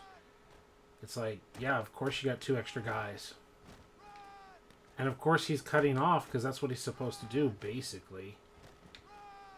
Like, they're +2 against us. We reach block, so okay. Now it's R3 versus their 4. And there's no way you're getting outside, so...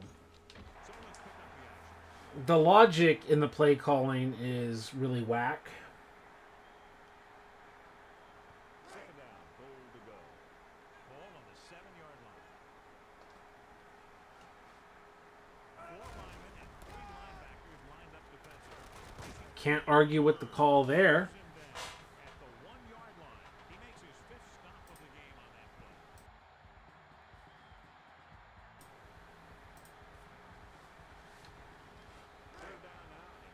All right. Just over a yard. He says a foot away. It's like 3 feet, 4 feet away. And Wells dives for the score. The offense has been knocking on the door, and now they just kicked it down. And they went single back again. Single back 3-by-1. And the defender just reacts super late. 94 does not do a good job of reacting. Back to the play on the field.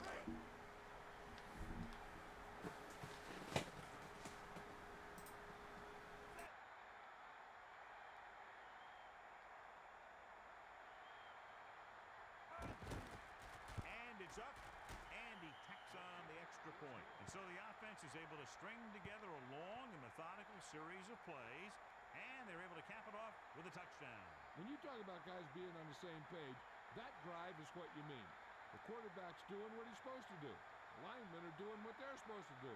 Everybody's doing what they're supposed to. That's how you score touchdowns. Brown is just about ready to kick this one away. He gets the kick away.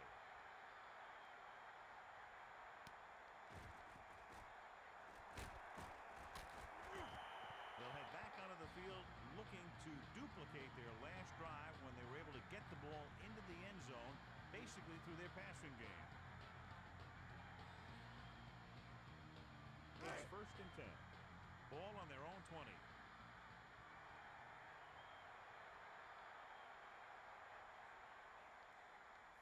Only one man in the backfield, looking to pass, looking for a receiver with the pass.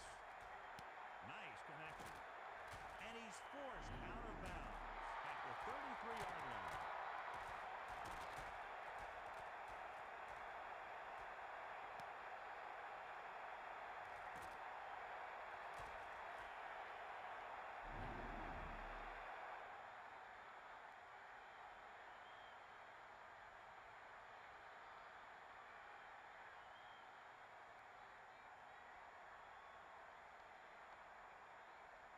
So they have 1st and 10 here.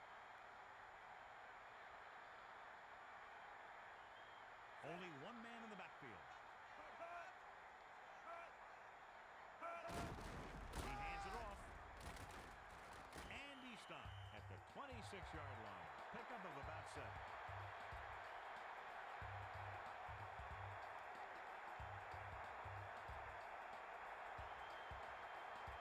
Second and 3 coming up here.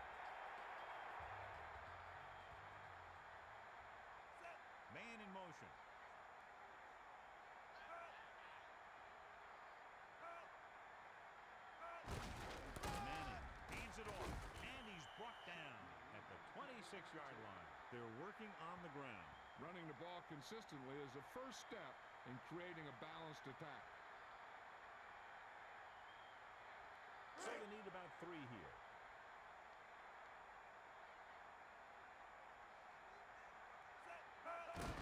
James looking for a seam. Looking to turn it upfield. Charging ahead for the first. I love this kind of football, and that play was a perfect example of how it worked. Just put the guy in front of you on the ground and power it home. So they have 1st and 10 here.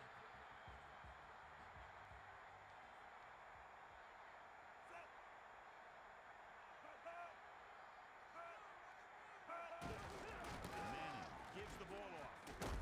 And it looks like this one will be spotted at the 15-yard line. James has been clearly a big part in their offensive play and now has over 125 yards rushing.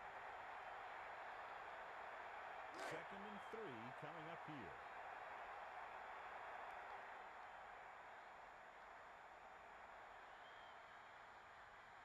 And this is the 5th play of this drive. Wants the tackle. Throws over to his right. Hits the target with the pass. He made sure he got that one in there in the hole. You hear that sound as that guy made the catch? He threw it so hard he almost knocked his receiver out of the end zone.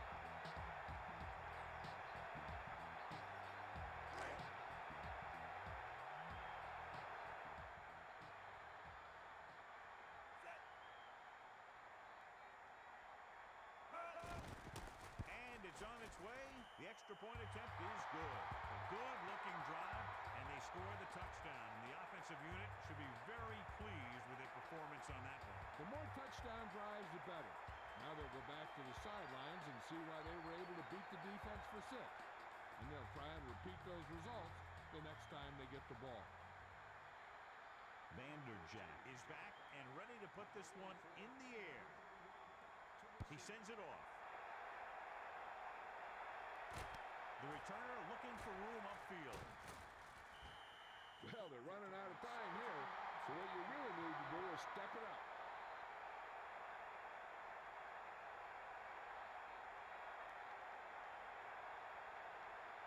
It's 1st and 10. Ball on their own 24. Thanks. Under center, using motion. Drops back. Looking for a receiver. Throws over to his right.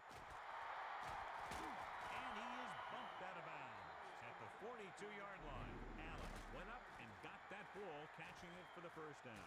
You know, a lot of these guys played basketball, or still play basketball, and you can really see why when you see them jump that high. Yeah, I'm half of a mind to remove it. Did they send him in motion?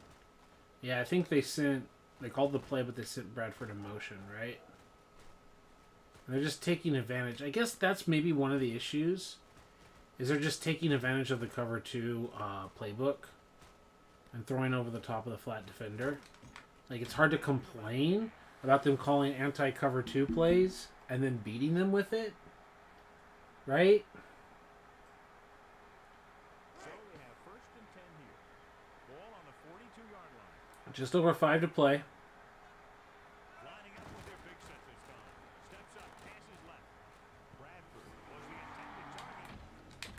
And just more of the same, right? Just keep calling the play. And it's not like 100% auto victorious. But that throwing to the left and then behind the receiver. It's tiresome to see it called like a vast majority of their plays and just ignoring all the single back stuff that we have. Spend so much time on the single back stuff that they're just going loaded I, loaded up I, loaded up I.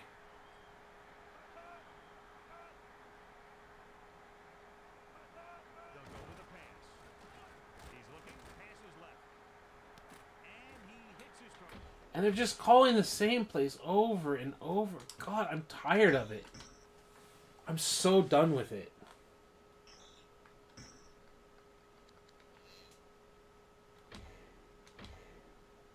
There's no reason to keep watching Then just call max protect, max protect, max protect.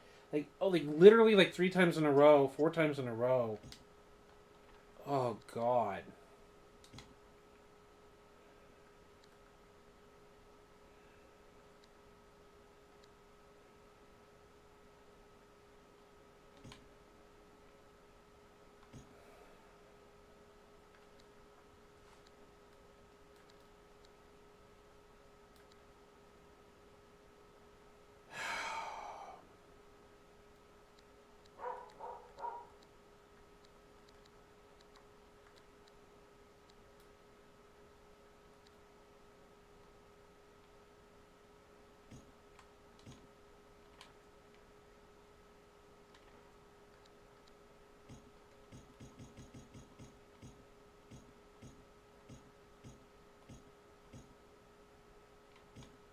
Wait, it started removing plays from other formations. Middle finger to you.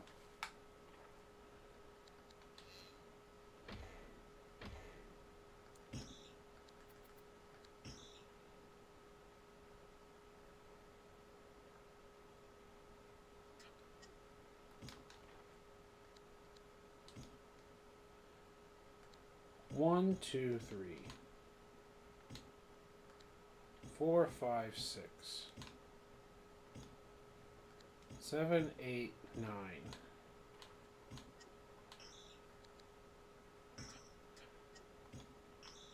Like, if I'm going to spend all this time putting all these plays in this playbook, and you're just going to come out and call one play, like, 14 times or whatever, like, fuck you.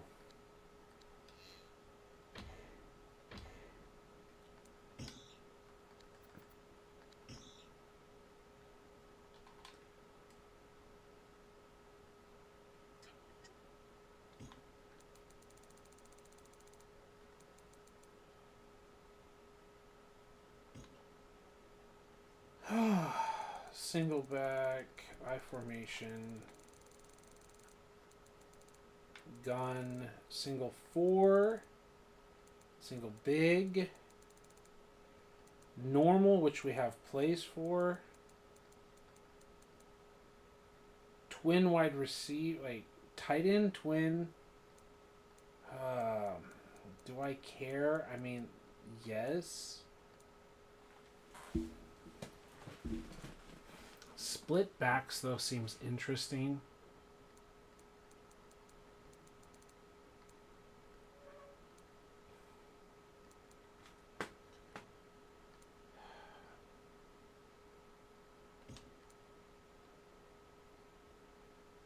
Don't like the combo.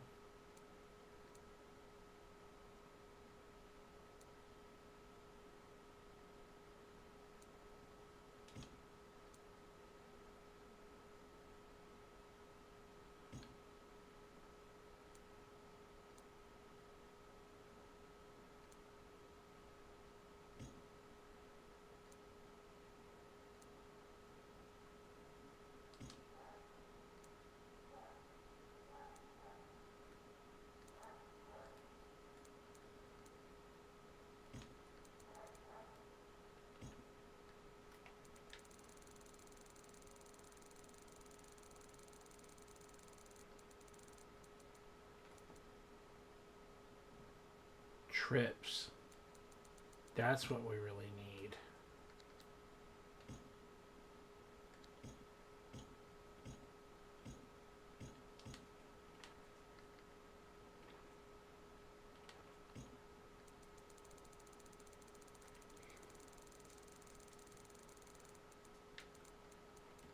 Big, normal,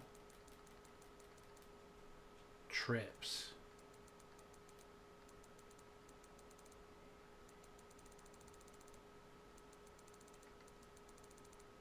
Okay.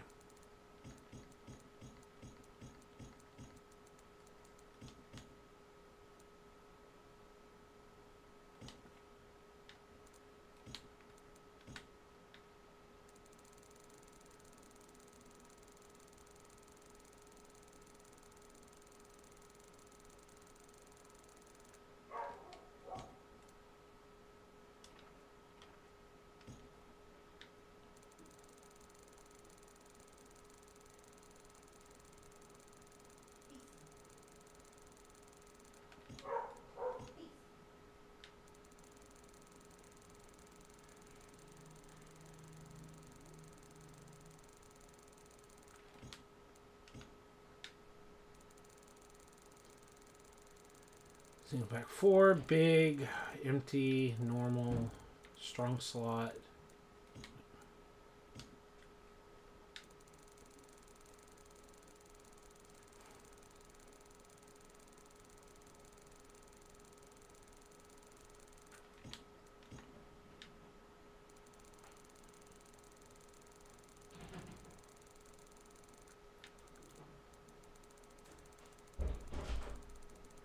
Okay, they got trips.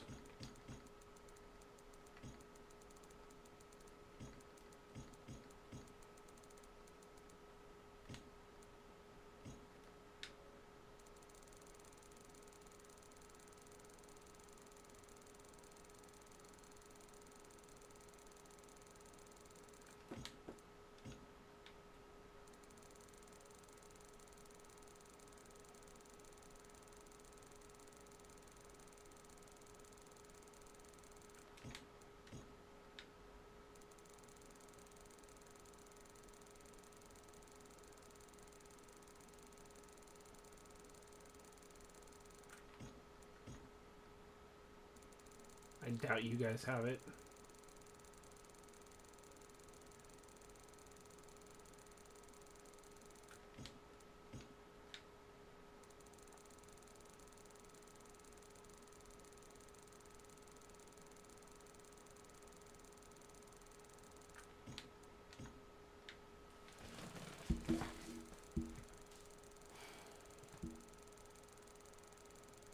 Yeah, there we go.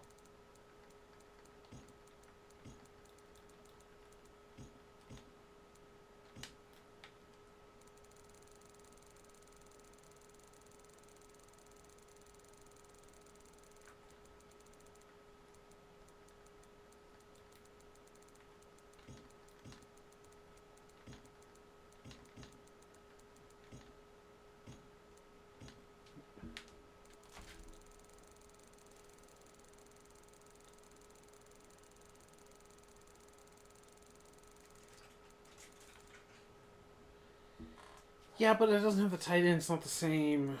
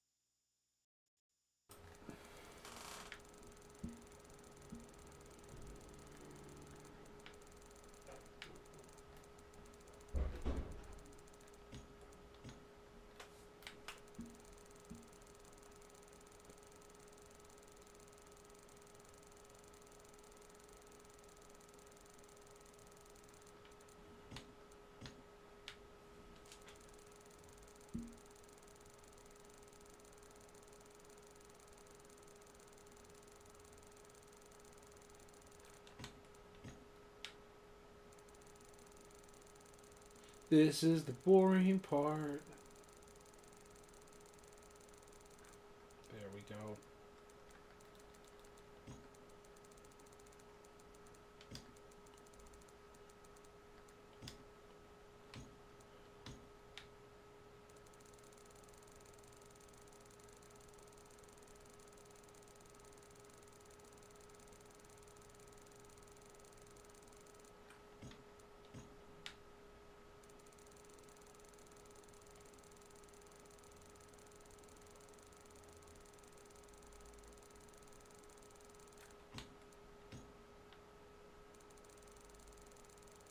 Pretty sure we don't have it.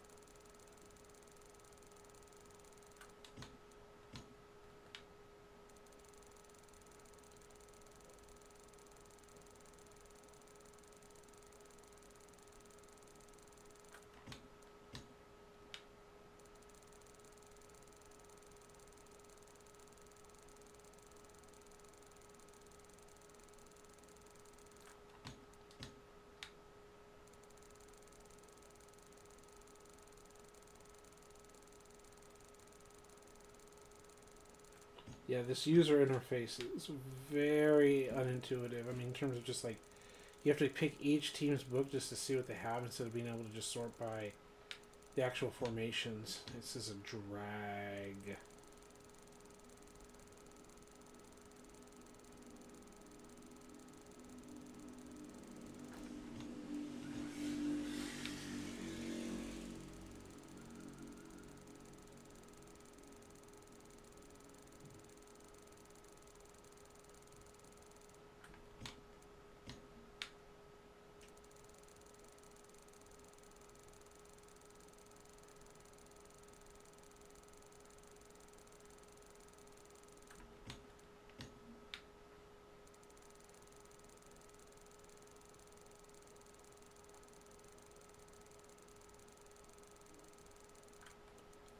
There we go. Hail Mary, yay! That's one play we got to add. We sorted through all that just so we could add Hail Mary and probably later take it out.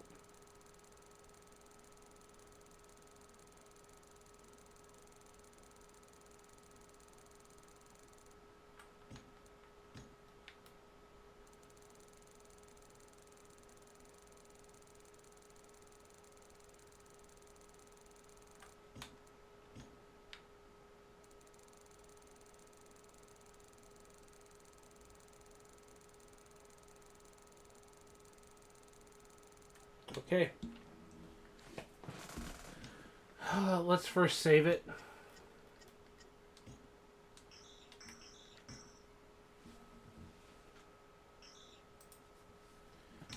Alright, so really we've got, as far as I'm concerned, we have all of the single back 3 wide receivers. We've got 3x1 like in a bunch. We've got 2x2, 3x1, and 3x1 bunch in single back. Now, obviously, there's 4 wide receiver single back. There's like other stuff, but just like the 3 wide receiver threats, that whole like use of Lewis, Gaffney, and Bradford, or any other combination. I'm a 49ers fan, obviously, so having Owen Stokes and Ty Streets out there. Current 49ers. I know not current because this year Debo's not on the team, but Debo, Ayuk, and Juwan Jennings or whatever, like having that trio. The 98 Vikings, having the Carter, Jake Reed, and Randy Moss or whatever, like having the trio out there out of single back. Now, we can lose the tight end for the fullback, and you have like the split backs and all that, but this is really it. So let's do just the running plays first. And so just grab all the green running plays and put them together.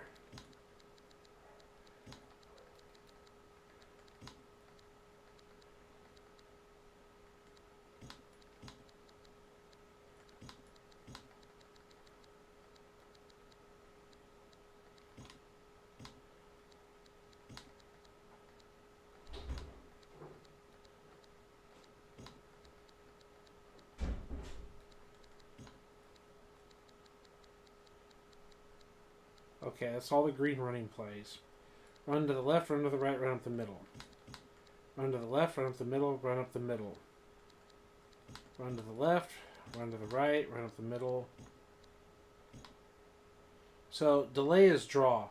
Buy, I agree with Denny, they're not that good. Delay is draw. Buy, I agree they're not that good. Okay, pitch left, run to the right. A counterplay that doesn't have a puller. Buy. A counterplay that doesn't have a puller. Buy. Pitch left, dive in the middle, halfback off tackle. Sprint, slam, and pitch. Okay. So pitch to the left, pitch to the right, run up the middle. Dive up the middle. Okay. Sprint, off tackle, slam. Okay.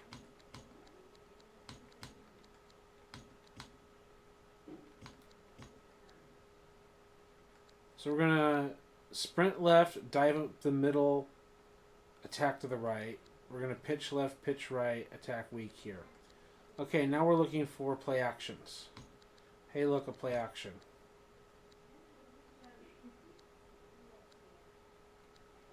Hey, look, a play action. Hey, look, a play action.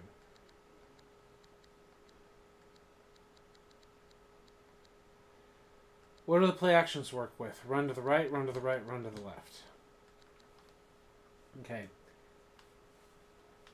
Ooh, let's see here. I don't know, man. Some of these look good, some of these are confusing. I don't know if L's gonna run into R. Interesting. Any screens? Yes, wide receiver screen. Guess what? Bye. Hey, babe. How can I help you? Yeah. In a little bit, okay? Te amo también. Okay, Hail Mary.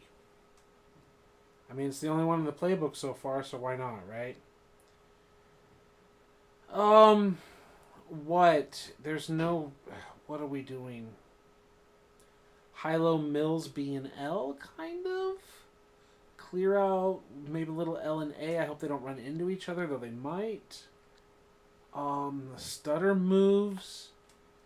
I don't like... Just the quick out is fine. Attacking down the seam is kind of fine.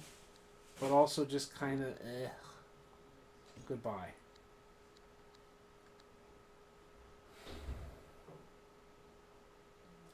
Quick out away. High-low drag like LA. A little high-low B and A. High-low, all of that. Interesting. Outbreakers, inbreakers. A drag behind, or a dig behind it is nice. Middle cross we already looked at, yes. Slotting out, I don't even like what the slant is trying to do and everything, so goodbye.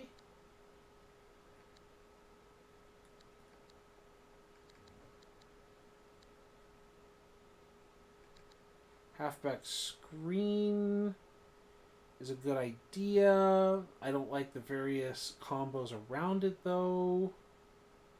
Like, you have your alerts and then you go to the screen, so I don't like them.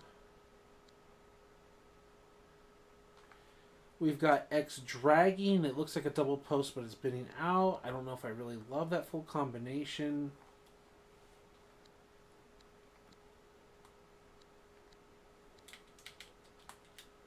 We've already talked about middle ends and deep posts, so deep threats we're going to have to see. Out and ups just looks like trash.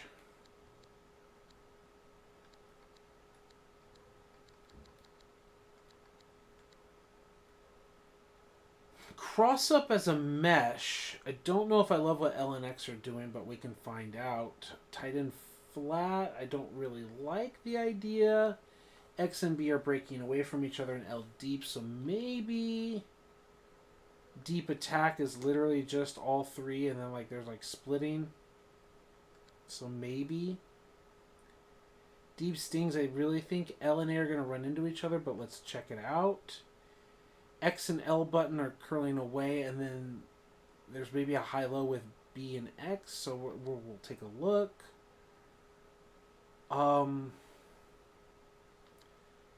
I don't know. I don't think so. Little draggy action. I think some of these things are at least worth looking at this point.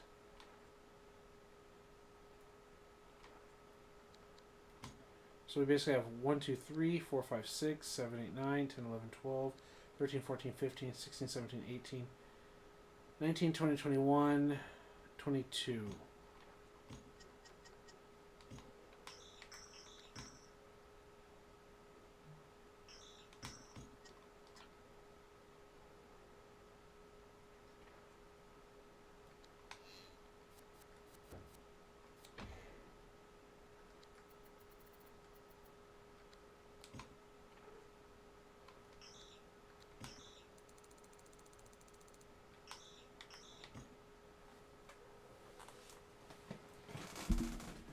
That's going to give us all 3 looks of 3x1.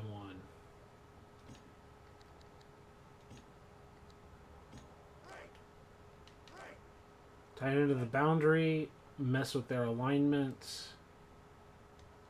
Didn't I just call halfback sprint X button? Okay, no I didn't. So even if they call cover 1, they're not really lining up properly. And we're getting our guy killed. Like, we're getting a matchup here that we like, but at the cost of, I don't like this. Like, he's out here covering no one, but we're basically running our guy into this.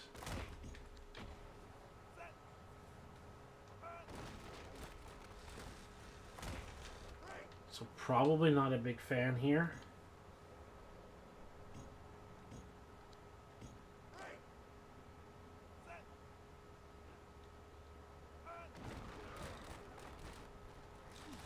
This is manageable.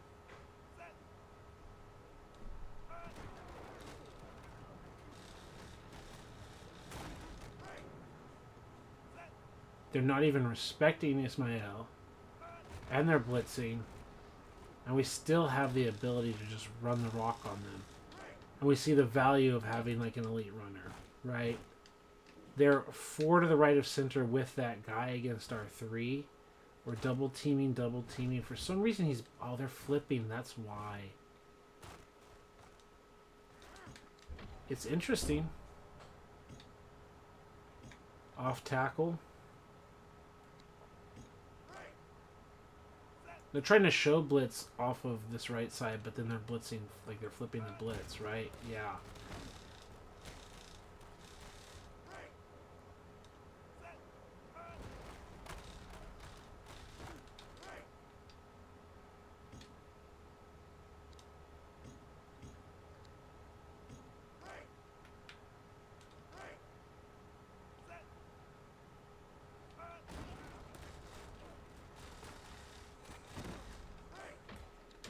Had a cool looking animation.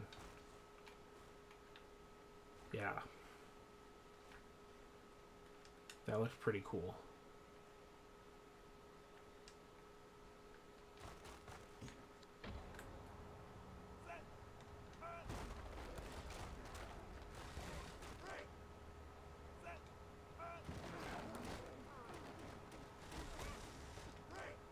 Like, James is running the ball, not me.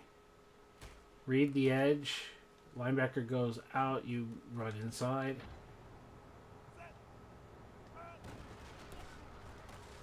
Just keep it inside. I like it. I don't like sprint. I like diving off tackle a bit. Slam. What do we just call man lock? Is there any way that they can just man up on us?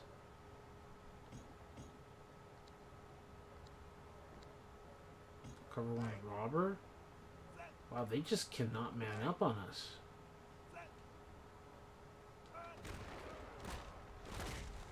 This weak side run is just a failure.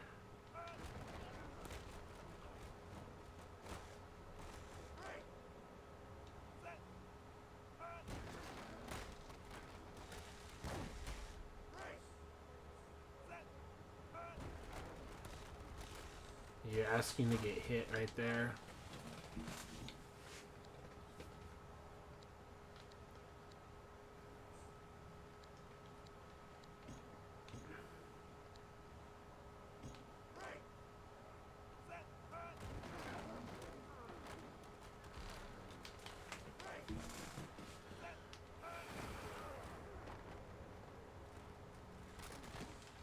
It's not necessarily outrunning his blockers. Still not a good play.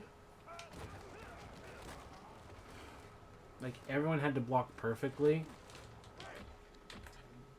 Like, literally perfect, no block release, no block release, no block release anywhere. Like, it had to be perfect.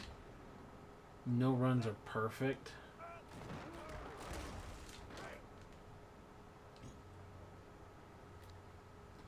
Don't like the pitch. Cover 0. Yeah, no one wants to line up on our guy, huh?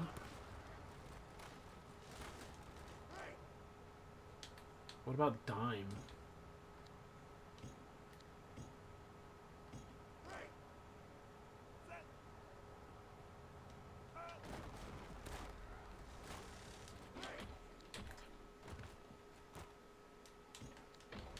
Yeah, I think these weak side runs are just junk. The sprint, the slam, and the pitch are just junk.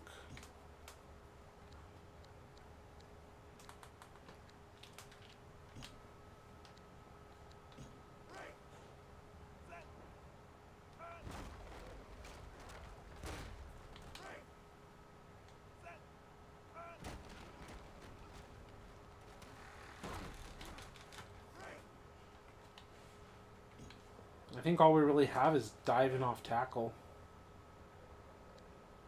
So the play action curl, what are we faking?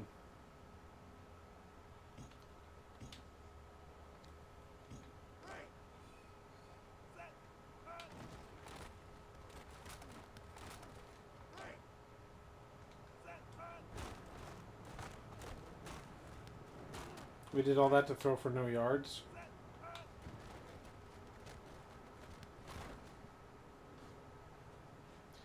Make a play.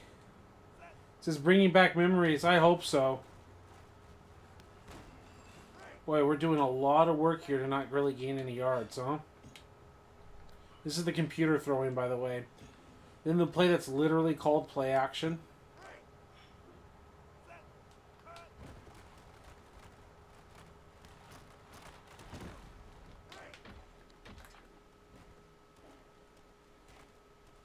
Fake, and then just throw it to him anyway.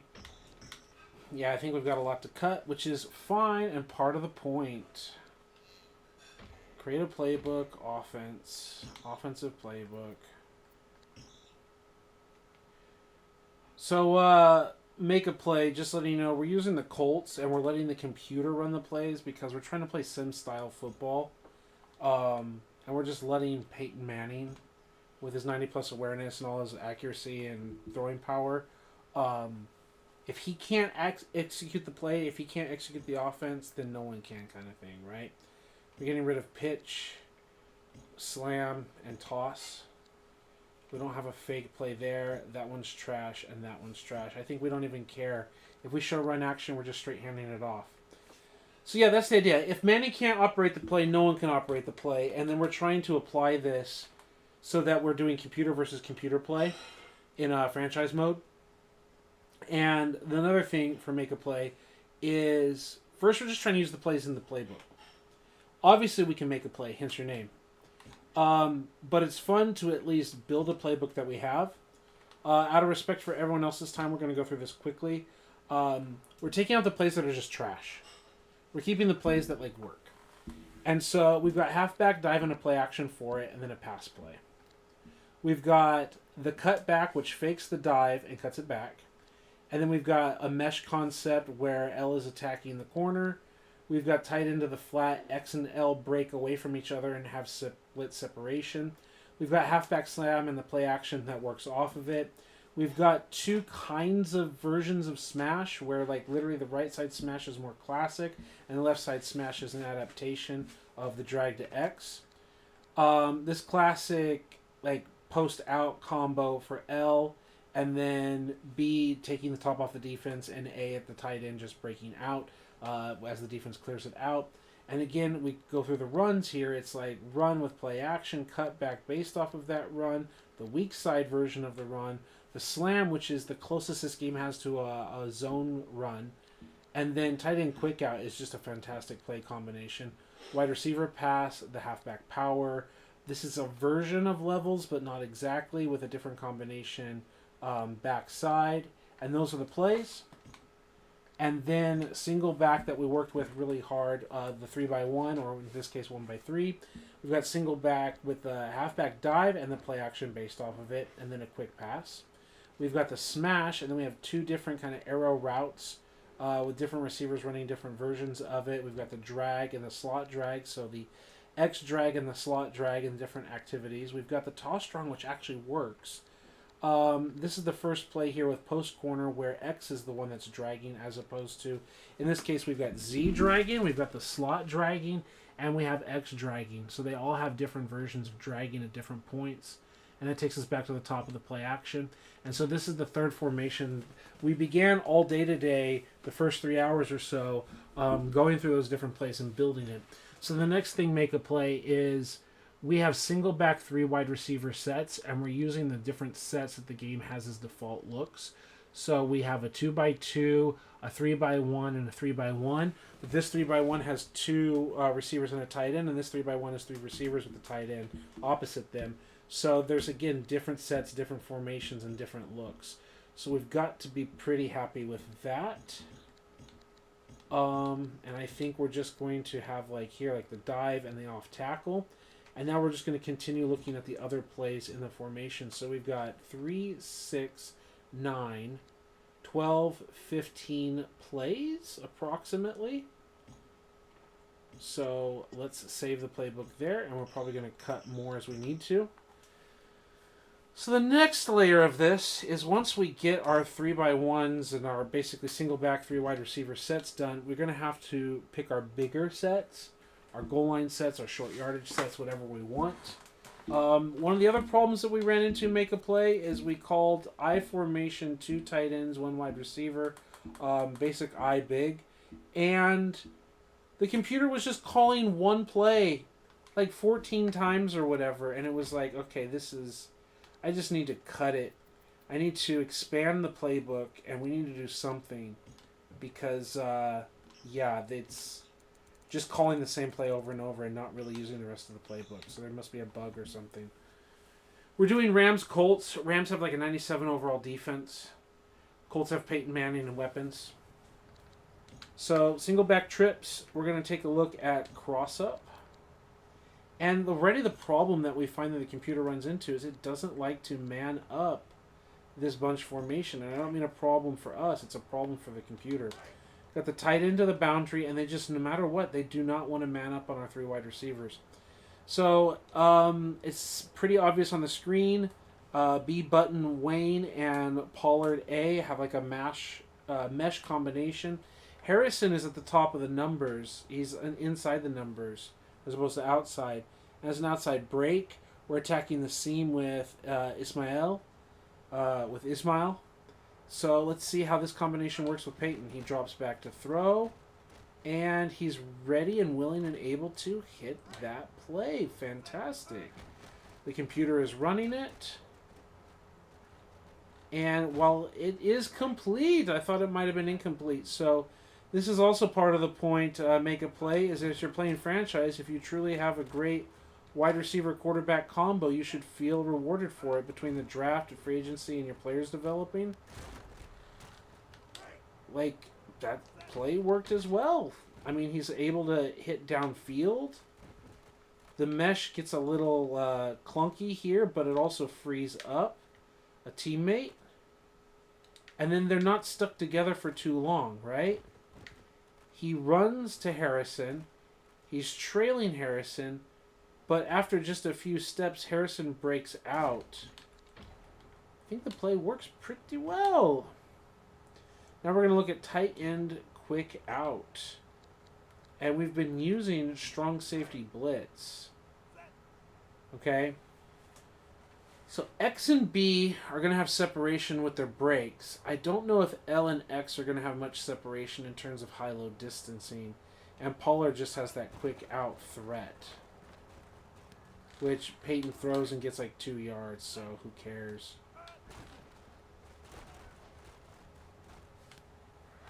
That is a classic throw to Harrison, like the deep comeback. But let's watch what really happens. And I like this kind of rub route like-ish. And there's a chance for him to just hit it here. And then you've got space to make a movement. But this is what I was concerned with. But it seems like it's pretty good. Let's go 1, 2, 3, 4, 5 set up and then throw it out to here. That was a user throw. 1, 2, 3, 4, 5. Hitch step. That's what I was checking on. How much separation do they get? They do get a lot of separation. And the other thing that I thought was pretty nice is 88 and 87. No, 80. Yeah, 88 and 87 start close to each other. But by the time they break, they have a sizable amount of difference in distance. So we go 1, 2, 3, 4, 5 step up. And hit it to Wayne. 1, 2, 3, 4, 5 step up. Pretty good. 1, 2, 3, 4, 5. He swats it down. I'm going to use it for right now. We've got exit strategies. Let the computer run it. He's going to take a sack. The computer's going to run it. Just forcing it to Pollard. It's not a bad play. So now we're going to go tight end flat.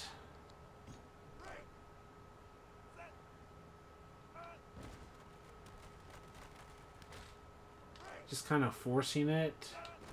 There's no real conflict here. That's the biggest problem I have with tight end flat.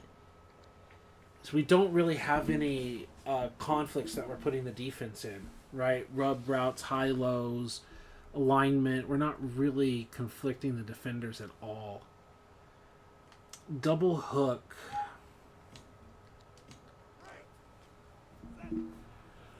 Again, L and X are going to have width as they break away from each other. How are X and B going to work with like a little high-low and two kind of forms of outbreaking? Yeah, I don't think this one works either because just simply where the ball is going to go. Like here, we're breaking out, we're breaking in, we've got spacing here. I like it, but I don't like the spacing here. The defender could fall off of this play if you wanted to be to Wayne. So I go 1, 2, 3, 4, 5, hitch step, and I'm throwing to Wayne, and it's exactly what I said. If you're throwing on time, you want the 1, 2, 3, 4, 5, hitch step, open up, make the throw before, like, you've already pushed the button before he's cutting, right? The ball is out of his hand, and he's just going through the cut, right? Like, he's just going through the cut. So that's like, that is exactly the timing you're looking for on a play. And so in coverage, the corner can both be there for Harrison and fall off and make a play on the ball. So it's just not good. Yeah, not a fan. Double hook and tight end flat gotta go.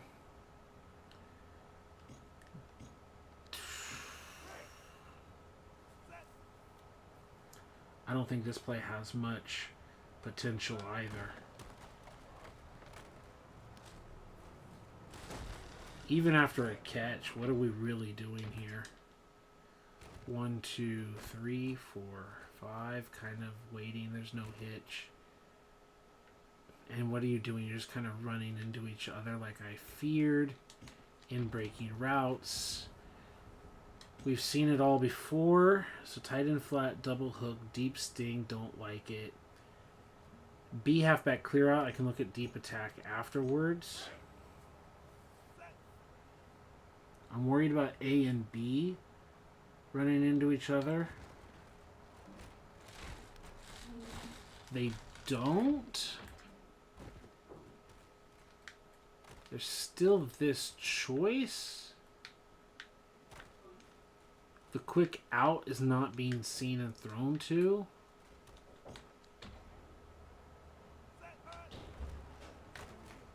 Like, I'm doing that. Go do. Like, I'm throwing and I'm using sprint there, but computer time now. Yeah, I don't like it.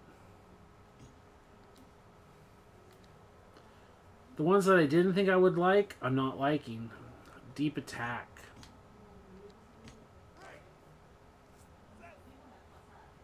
I mean, it's very obvious what you're doing.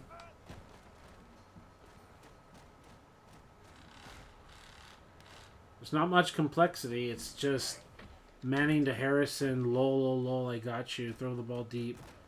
88 down there somewhere, lol, mossed you. Literally just mossed a dude and got in the end zone. That's not really schematic. It works, but there's plenty of plays that work that don't need to be boring. So I think we have plays to cut and then go back to practice mode. Create a playbook. Offense. Offensive playbook.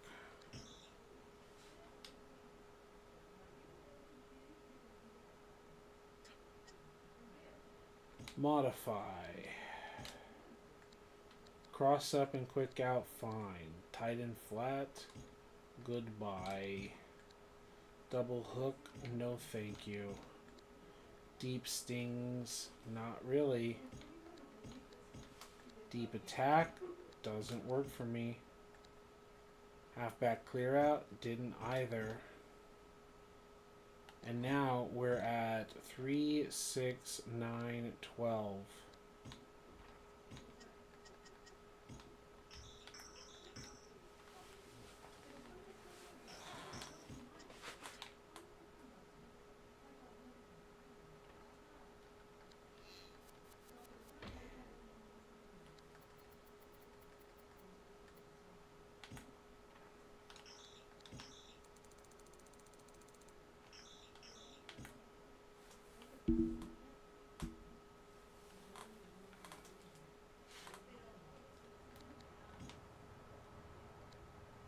Okay, tight end corner.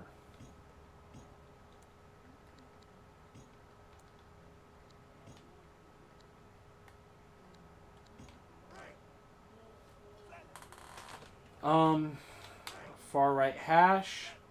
Still don't think Harrison has much room. Yeah, Wayne just gets it on a good release. I like that. Wayne at the top of the triangle. Gets a release and just drags it out and gets open. Clear out by Pollard. Ball in the hands of Wayne. Pick up a bunch of yards. Pretty self-evident. It's kind of a levels combo with X and L. Sorry, with B and L. And then you've also got like triple layer with Pollard, L and B. It's a good classic football play with some space out there by Harrison randomly. Sometimes it works, sometimes it doesn't. The computer is the one throwing or not throwing in this case. No yards. The play worked one time for them. Now he's really slow to hesitant to get the pass off.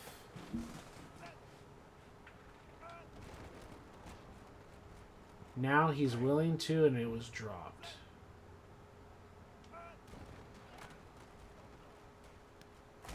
It's a little awkward. I like it, but I don't love it.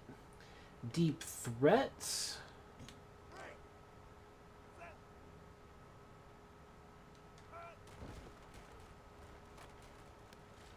I mean, that's who we want to get the ball to anyway.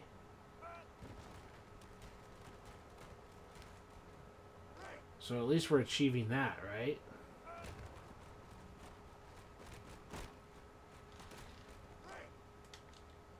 Interesting, to say the least. So tight end corner, I like a lot of it except X's route. Deep threats, I think, as interest because it especially has a hot with X.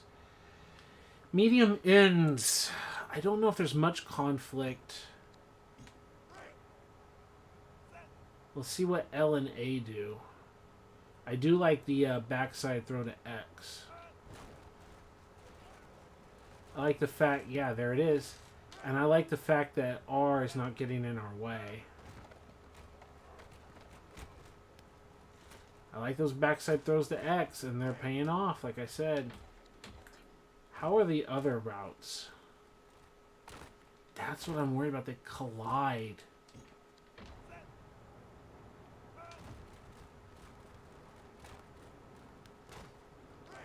That's the problem. I like the backside route, but it's trash because they just collide.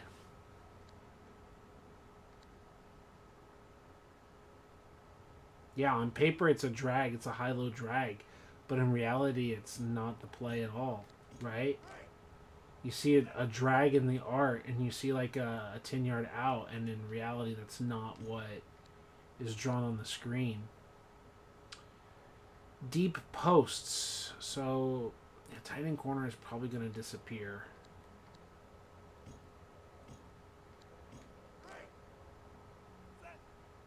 I don't like this lack of a hot route.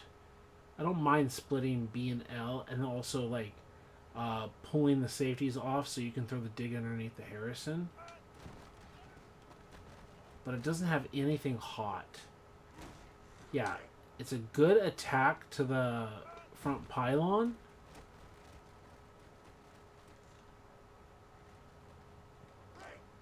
Yeah, it's a solid attack to the front pylon. But 1, 2, 3, 4, 5. You've also got that dig underneath. 4, 5. I hit the wrong button and still completed it. It's B that I need to hit. 1, 2, 3, 4, 5. Step up. 1, 2, 3, 4, 5. Hitch step. Press B. And we're throwing before he's breaking. Right? And it's tipped. Okay. 1, 2, 3, 4, 5. Hitch step. So as a user, it's a good throw. Computer. He throws it a little late, but he drops the touchdown. It works. Hard to ignore it. Tight end middle cross. It's going to be the same problem with L and A. The running back is just going to get hospital balled.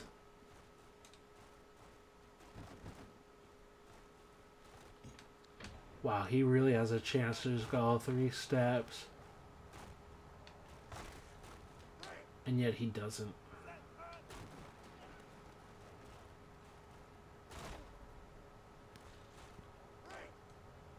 Ah, that's ugly.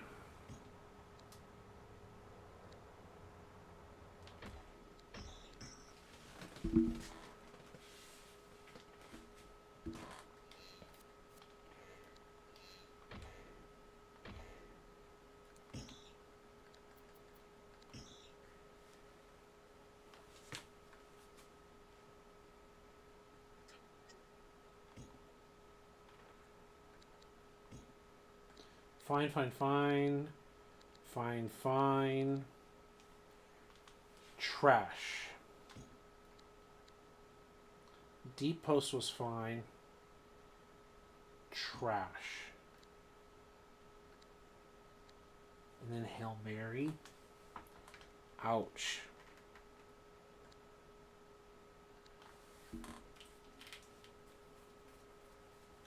Ouch. Cross up, quick hit. Corner. Corner can go away. There's things that I liked. B, X, both can drag.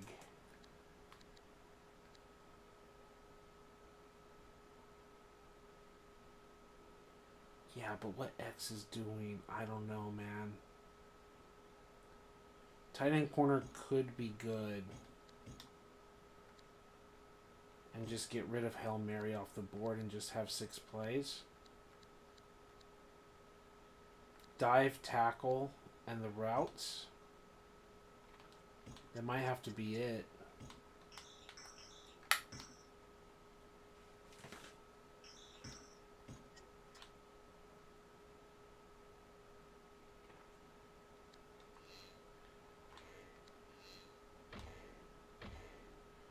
Okay, we're not going to start a new formation, but we can brainstorm. at least get me thinking while I'm at work tomorrow and while I'm doing things. If we have pass balanced, for example, don't care about goal line. I have formation. I'd rather lose the fullback to get the third wide receiver than lose the tight end. That's what most teams do. I don't want to lose the balance on the run, like with the tight end on the line of scrimmage. That's why I don't like I form 3 wide receivers. Regular I form is fine. I twins is solid, though I usually like I strong twin. I don't even want to mess with gun. Not that I'm against gun, but I don't even want to mess with it. I still like having the tight end and the 3 wide receivers not going 4 wide. I like the balance in the run game. I like having the 3 weapons out on the field, which is what we have. Again, I would like split backs at least is a passing formation if we're going to lose the tight end. So I didn't want to start a brand new formation, but I think that split backs is something good to tag. And then at least that way, like I said, the backs are split, so they're even. We're losing the tight end, but it's basically taking the tight end off the line of scrimmage. Now the physical player is being replaced by a wide receiver, but there's some value in that, right? So halfback blasting, halfback off tackling, fullback blasting, quick toss weak side. I definitely want to see what fullback dive versus fullback blast is, like in terms of gameplay, like animation and all of that. So let's exchange that here, and let's put the off tackle down here.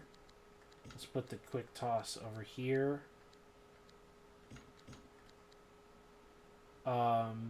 Yeah. Let's find out what those differences are. Let's look at just the plays in general. Halfback middle is just a good old angle route. I don't like the other routes, though. I don't like the end breaker. I don't like a lot of the things that we're doing with that. That even if the halfback middle is a good route, I don't really buy it. Deep slants just doesn't create any conflict. I do like flinging it out to the fullback to the flats, but I don't like the combos there. So that's why I'm like, no thanks. Halfback middle, I don't like the combos. Wide receiver combos, what? All curls, all streaks. So boring.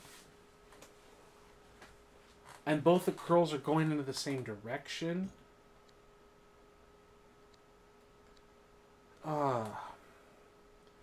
R's curl with A. Like, A may just leave before R gets there.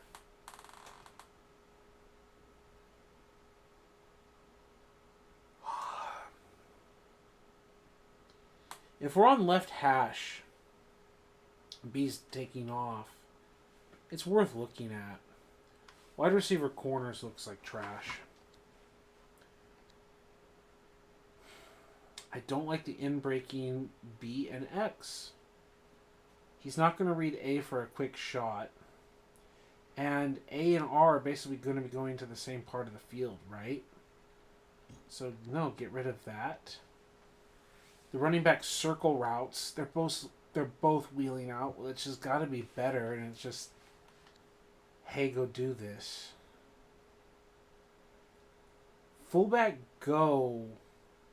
A clears it out, B cuts under it, maybe. X has an outbreaker, so I like it. So maybe. Fullback flat is obvious. Clear out, not really a lot of confidence. Some of these I'm not so sure about. Wide receiver screen can be gotten rid of.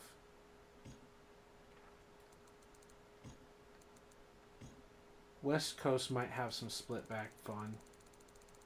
Like, we know it should have split backs, but does it actually? Does it have anything fun? Okay. So we've already said no to curls and deep slants. Drag in fullback deep. So you've got outbreaker, double in breakers in the fullback going. Strong flood, slants. Don't like it. Not worried about normal.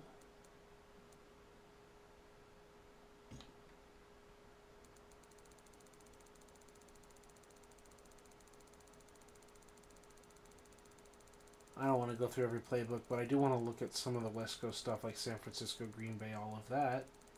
And this was worth it as well.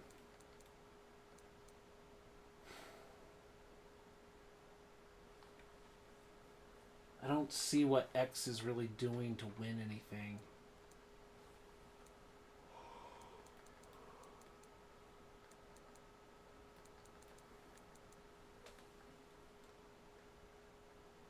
Yeah, we said no to this already.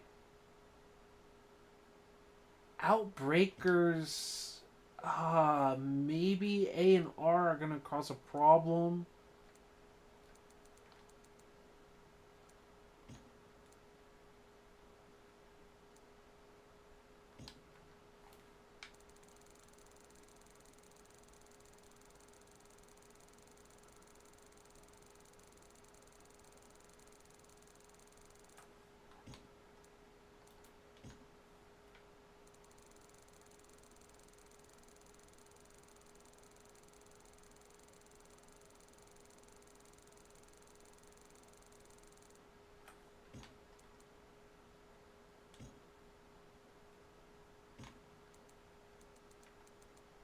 Yeah, I looked at Gruden.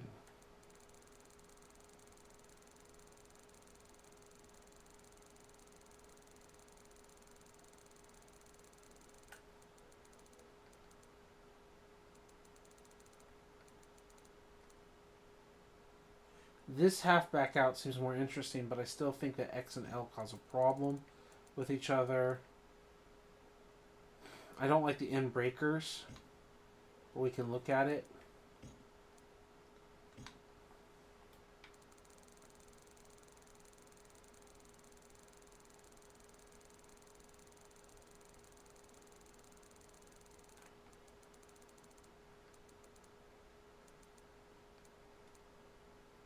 Wide receiver go.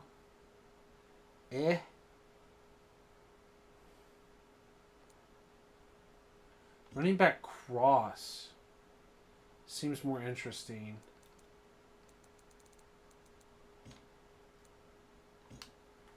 All these West Coast, Mike Holmgren, John Gruden, Steve Mariucci, Andy Reid, Mike Shanahan, whatever. Yeah, I think that's a good place to stop in terms of searching for plays.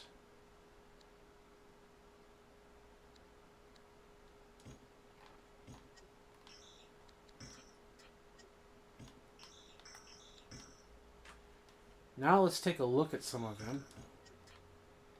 Because some of them seem a little repeated or a little redundant, like the double fullback runs.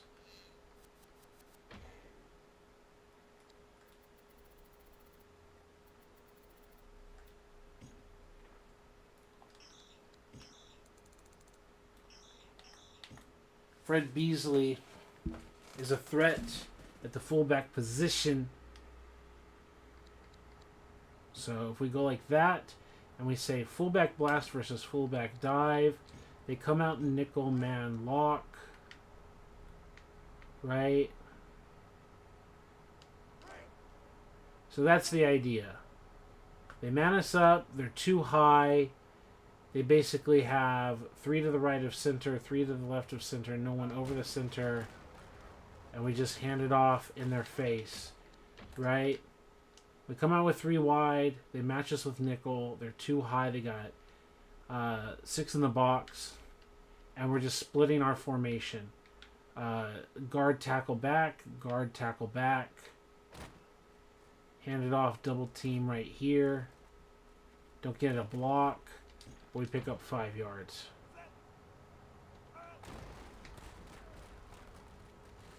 Now that's all user control, but you're getting 5 yards. Now we're going to computer control again.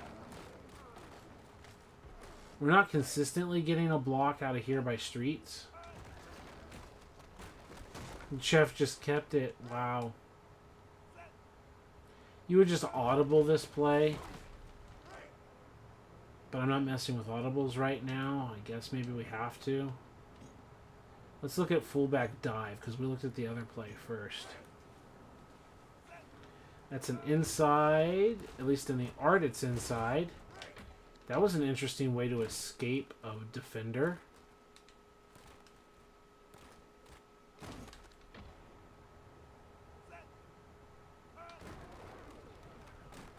Let the computer just run with the ball and have a fumble from the quarterback.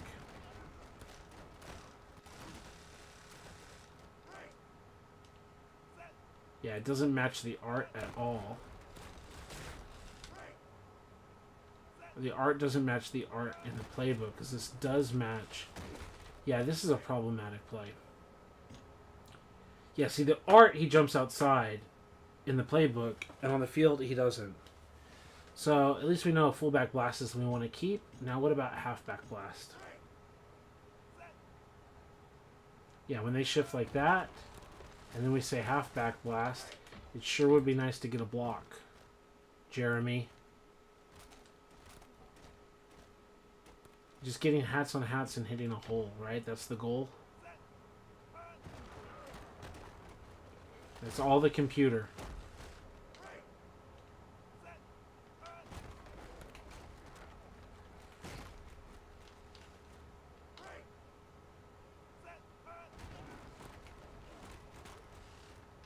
Seems good.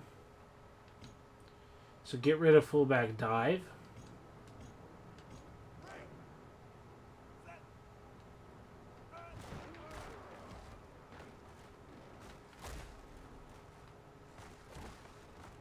That was user.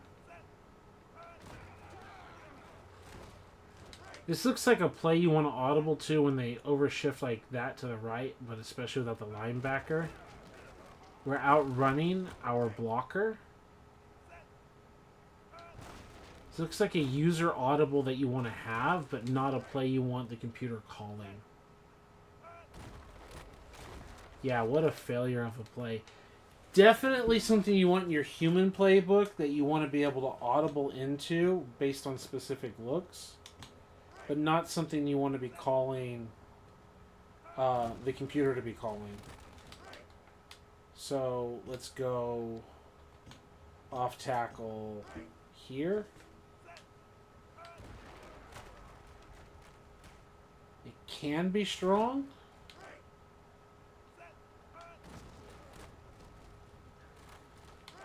But I don't think I like it. That was interesting to look at. We got hats on hats. Like, the only one that missed is Ty Streets, which is important. Otherwise, we would have had good blocks. We take Streets out of the play. Because that's one of the ways you can deal with blocking, is you just don't even have the guy take the ball. But again, that's a human play. Right? That's the definition of a human play. As opposed to letting the computer play, because the computer won't necessarily do that.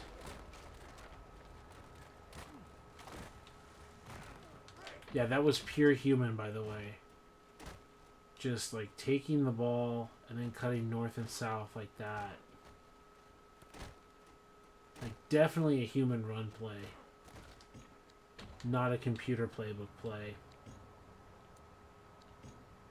So I would say blast, both blasts, but the other one's no.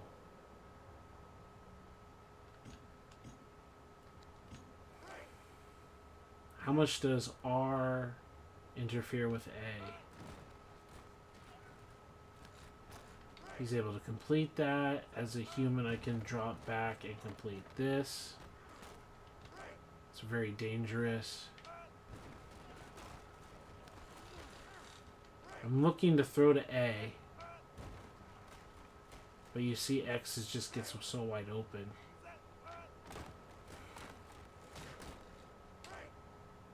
That was human control. Now we'll let the computer control it.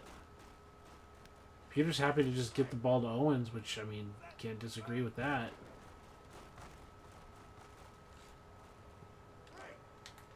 It's interesting. I still feel like R and A aren't doing anything of use. Fullback go. X is pretty obvious. 1, 2, 3, 4, 5. Okay. Apparently you want to get sacked and then bounce off the sack and then not throw the ball. Got it. 1, 2, 3, 4, 5. Step up. Nice little catch. 2, 3, 4, 5. Yeah, that works perfectly fine as a human. 2, 3, 4, 5. Lead him inside. Nice little catch as a human. Nice human throw there. 2, 3, 4, 5. Step up. Owens can't break away with that one. Now what does the computer do? Computer's lost. Computer is lost. Another human play. Fullback go is a solid human play, but we're going to cut it from our book.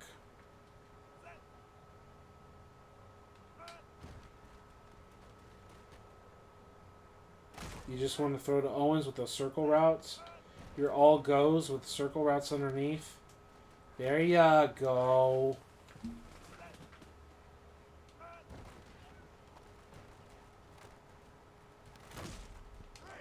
Well, I don't know if I want to keep it, but I will for the temporary time. All streaks is very obvious what that is. I think we're going to check out the others later. We already know what to cut and to call it a night here at 5 3/4 of an hour. Okay. Create a playbook, offensive playbook.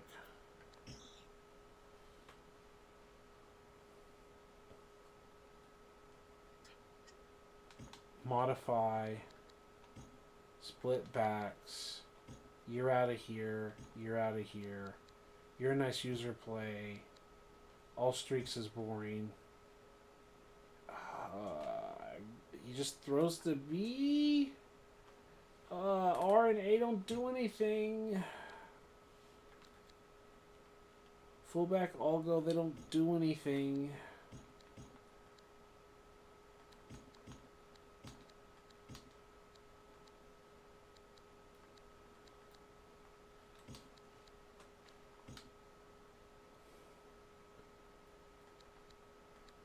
Yeah, we're going to have to check the rest of the plays later. Right now we're talking 3, 6, 9, 12, 15. And we're going to cut down, or are there even that many? Running back, cross, so there's actually only 14 plays.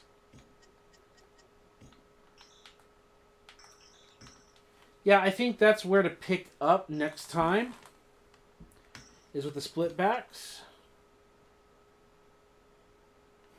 Anything else? I don't even want to add. I don't want to distract myself, but I know I also want to do it.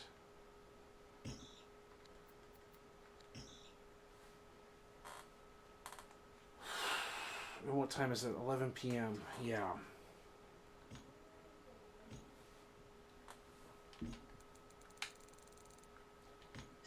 As a West Coast offense fan, I don't really care about far as a formation. It's just worse than split backs, personally.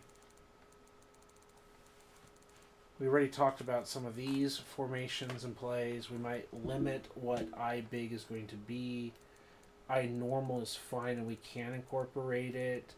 The F-form twin, I'd rather be strong twins. I don't want the 4 wide receivers. I don't want this one. Already have this.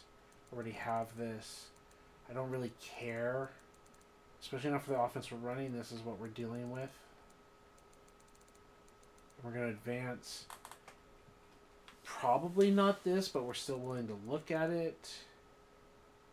Maybe something similar here with split backs. Maybe. Strong eye normal, not so much. Strong eye twins would be good. Weak eye normal, strong eye twins. Weak eye twins. There's still several things that are worth looking at as a whole.